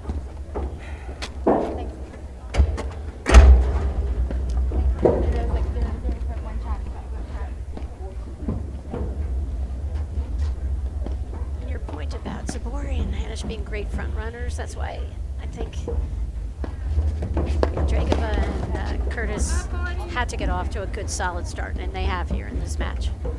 I tell you, it's been kind of sloppy the first 4+ games, Patty. They're lucky to be in it where they are. But I guess you could say that about both teams. Yep. 15, 40. Well, they're all finding their way, and it's, you know, it's getting dark. It's this a little tricky time of day when you play, and, you know, they're all settling in. But I like that they're swinging. They're hitting the ball.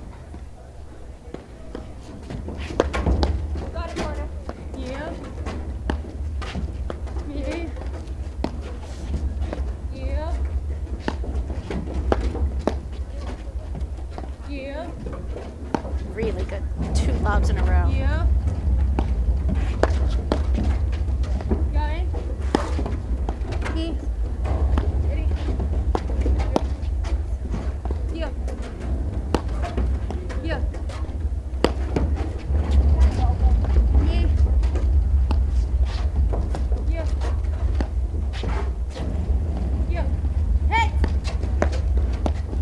Another great blitz from Hanish.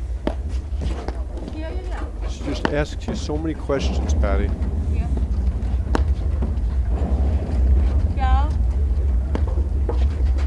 You could see Curtis and Andrakova were looking for it. You heard them yell, help. Andrakova handled it beautifully.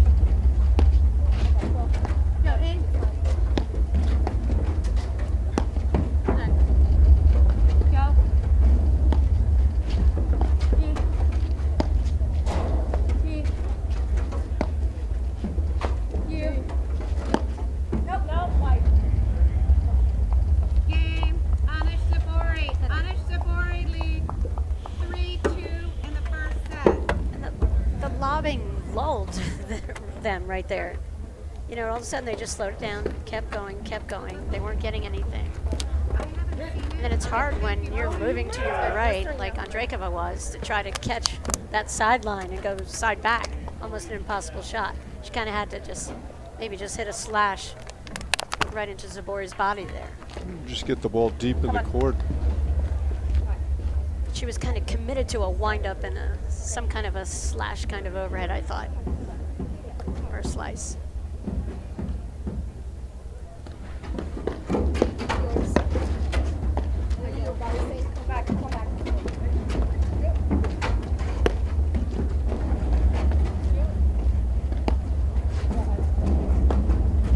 Oh, what a shot from Zabori. Not too many people in the women's game can hit that shot. How many people in the men's game that can hit that shot? Tremendous She just picked effort. an angle. That was Wow. wild.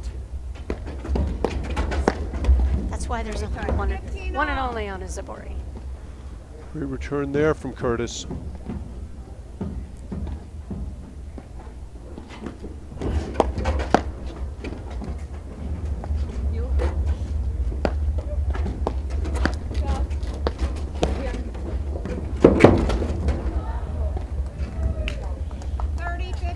Great hands there from Zabori.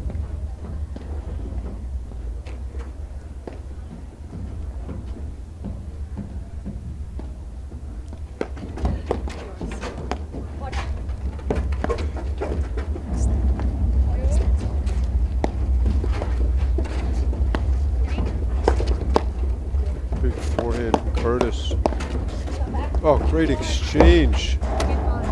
Boy, those are some great hands from Curtis and Andrakova. See, they're here in this match. This is going to be something. See Hanish so focused. Zabori's walking up to speak to her, completely oblivious. Love to see that focus. Come on. Great serve. Really good serve. 40-30.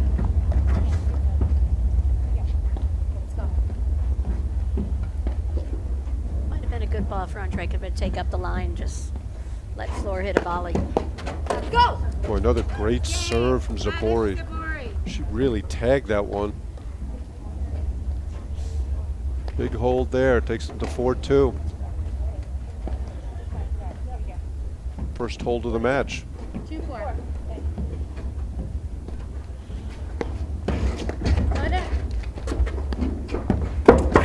Nice. Woo! 15 left. So, Patty, we've talked about this previously. The water bottles out there, that ball almost looked like it got in the way of Floor Hanish. Just don't think you should be leaving anything that much on in the court.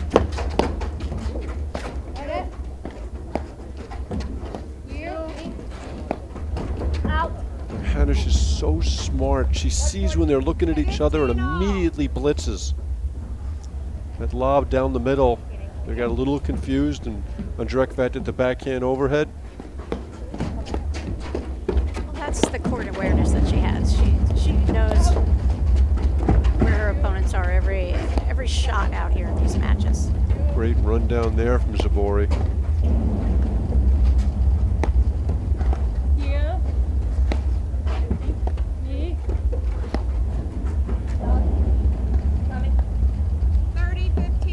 Just so much pressure on you all the time when you're hitting overheads against Hanish Zabori. 15-30. Got to be careful. The set's getting away quickly. Yeah, that was a rough miss. She didn't have to make that shot that good. Nope. But that's just the pressure that she kind of felt. Phantom pressure. It wasn't really there, but it's potentially there all the time with Hanish. 40. Huge Zabori. rip from Zabori. Yep. And I look to see Curtis and Andrakova start making a couple of adjustments against the Zabori return of serve. They just can't serve to her and come in normally. With a great lob from Hanish. I go. I go.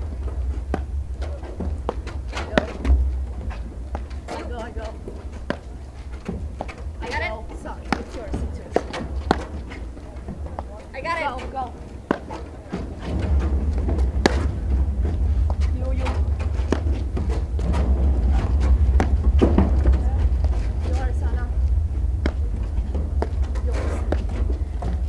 Oh, 30-40. a little much for that one. Great idea. Well, Anna had gone 20 minutes without a spectacular shot. And she So hasn't she hit was one gonna between her make legs yet, which is kind of disappointing, I got to say, Patty. I'll give it time. Wait for it, Mark. Okay, so now they're in the I formation. Great adjustment from Curtis Andrakova. Oh, great pickup from Hanish. Almost great coverage. Little flick there. That's really smart play from Curtis Andrakova. Takes us to deuce.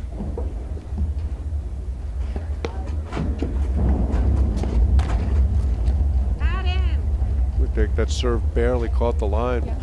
Mark, again, I saw the semifinal with Curtis and Andrakova, and they played a really smart match because Delmonico and Gebbia are going to throw everything in the kitchen sink match, and they made tactical adjustments along the way. Really impressive.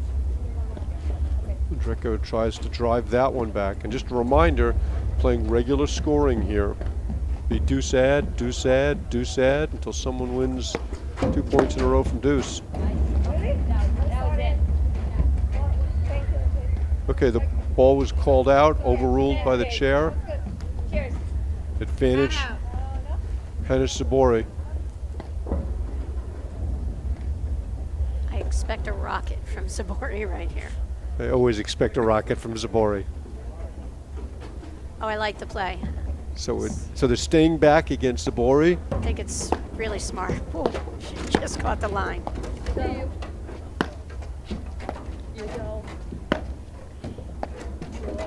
4-2. That's a great ball from Andrakova. Takes us back to deuce. And that's what Andrakova does so well. She drives the ball up the deck off of both wings exceptionally well. Right, and that high, that high backhand. She's so smooth on that shot. I got it. Go, go.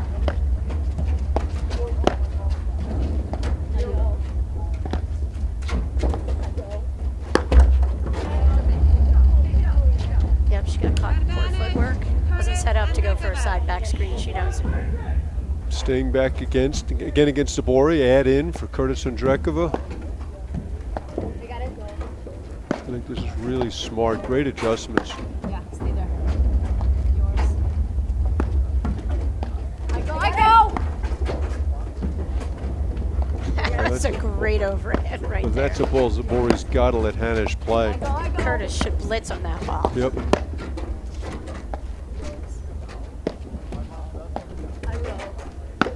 Zabori sometimes tries to spin the ball from too deep in the court. There's a hard overhead when she's too deep off the court. That's the ball you got to use the pace to be your friend. Give yourself time to recover. Great ball there from Curtis, and it's now 4-3, first set. I thought in her earlier match, the semis, she was playing too close to the middle, like almost looking for too many two-handed backhands. But I can't question any of her play. She picks and chooses, and I like it. It's off of either wing, forehand or backhand. Pretty cool to see, and I just have not seen her in the ad court, and I love her in the ad court. So you see the top of the screen, Hughes Powers. Another long, grinding game over there. Last score we had was 3-all. So here's Floor Hanish to serve, 4-3, first set. I'd love to see if we can get an update on that match.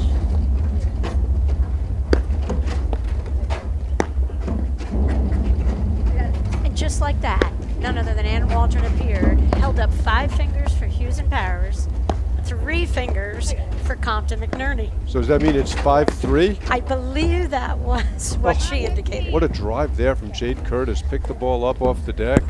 Mark, nothing gets past you. Great ball there. Go. Stay there, stay there. Bounce, bounce, Anna. Come on. 15-all. Anna's a good listener.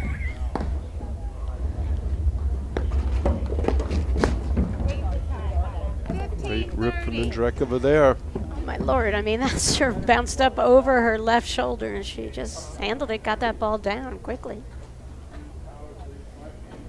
So it's 5-4 Hughes Powers on the next court.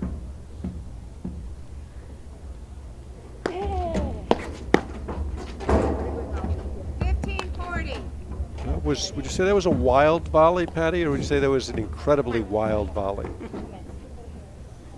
Somewhere in between. Wild and incredibly wild. She hit the back screen on a forehand volley. Hey, I think we gotta give credit to Curtis on that drive.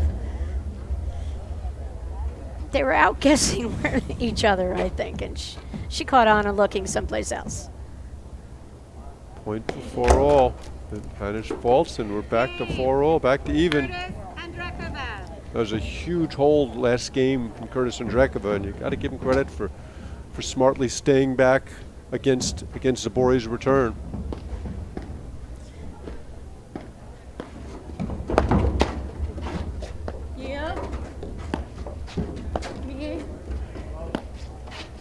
So Hughes served for the match at 5-3, and now Compton serving at 4-5.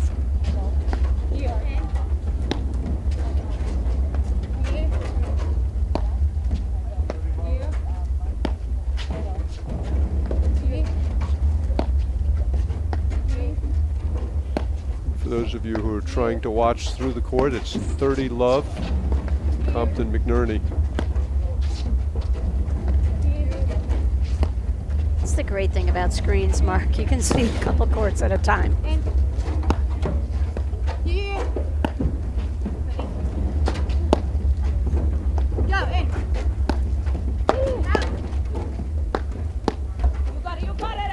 Wow. Boy, I didn't think she had it. Flor Hanish obviously knew better than I did. What'd he get? Patty, you know, it's interesting just seeing the dynamic of this match. I think Jade Curtis is the captain of this team. Do you agree with that? I agree.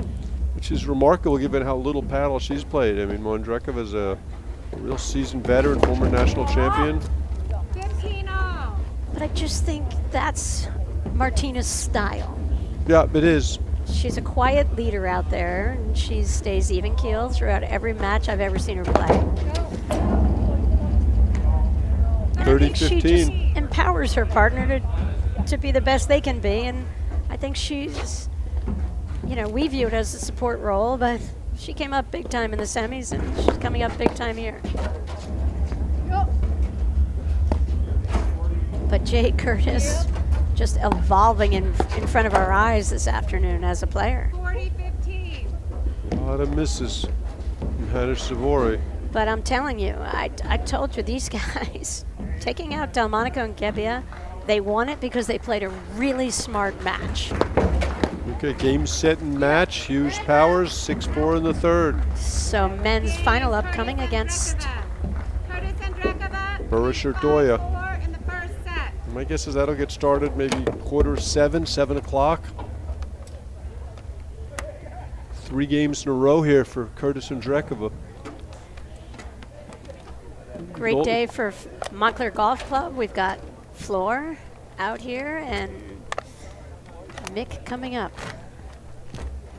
And you can trace their comeback to when they decided to start playing I formation and then staying back on the Zabori return. Well, they took that shot out of play.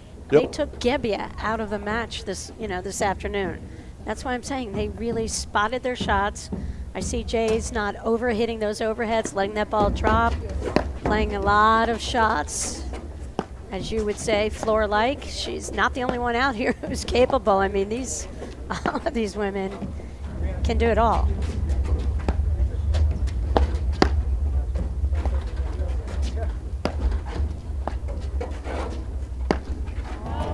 Whoa. Love 15. Boy, some surprising misses from Flor Hanish, but you have to understand she hasn't played any high-level paddle since Nationals. Come on, let's go, let's go. Positive energy from both sides. Love 30. And at Nationals, they just way over-adjusted with Zabori getting herself to the left on the court the whole time, for court coverage reasons. There they go. They go back to that. I think this is their best formation.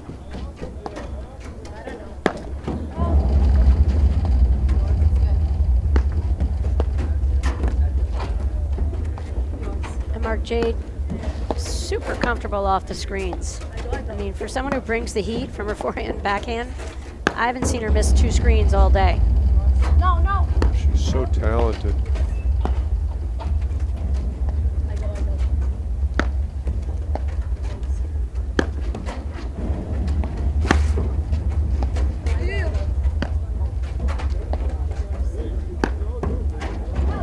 Come on, Oh, Anna. catches the nick. So Jade read that correctly, but then didn't execute. commit. She's got to play their line, right? Well, she's just got to assume that ball's going to jump up and Right, head up 'cause- that side screen. Because that's you're calling for help for anything but that. Right. And that's where she's playing a little deep in the court, so then she's got a little bit more distance to come up that side screen. I think when that ball goes over there, you just have to commit to that backside and just go. Martina will cover everything behind her as the trailer.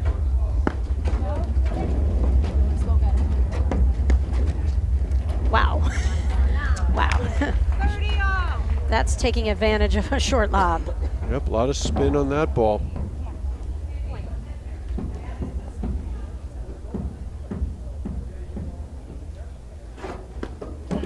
Yours, help. 30 40. Little floater return to serve. I'd Little love to see confusion. Floor pick off that ball. Yeah, I think that's Floor's ball. 30-40, set point. What a serve. Boy, she just loaded up with her legs and hit it as hard as she could. Let's go, partner. We got it.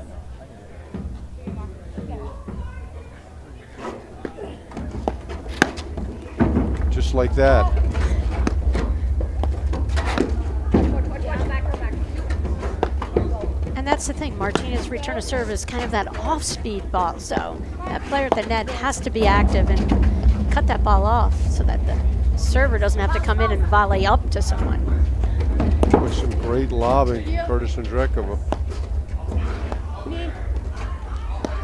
No! Advantage Curtis Andrakova. Say sorry. Come on. All right. Set point number 2. Yep. Come on.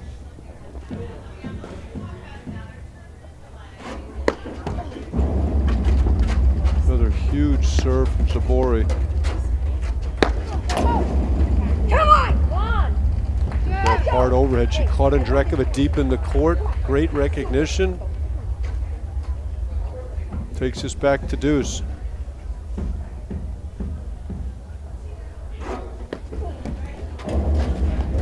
Come on! Advantage Hanish Zabori.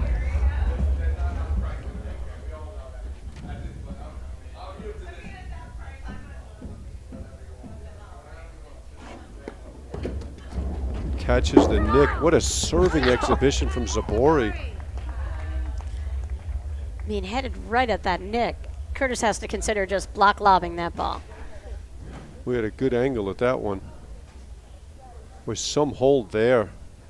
5-all, first set.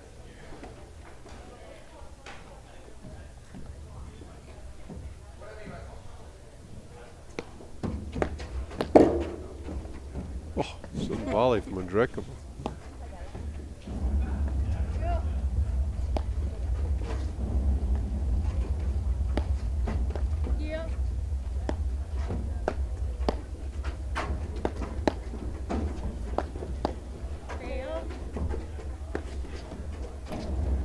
What great play from Zabori.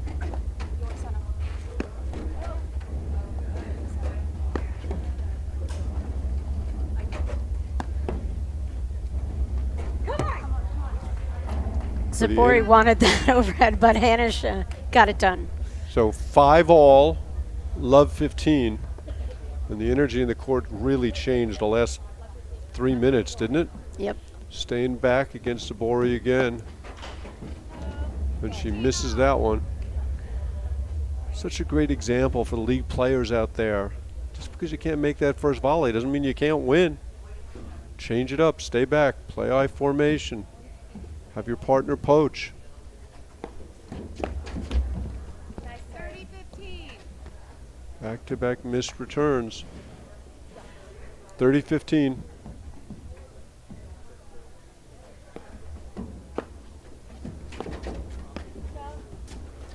There's that drop shot we talked about. Zabori cannot, Andrakova cannot afford to hit that three-quarter pace ball. Yeah, you can't hit off speed from that deep, and you can't cover the next shot.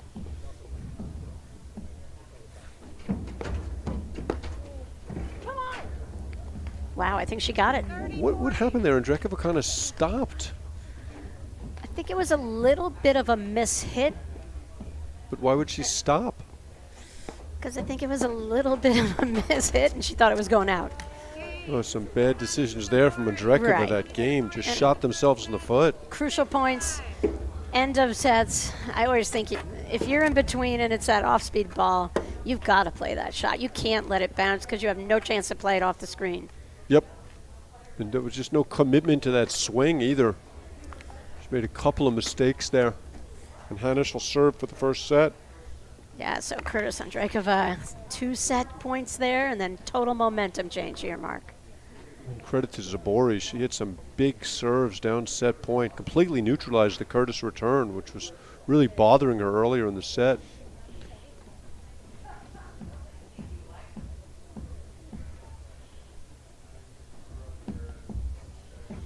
Hanish faulted a couple of times last game, which is unusual for her.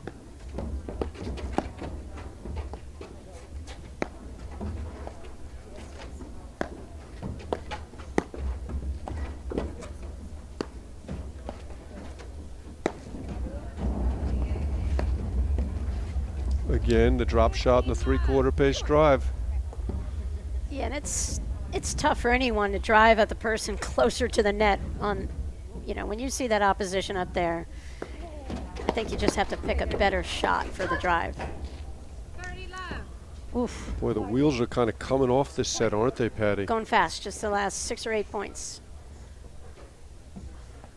But just some mental errors and some physical errors, bad ones. Well, it's a final. There's pressure.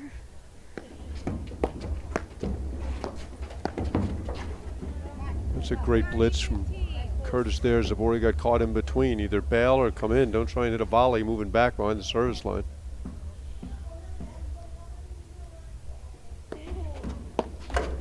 Oh, that is her bread and butter forehand right there. She hasn't missed many, but she's got to put that ball in play in this situation. Yes.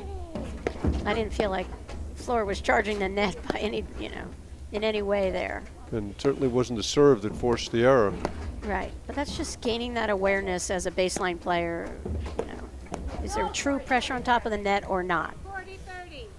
Zabori reaches for a ball. She should have let Hanish volley. 1 set point by the wayside. Well, Hanish was way back behind her, so I think she felt like she was covering. I'm justifying the miss. You are so kind. Hughes.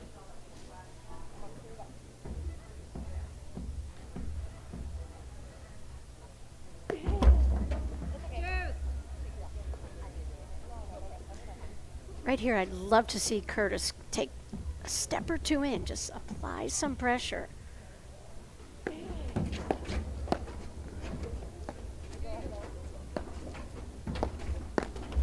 Boy, Curtis takes that ball off the deck. That is not where you'd expect her to be, the way she's in tight and takes that half volley. But she's so talented, she gets away with it. Point for a tie break.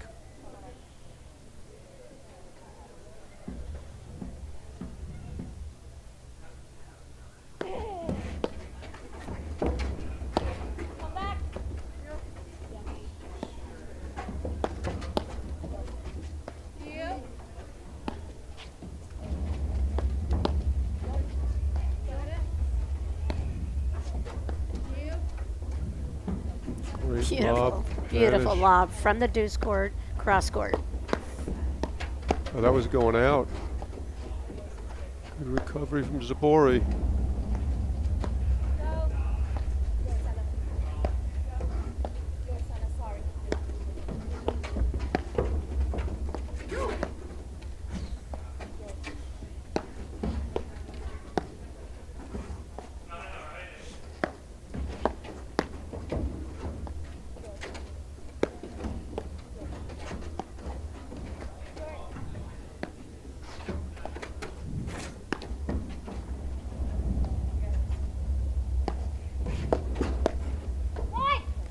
Great ball. That ball just jumps off of Curtis's paddle. Andrakova. And the range. I mean, she was over on Martina's side. Tiebreak. Okay, we'll play a tiebreak. Both teams had 2 set points. Neither could convert. Great comeback there from Curtis Andrakova from 30 love down in 40-15.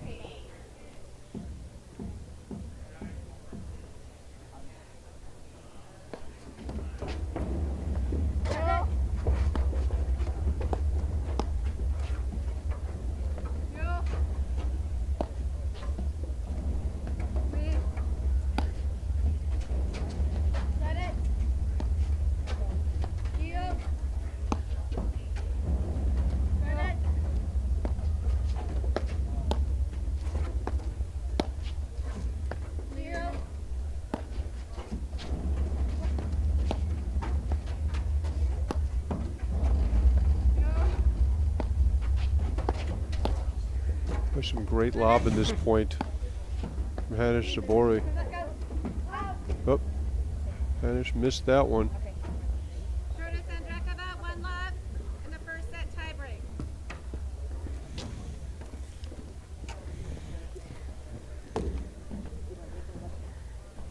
So did Zabori to serve. Love 1, first set tiebreak.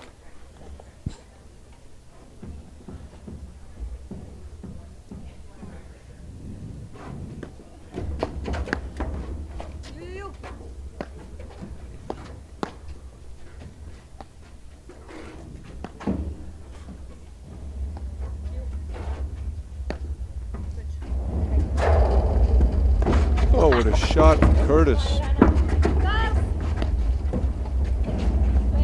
Good scramble.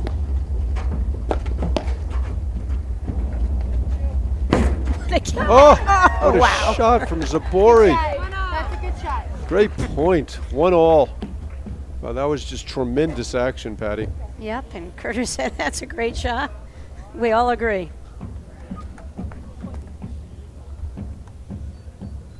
See if she goes for that nick again.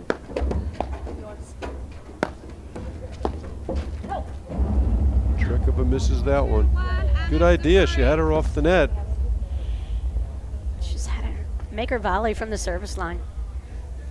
So 2-1, Hanish Zabori.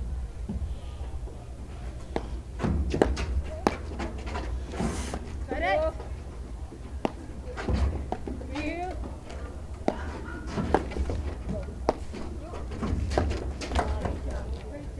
Little hesitation, surprise Zabori didn't go in. Yeah, I think Hanish got caught between a little bit there. Staying back against Zabori. No, they're coming in this time. You surprised, Patty? Mm-hmm. Me too. Coming in. I like this better. Yeah, anything's better than that. Anything different.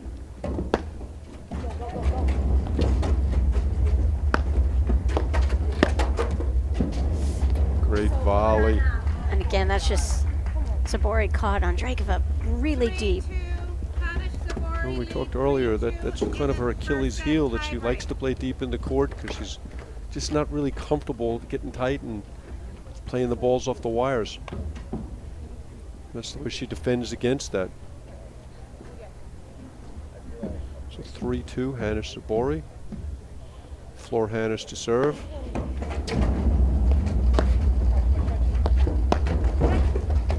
A great reflex volley. Nick. I got it. Go. I love the combination shots Curtis is showing us here today. 3-all. But Zabori's got to let Hanish hit that overhead. There are too many balls. She's coming too far to her right and getting themselves out of position.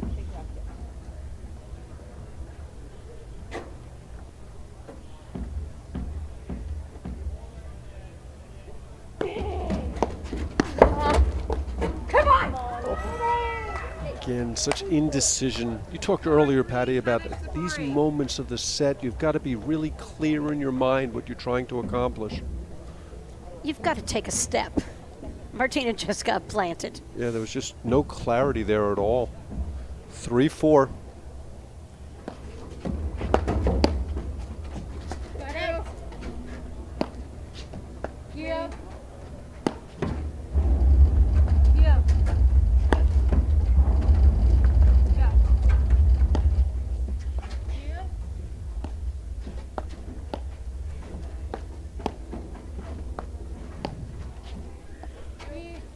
Change of pace there from Zabori. Go. Go. Go.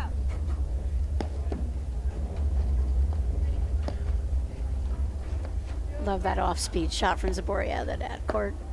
Yeah, that's that shot that Ordoya kind of invented.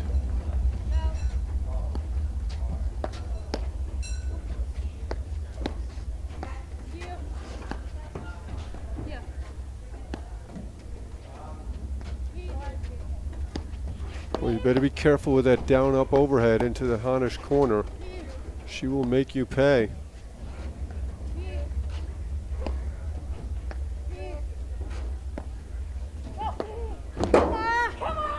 Oh, great Wow. play from Hanish, some great lobs. And Curtis almost came up with that volley. First set tiebreak. So 3-5, Yeah, Curtis big time. Andrakova serving. Big time shot from Hanish right there. Uh-oh. Playing in regular formation here. See if Curtis stays back.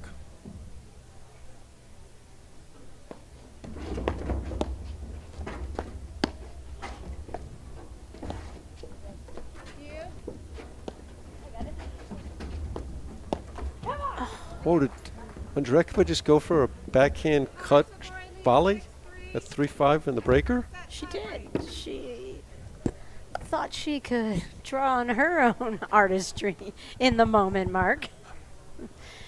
Give me a minute to recover, Patty. Unfortunately, the next shot, She didn't miss it. true. That must have come from playing with Roxy and Ika last year. Okay, 3 more set points. That's 6-3, Hanish Zabori. And it will only, There we go. wow, great ball there. Yeah, Fleur showed that drop a little early There and were was people set a coming little from the high. parking lot to hit that drop shot. 6-4, big one right here. A lot of tension on the court right now. And she faults. So that's 4 set points gone by. Now they'll have to serve to Zabori at 5-6. I'm Nope, I'm sorry to nervous. serve to Hanish. Yep. Great serve up the middle.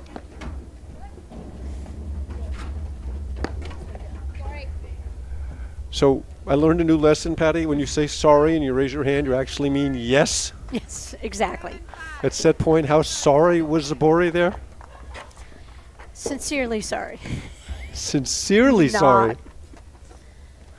Sincerely sorry, more sorry, or less sorry than just sorry? Again, I need to pick one of those. I'm a little bit in between again. But again, you know, that's where Andrakova dropped back, and then she becomes the target on that overhead. We've seen Nicolescu do that Yep. against her opponents all the time. The great team of Dardis and Shea, you know, I remember Cynthia Dardis made that adjustment and just peeled out of town. The moment that short lob was up, she just headed over to that side screen, got herself out of being the target.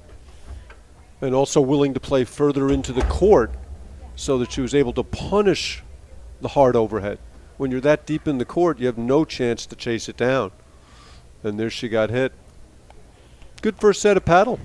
Really good set, and as I said, Curtis and Andrakova, they're the real deal here in the women's game. I mean, they played a smart as hell semifinal match, I'm telling you. And I believe in their capabilities as a team. Jade Curtis is a really dynamic player. Yes, she's so impressive here. It's like Compton. He didn't really play competitive paddle last year, and you see him, he's lights out. Yep. That's how good these guys are, and gals. So Zabori to serve. First game, second set.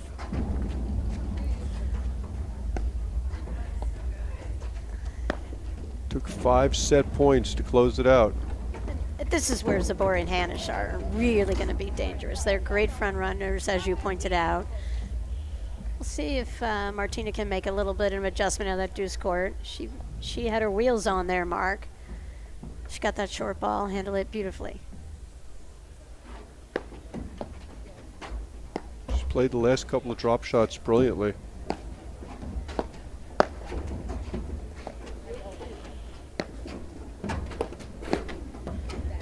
there again, the 3/4 pace drive from deep in the court. Yeah, you can't go up against Anna Zabori's hands and hit that shot. She's going to have to throw up more lobs, go cross court to floor.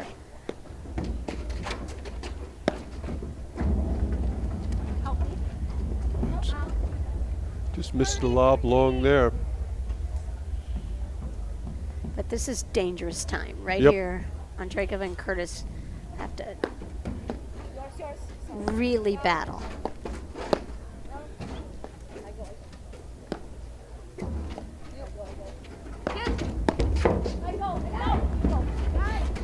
Oh, what a get. What a shot from Zabori. You know, the only criticism I have of that shot is she should have gone between the legs. She wanted to. She was trying to set herself up for it. I don't think I've ever seen Zabori play 14 games without hitting a ball between her legs. But she is a highlight film, isn't she? Yeah, the crowd loved it. 40-30. Had the nick there, just misses the serve wide. Another game point. Bet that fire pit feels good now, Mark. You're wishing we had one in here. Back-to-back faults from Zabori.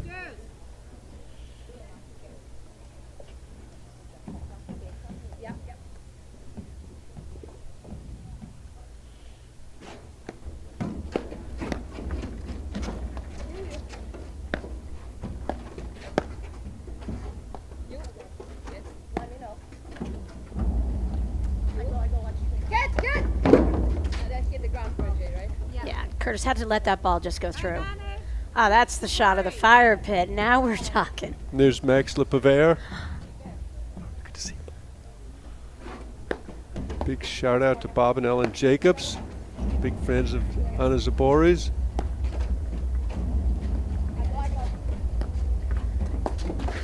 Who's not a big fan of Anna It's Zabori? hard not to be a big fan, I agree. Zabori leads 1-love in the second set. They took the first set 7-6. Men's final coming up, Mark. Burris Ordoya. They've been off the court for a while. And they've had a much easier road to the final than Hughes Powers have had.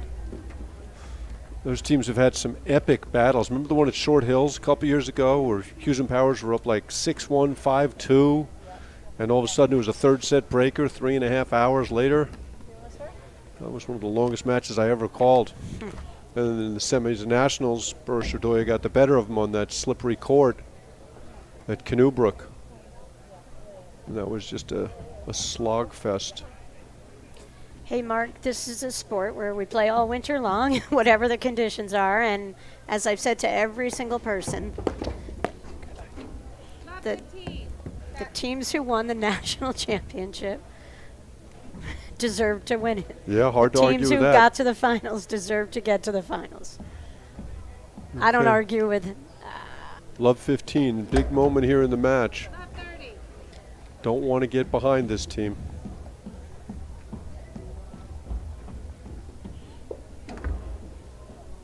No, and you're right. They are front runners.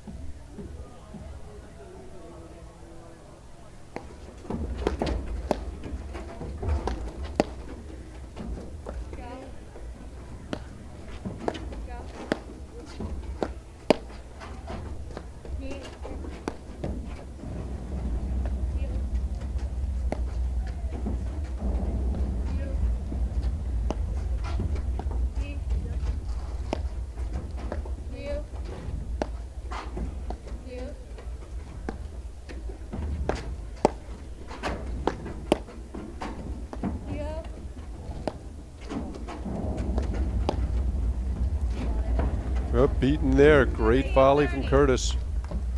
I think Zabori's got to do a little better job spotting her forehand. Too many of the forehands with the left hip, not the right hip.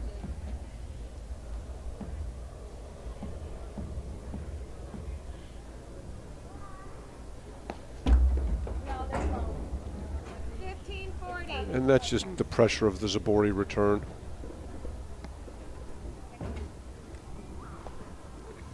Was that good justification for the fault, Patty Hogan? Yep, nicely done.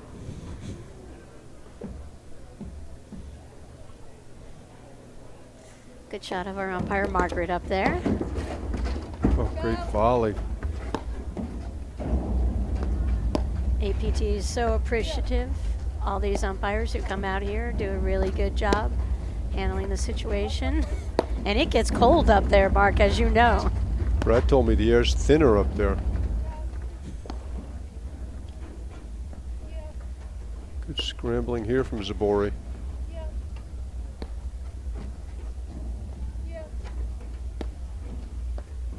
I think Zabori's going too far to the middle to play those balls. Let's let her partner play them. Well, it's when your partner's Fleur Hanish and she's got that two-hander roller, Game, Hanish Zabori. you got to let her hit it. Yep, great shot there. Because it's causing Zabori to have so much movement back and forth. Right, but Zabori loves that. Yes, she does love loves the that. run. She wants to create that run, and you know she can play on the move and hit phenomenal shots. Not a lot of paddle players do it as well as she can do it. She is having problems hitting the ball out of the court, though, Patty. And ultimately gives up. So Hanish Zabori up 2-love, second set. Women's final, the Witch event, Stanwich Country Club in Greenwich, Connecticut. Next up, Chicago Charities, Mark, 2 weeks. Yep.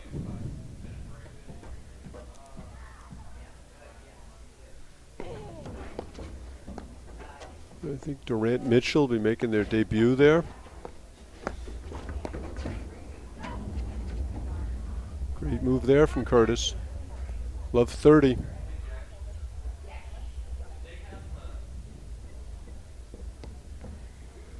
Yeah, Charities is going to be a great event this year. It's always a great event, but I love that our defending national champs are going. Oh, there we go. Super smart shot to try to drop shot. She's got to keep her paddle above the level of the net there. That was just too long between the legs, forcing you to pull in the leg shot.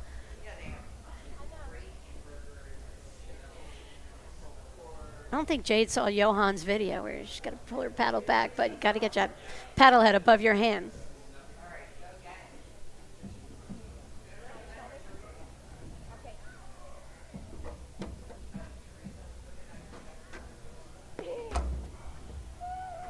Boy, a lot of faults from the normally reliable Hanish serve. Mark, what's a lot? 3? This 3 would be a lot. In this case, it's probably like 7 or 8. 7 or 8? Is that a lot? Well, not for me. 30-40.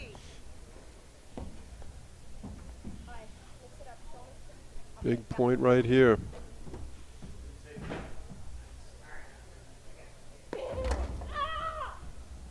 Well, you could feel that one coming, couldn't you? She was thinking about it. Yeah, she for was sure. clearly thinking about it. In the second set. And that was just a donated game. 3 faults. Well, she was going for it. It's early in the season. But had the ball gone over the net on the angle that she hit it on, it was going out anyway, I think. Yeah, I agree. So I think that's where early in the season you got to get your tempo going on serving, and I think game point against, that's where you're forced to play a different spot, a bigger spot in the, deep in the service box somewhere. It's tough to go for that backhand right in that situation. Martina Andrakova to serve. Down Serving at 1-2. 1-2. Good blitz from Zabori. Misses the volley, though. And 7-all is a new score for me in the sport of platform tennis, but I like that. I like lengthening the sets. Okay, so it's 15-love. Yeah, I think this is critical right here for Andrakova and Curtis need to But the keep thing this thing close. I just think they need to stay within a game as best they can. I think anytime there's a little bit more margin, then I just feel like Hanish and Zabori take off. What I don't understand is why they're back to serving and coming into Zabori. They've had some good success with Andrakova staying back. Short memories, Mark. Short memory is usually a good thing. Okay, I like going back to this.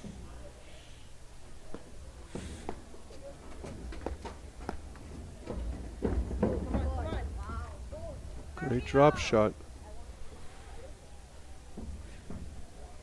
And again, you just can't go at the woman who's the opposite side of the net closer to you when you're hitting the ball. A three-quarter drive from behind the baseline. Zabori doesn't miss that one.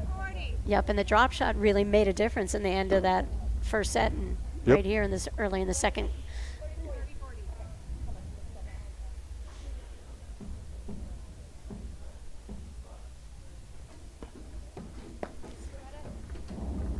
I got it. Love that shot. Great point all the way around. Hanish was in good shape for that volley and just missed it. Zabori played a great ball off the back wire. Yeah, but I'm going back to that Curtis two-handed backhand down the line. Yep, that was gorgeous. So I don't mind Andrakova staying back, but you got to have a plan with your partner, right? She drives the ball, and Curtis is just a sitting duck at that point. Yeah, they're pulling the trigger too early in the points. They've got to throw up. They've got to throw some more lobs here and back these guys up. Back to deuce.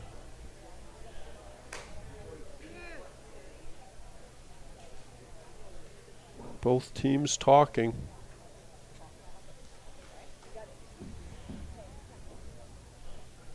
Now they're in the I formation against Hanish.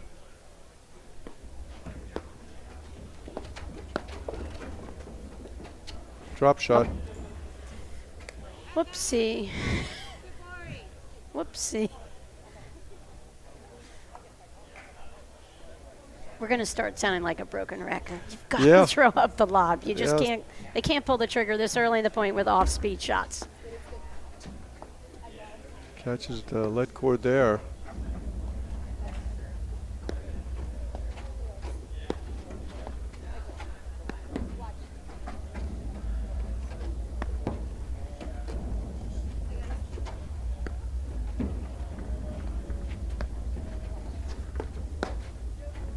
I got it. I'm just staying. A Wow. great ball there from Curtis. That's what I saw this morning in this. I mean, this afternoon in the semis, Mark, where Curtis would go up the line, the player would move over, and she would hit that off-speed ball to the opening. Another sting back against Hanish. Boy, they're really competing.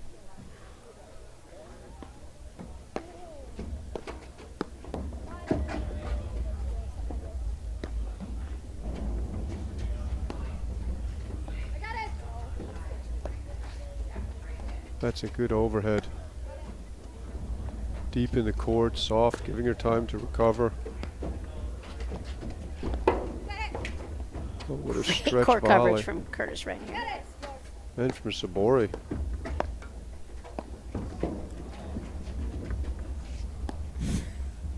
Good little flick of the wrist shot. Oh, Great action there. And you can see Curtis and Andrakova just finding a way. It's not pretty at times, but they're finding a way to hang in the points.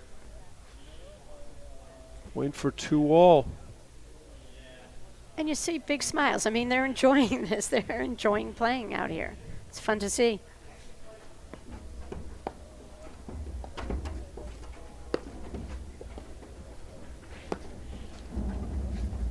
That's Andrakova got turned around there, and that's another reason Zabori's got to let Hanish play some more of those overheads, because she can really get the ball into Andrakova's back wire and side wire. Really test her on those wires. she's just got to pop lob. She's got to find a way just to pop that ball up and buy time. Let her team get back in position. You don't want to be the one chasing. I got it.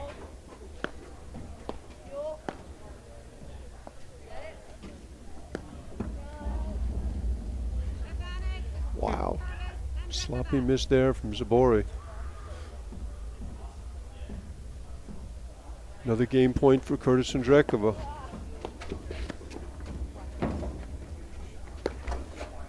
What kind of shot is that?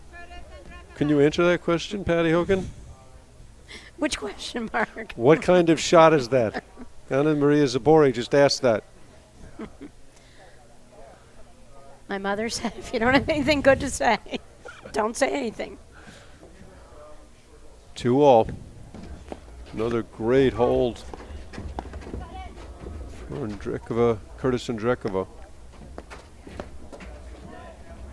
Boy, Curtis hits that half volley so well. She puts so much on that ball. For anybody else, it'd be a mistake, but Right, she's and- just And to your point, Mark, I think Zabori's overplaying. She's trying to cover a little too much, and I feel like Hanish is, she's gotten past the rough spots in this match, and she's back to being rock solid Hanish again. yeah, and that's and who she Zabori is. has to know that and not try to overcover for her.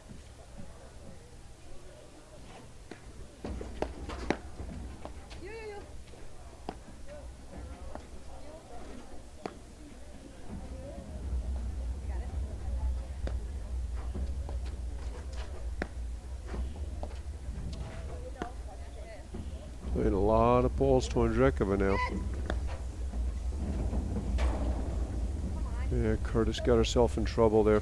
She still struggles a little bit, Patty, with that backside ball. Kind of stuck her paddle in the wires there. You know what? But she's been great off the screens today, Mark, and I just think she was trying to force some play, just take a little pressure off and Andrakova, and it just didn't work. Andrakova wasn't ready for that one. 40-15.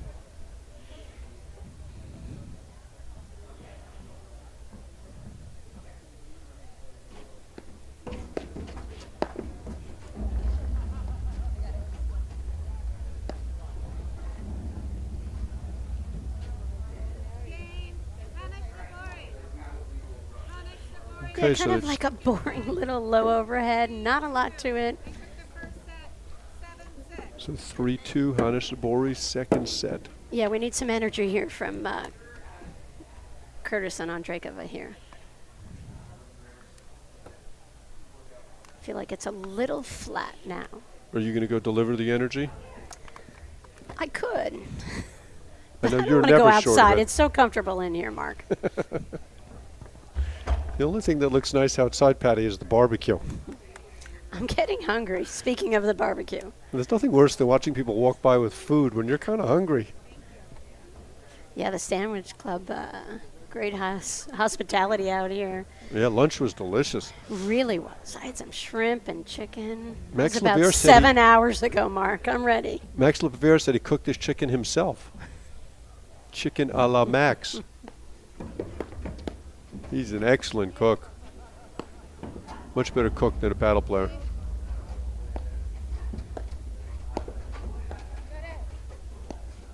Mark. Complimenting his culinary skills. Oh, that's a good backhand rip. Oh, that's a good point right there. Zabori's backhand off the back side ball's really gotten good. Yeah, there was a short ball. Curtis opted to stay on the service line, just gave Hanish way too much room in front of her. She really had to close in to the net there.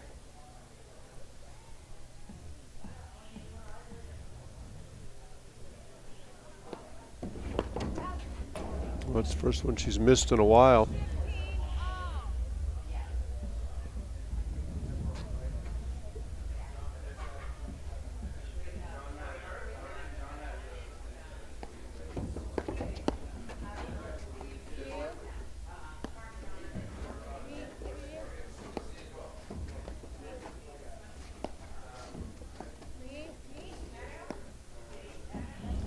Little confusion on the overheads there. But that's great lobbing from Flor Hanish. Yep, she spots those lobs, caused that little confusion. Big point right here. Yep.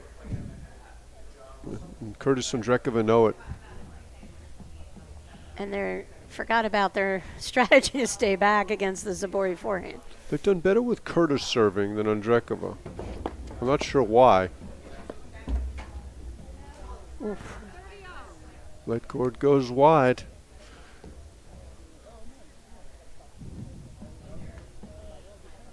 Curtis's serve stays, it's a lower bouncing ball. than what Andrakova hits. Like that one? That bounced That was really really low. low bouncing.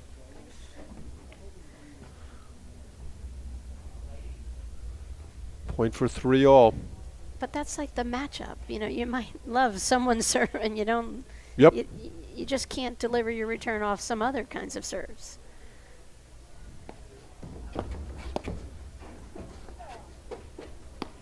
And Curtis closes in a little bit more on that volley. Oh, Great a- move from Would you Flora. call that a lob volley?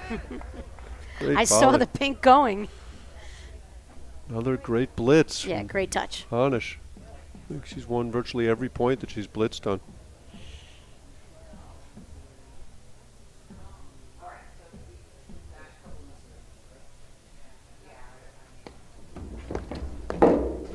Great return there. Hanish, Zabori. It's interesting, to your point, Curtis is struggling more with the Hanish return than the Zabori return.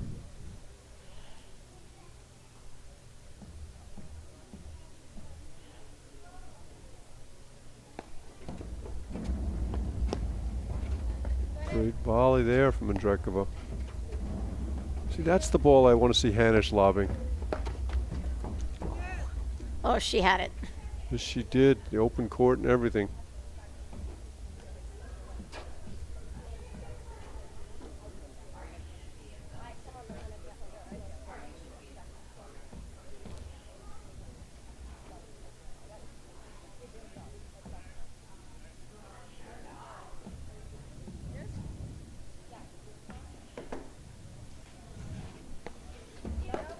Brad is back. Advantage, Hanish, Zabori. Another point for 4-2.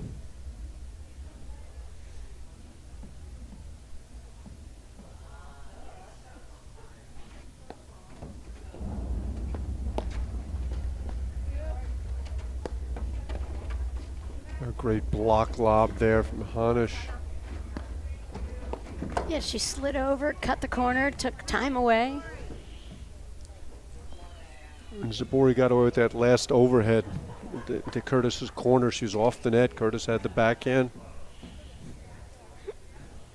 So it's 4-2, Hanish Zabori.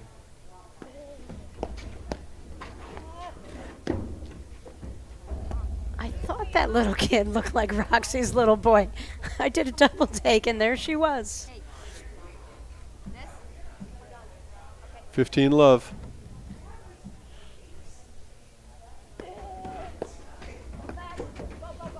Come back, go, stay there. Yeah, that's the ball Flor Hanish loves, that down-up overhead. But I think that's where Curtis has to close. She's got to get in closer. Yeah, absolutely. 30 love.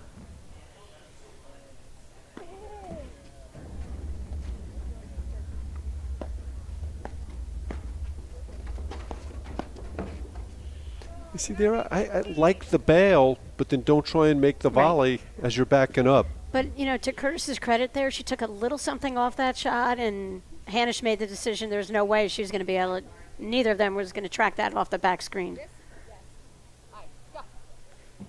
High formation.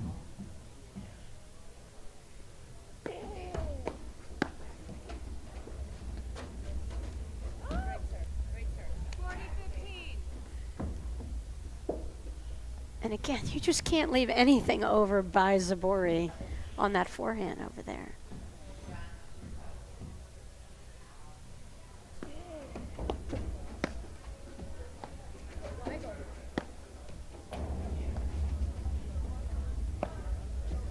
I got it.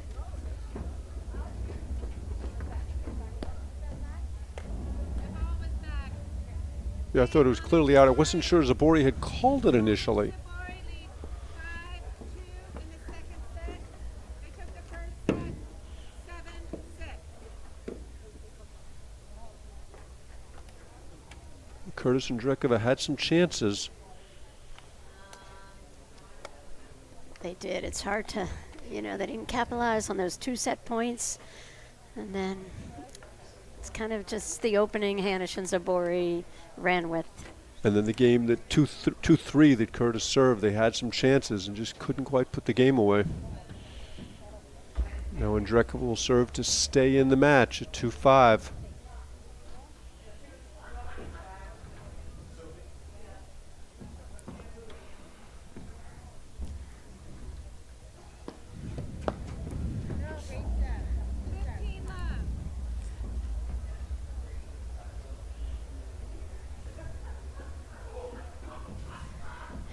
What do you think, Mark? Do they have one more,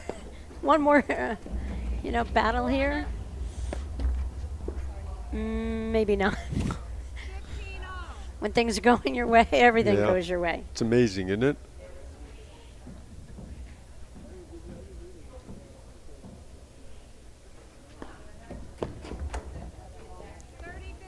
A couple of missed forehands from Hanish there.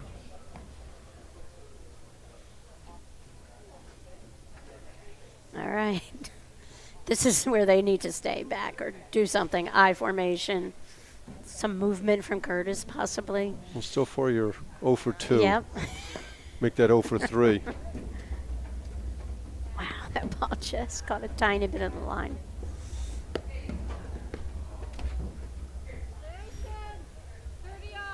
Yeah, that's a ball. Andrakova switching sides, just got a lob. Yeah, they're still in transition. They've got to just play a lob. 2 points from the match.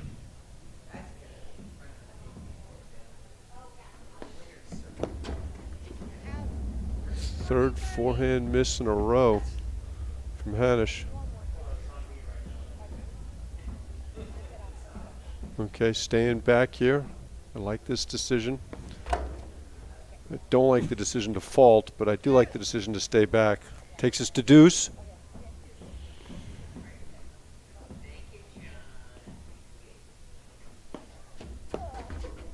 Well, that was the most authoritative serve she's hit the whole match. That's 4 forehands Hanish has missed this game.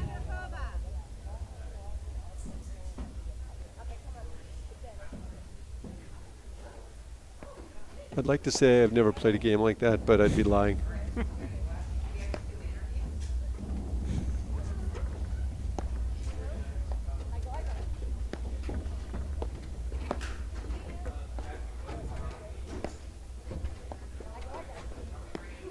Again, Zabori, a little bit of an overplay. Let Hanish hit that overhead.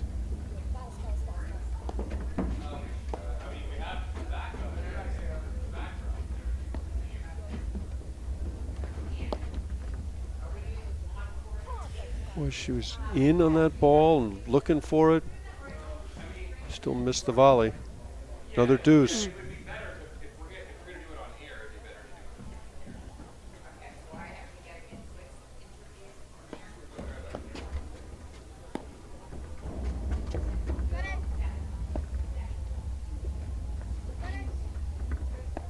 Great lob there.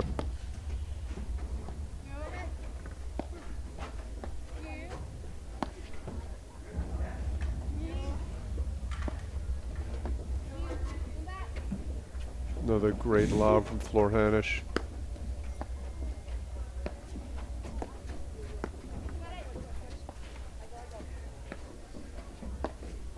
Oh, great backhand.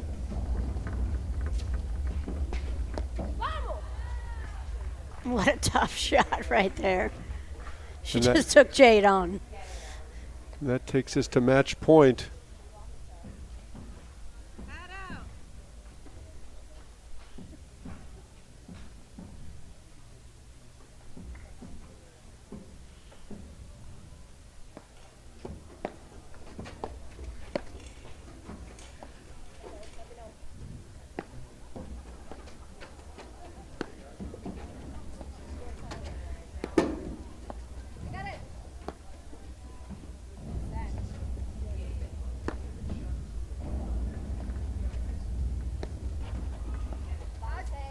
Nope. Game, set, and match. Hanish Zabori, 7-6, 6-2. Any closing thoughts, Patty? Defending national champions. They incredible. Flor just giving birth to her little beautiful daughter, and what a way to start this season. But Jade Curtis, really a dynamic player. It's going to be fun watching her kudos. play this year. Yep, this is great. They're a great team to have in the women's game. Great tournament for them. Big win for them over Delmonico Gebbia. Fun to see. Hopefully we're going to see Gabby Nicolescu back on the court, Roxy Anika back on the court. It's a great time for women's paddle. But Thanks, yeah, Mark. Always a pleasure, Patty. Okay, we're going to be back with the men's final. I think it's 7:15, 7:30. Okay, 7:15. But we'll have a banner up on the screen as soon as we know. So that's all for now. Right here, we'll be back right on the APT network, presented by eNet Live. They've done it again. Johanna Runt and Stephen Mitchell are the APTA national champions for the second year in a row. And there you have it, your champions, Anna Maria Zabori and Florentina Hanish.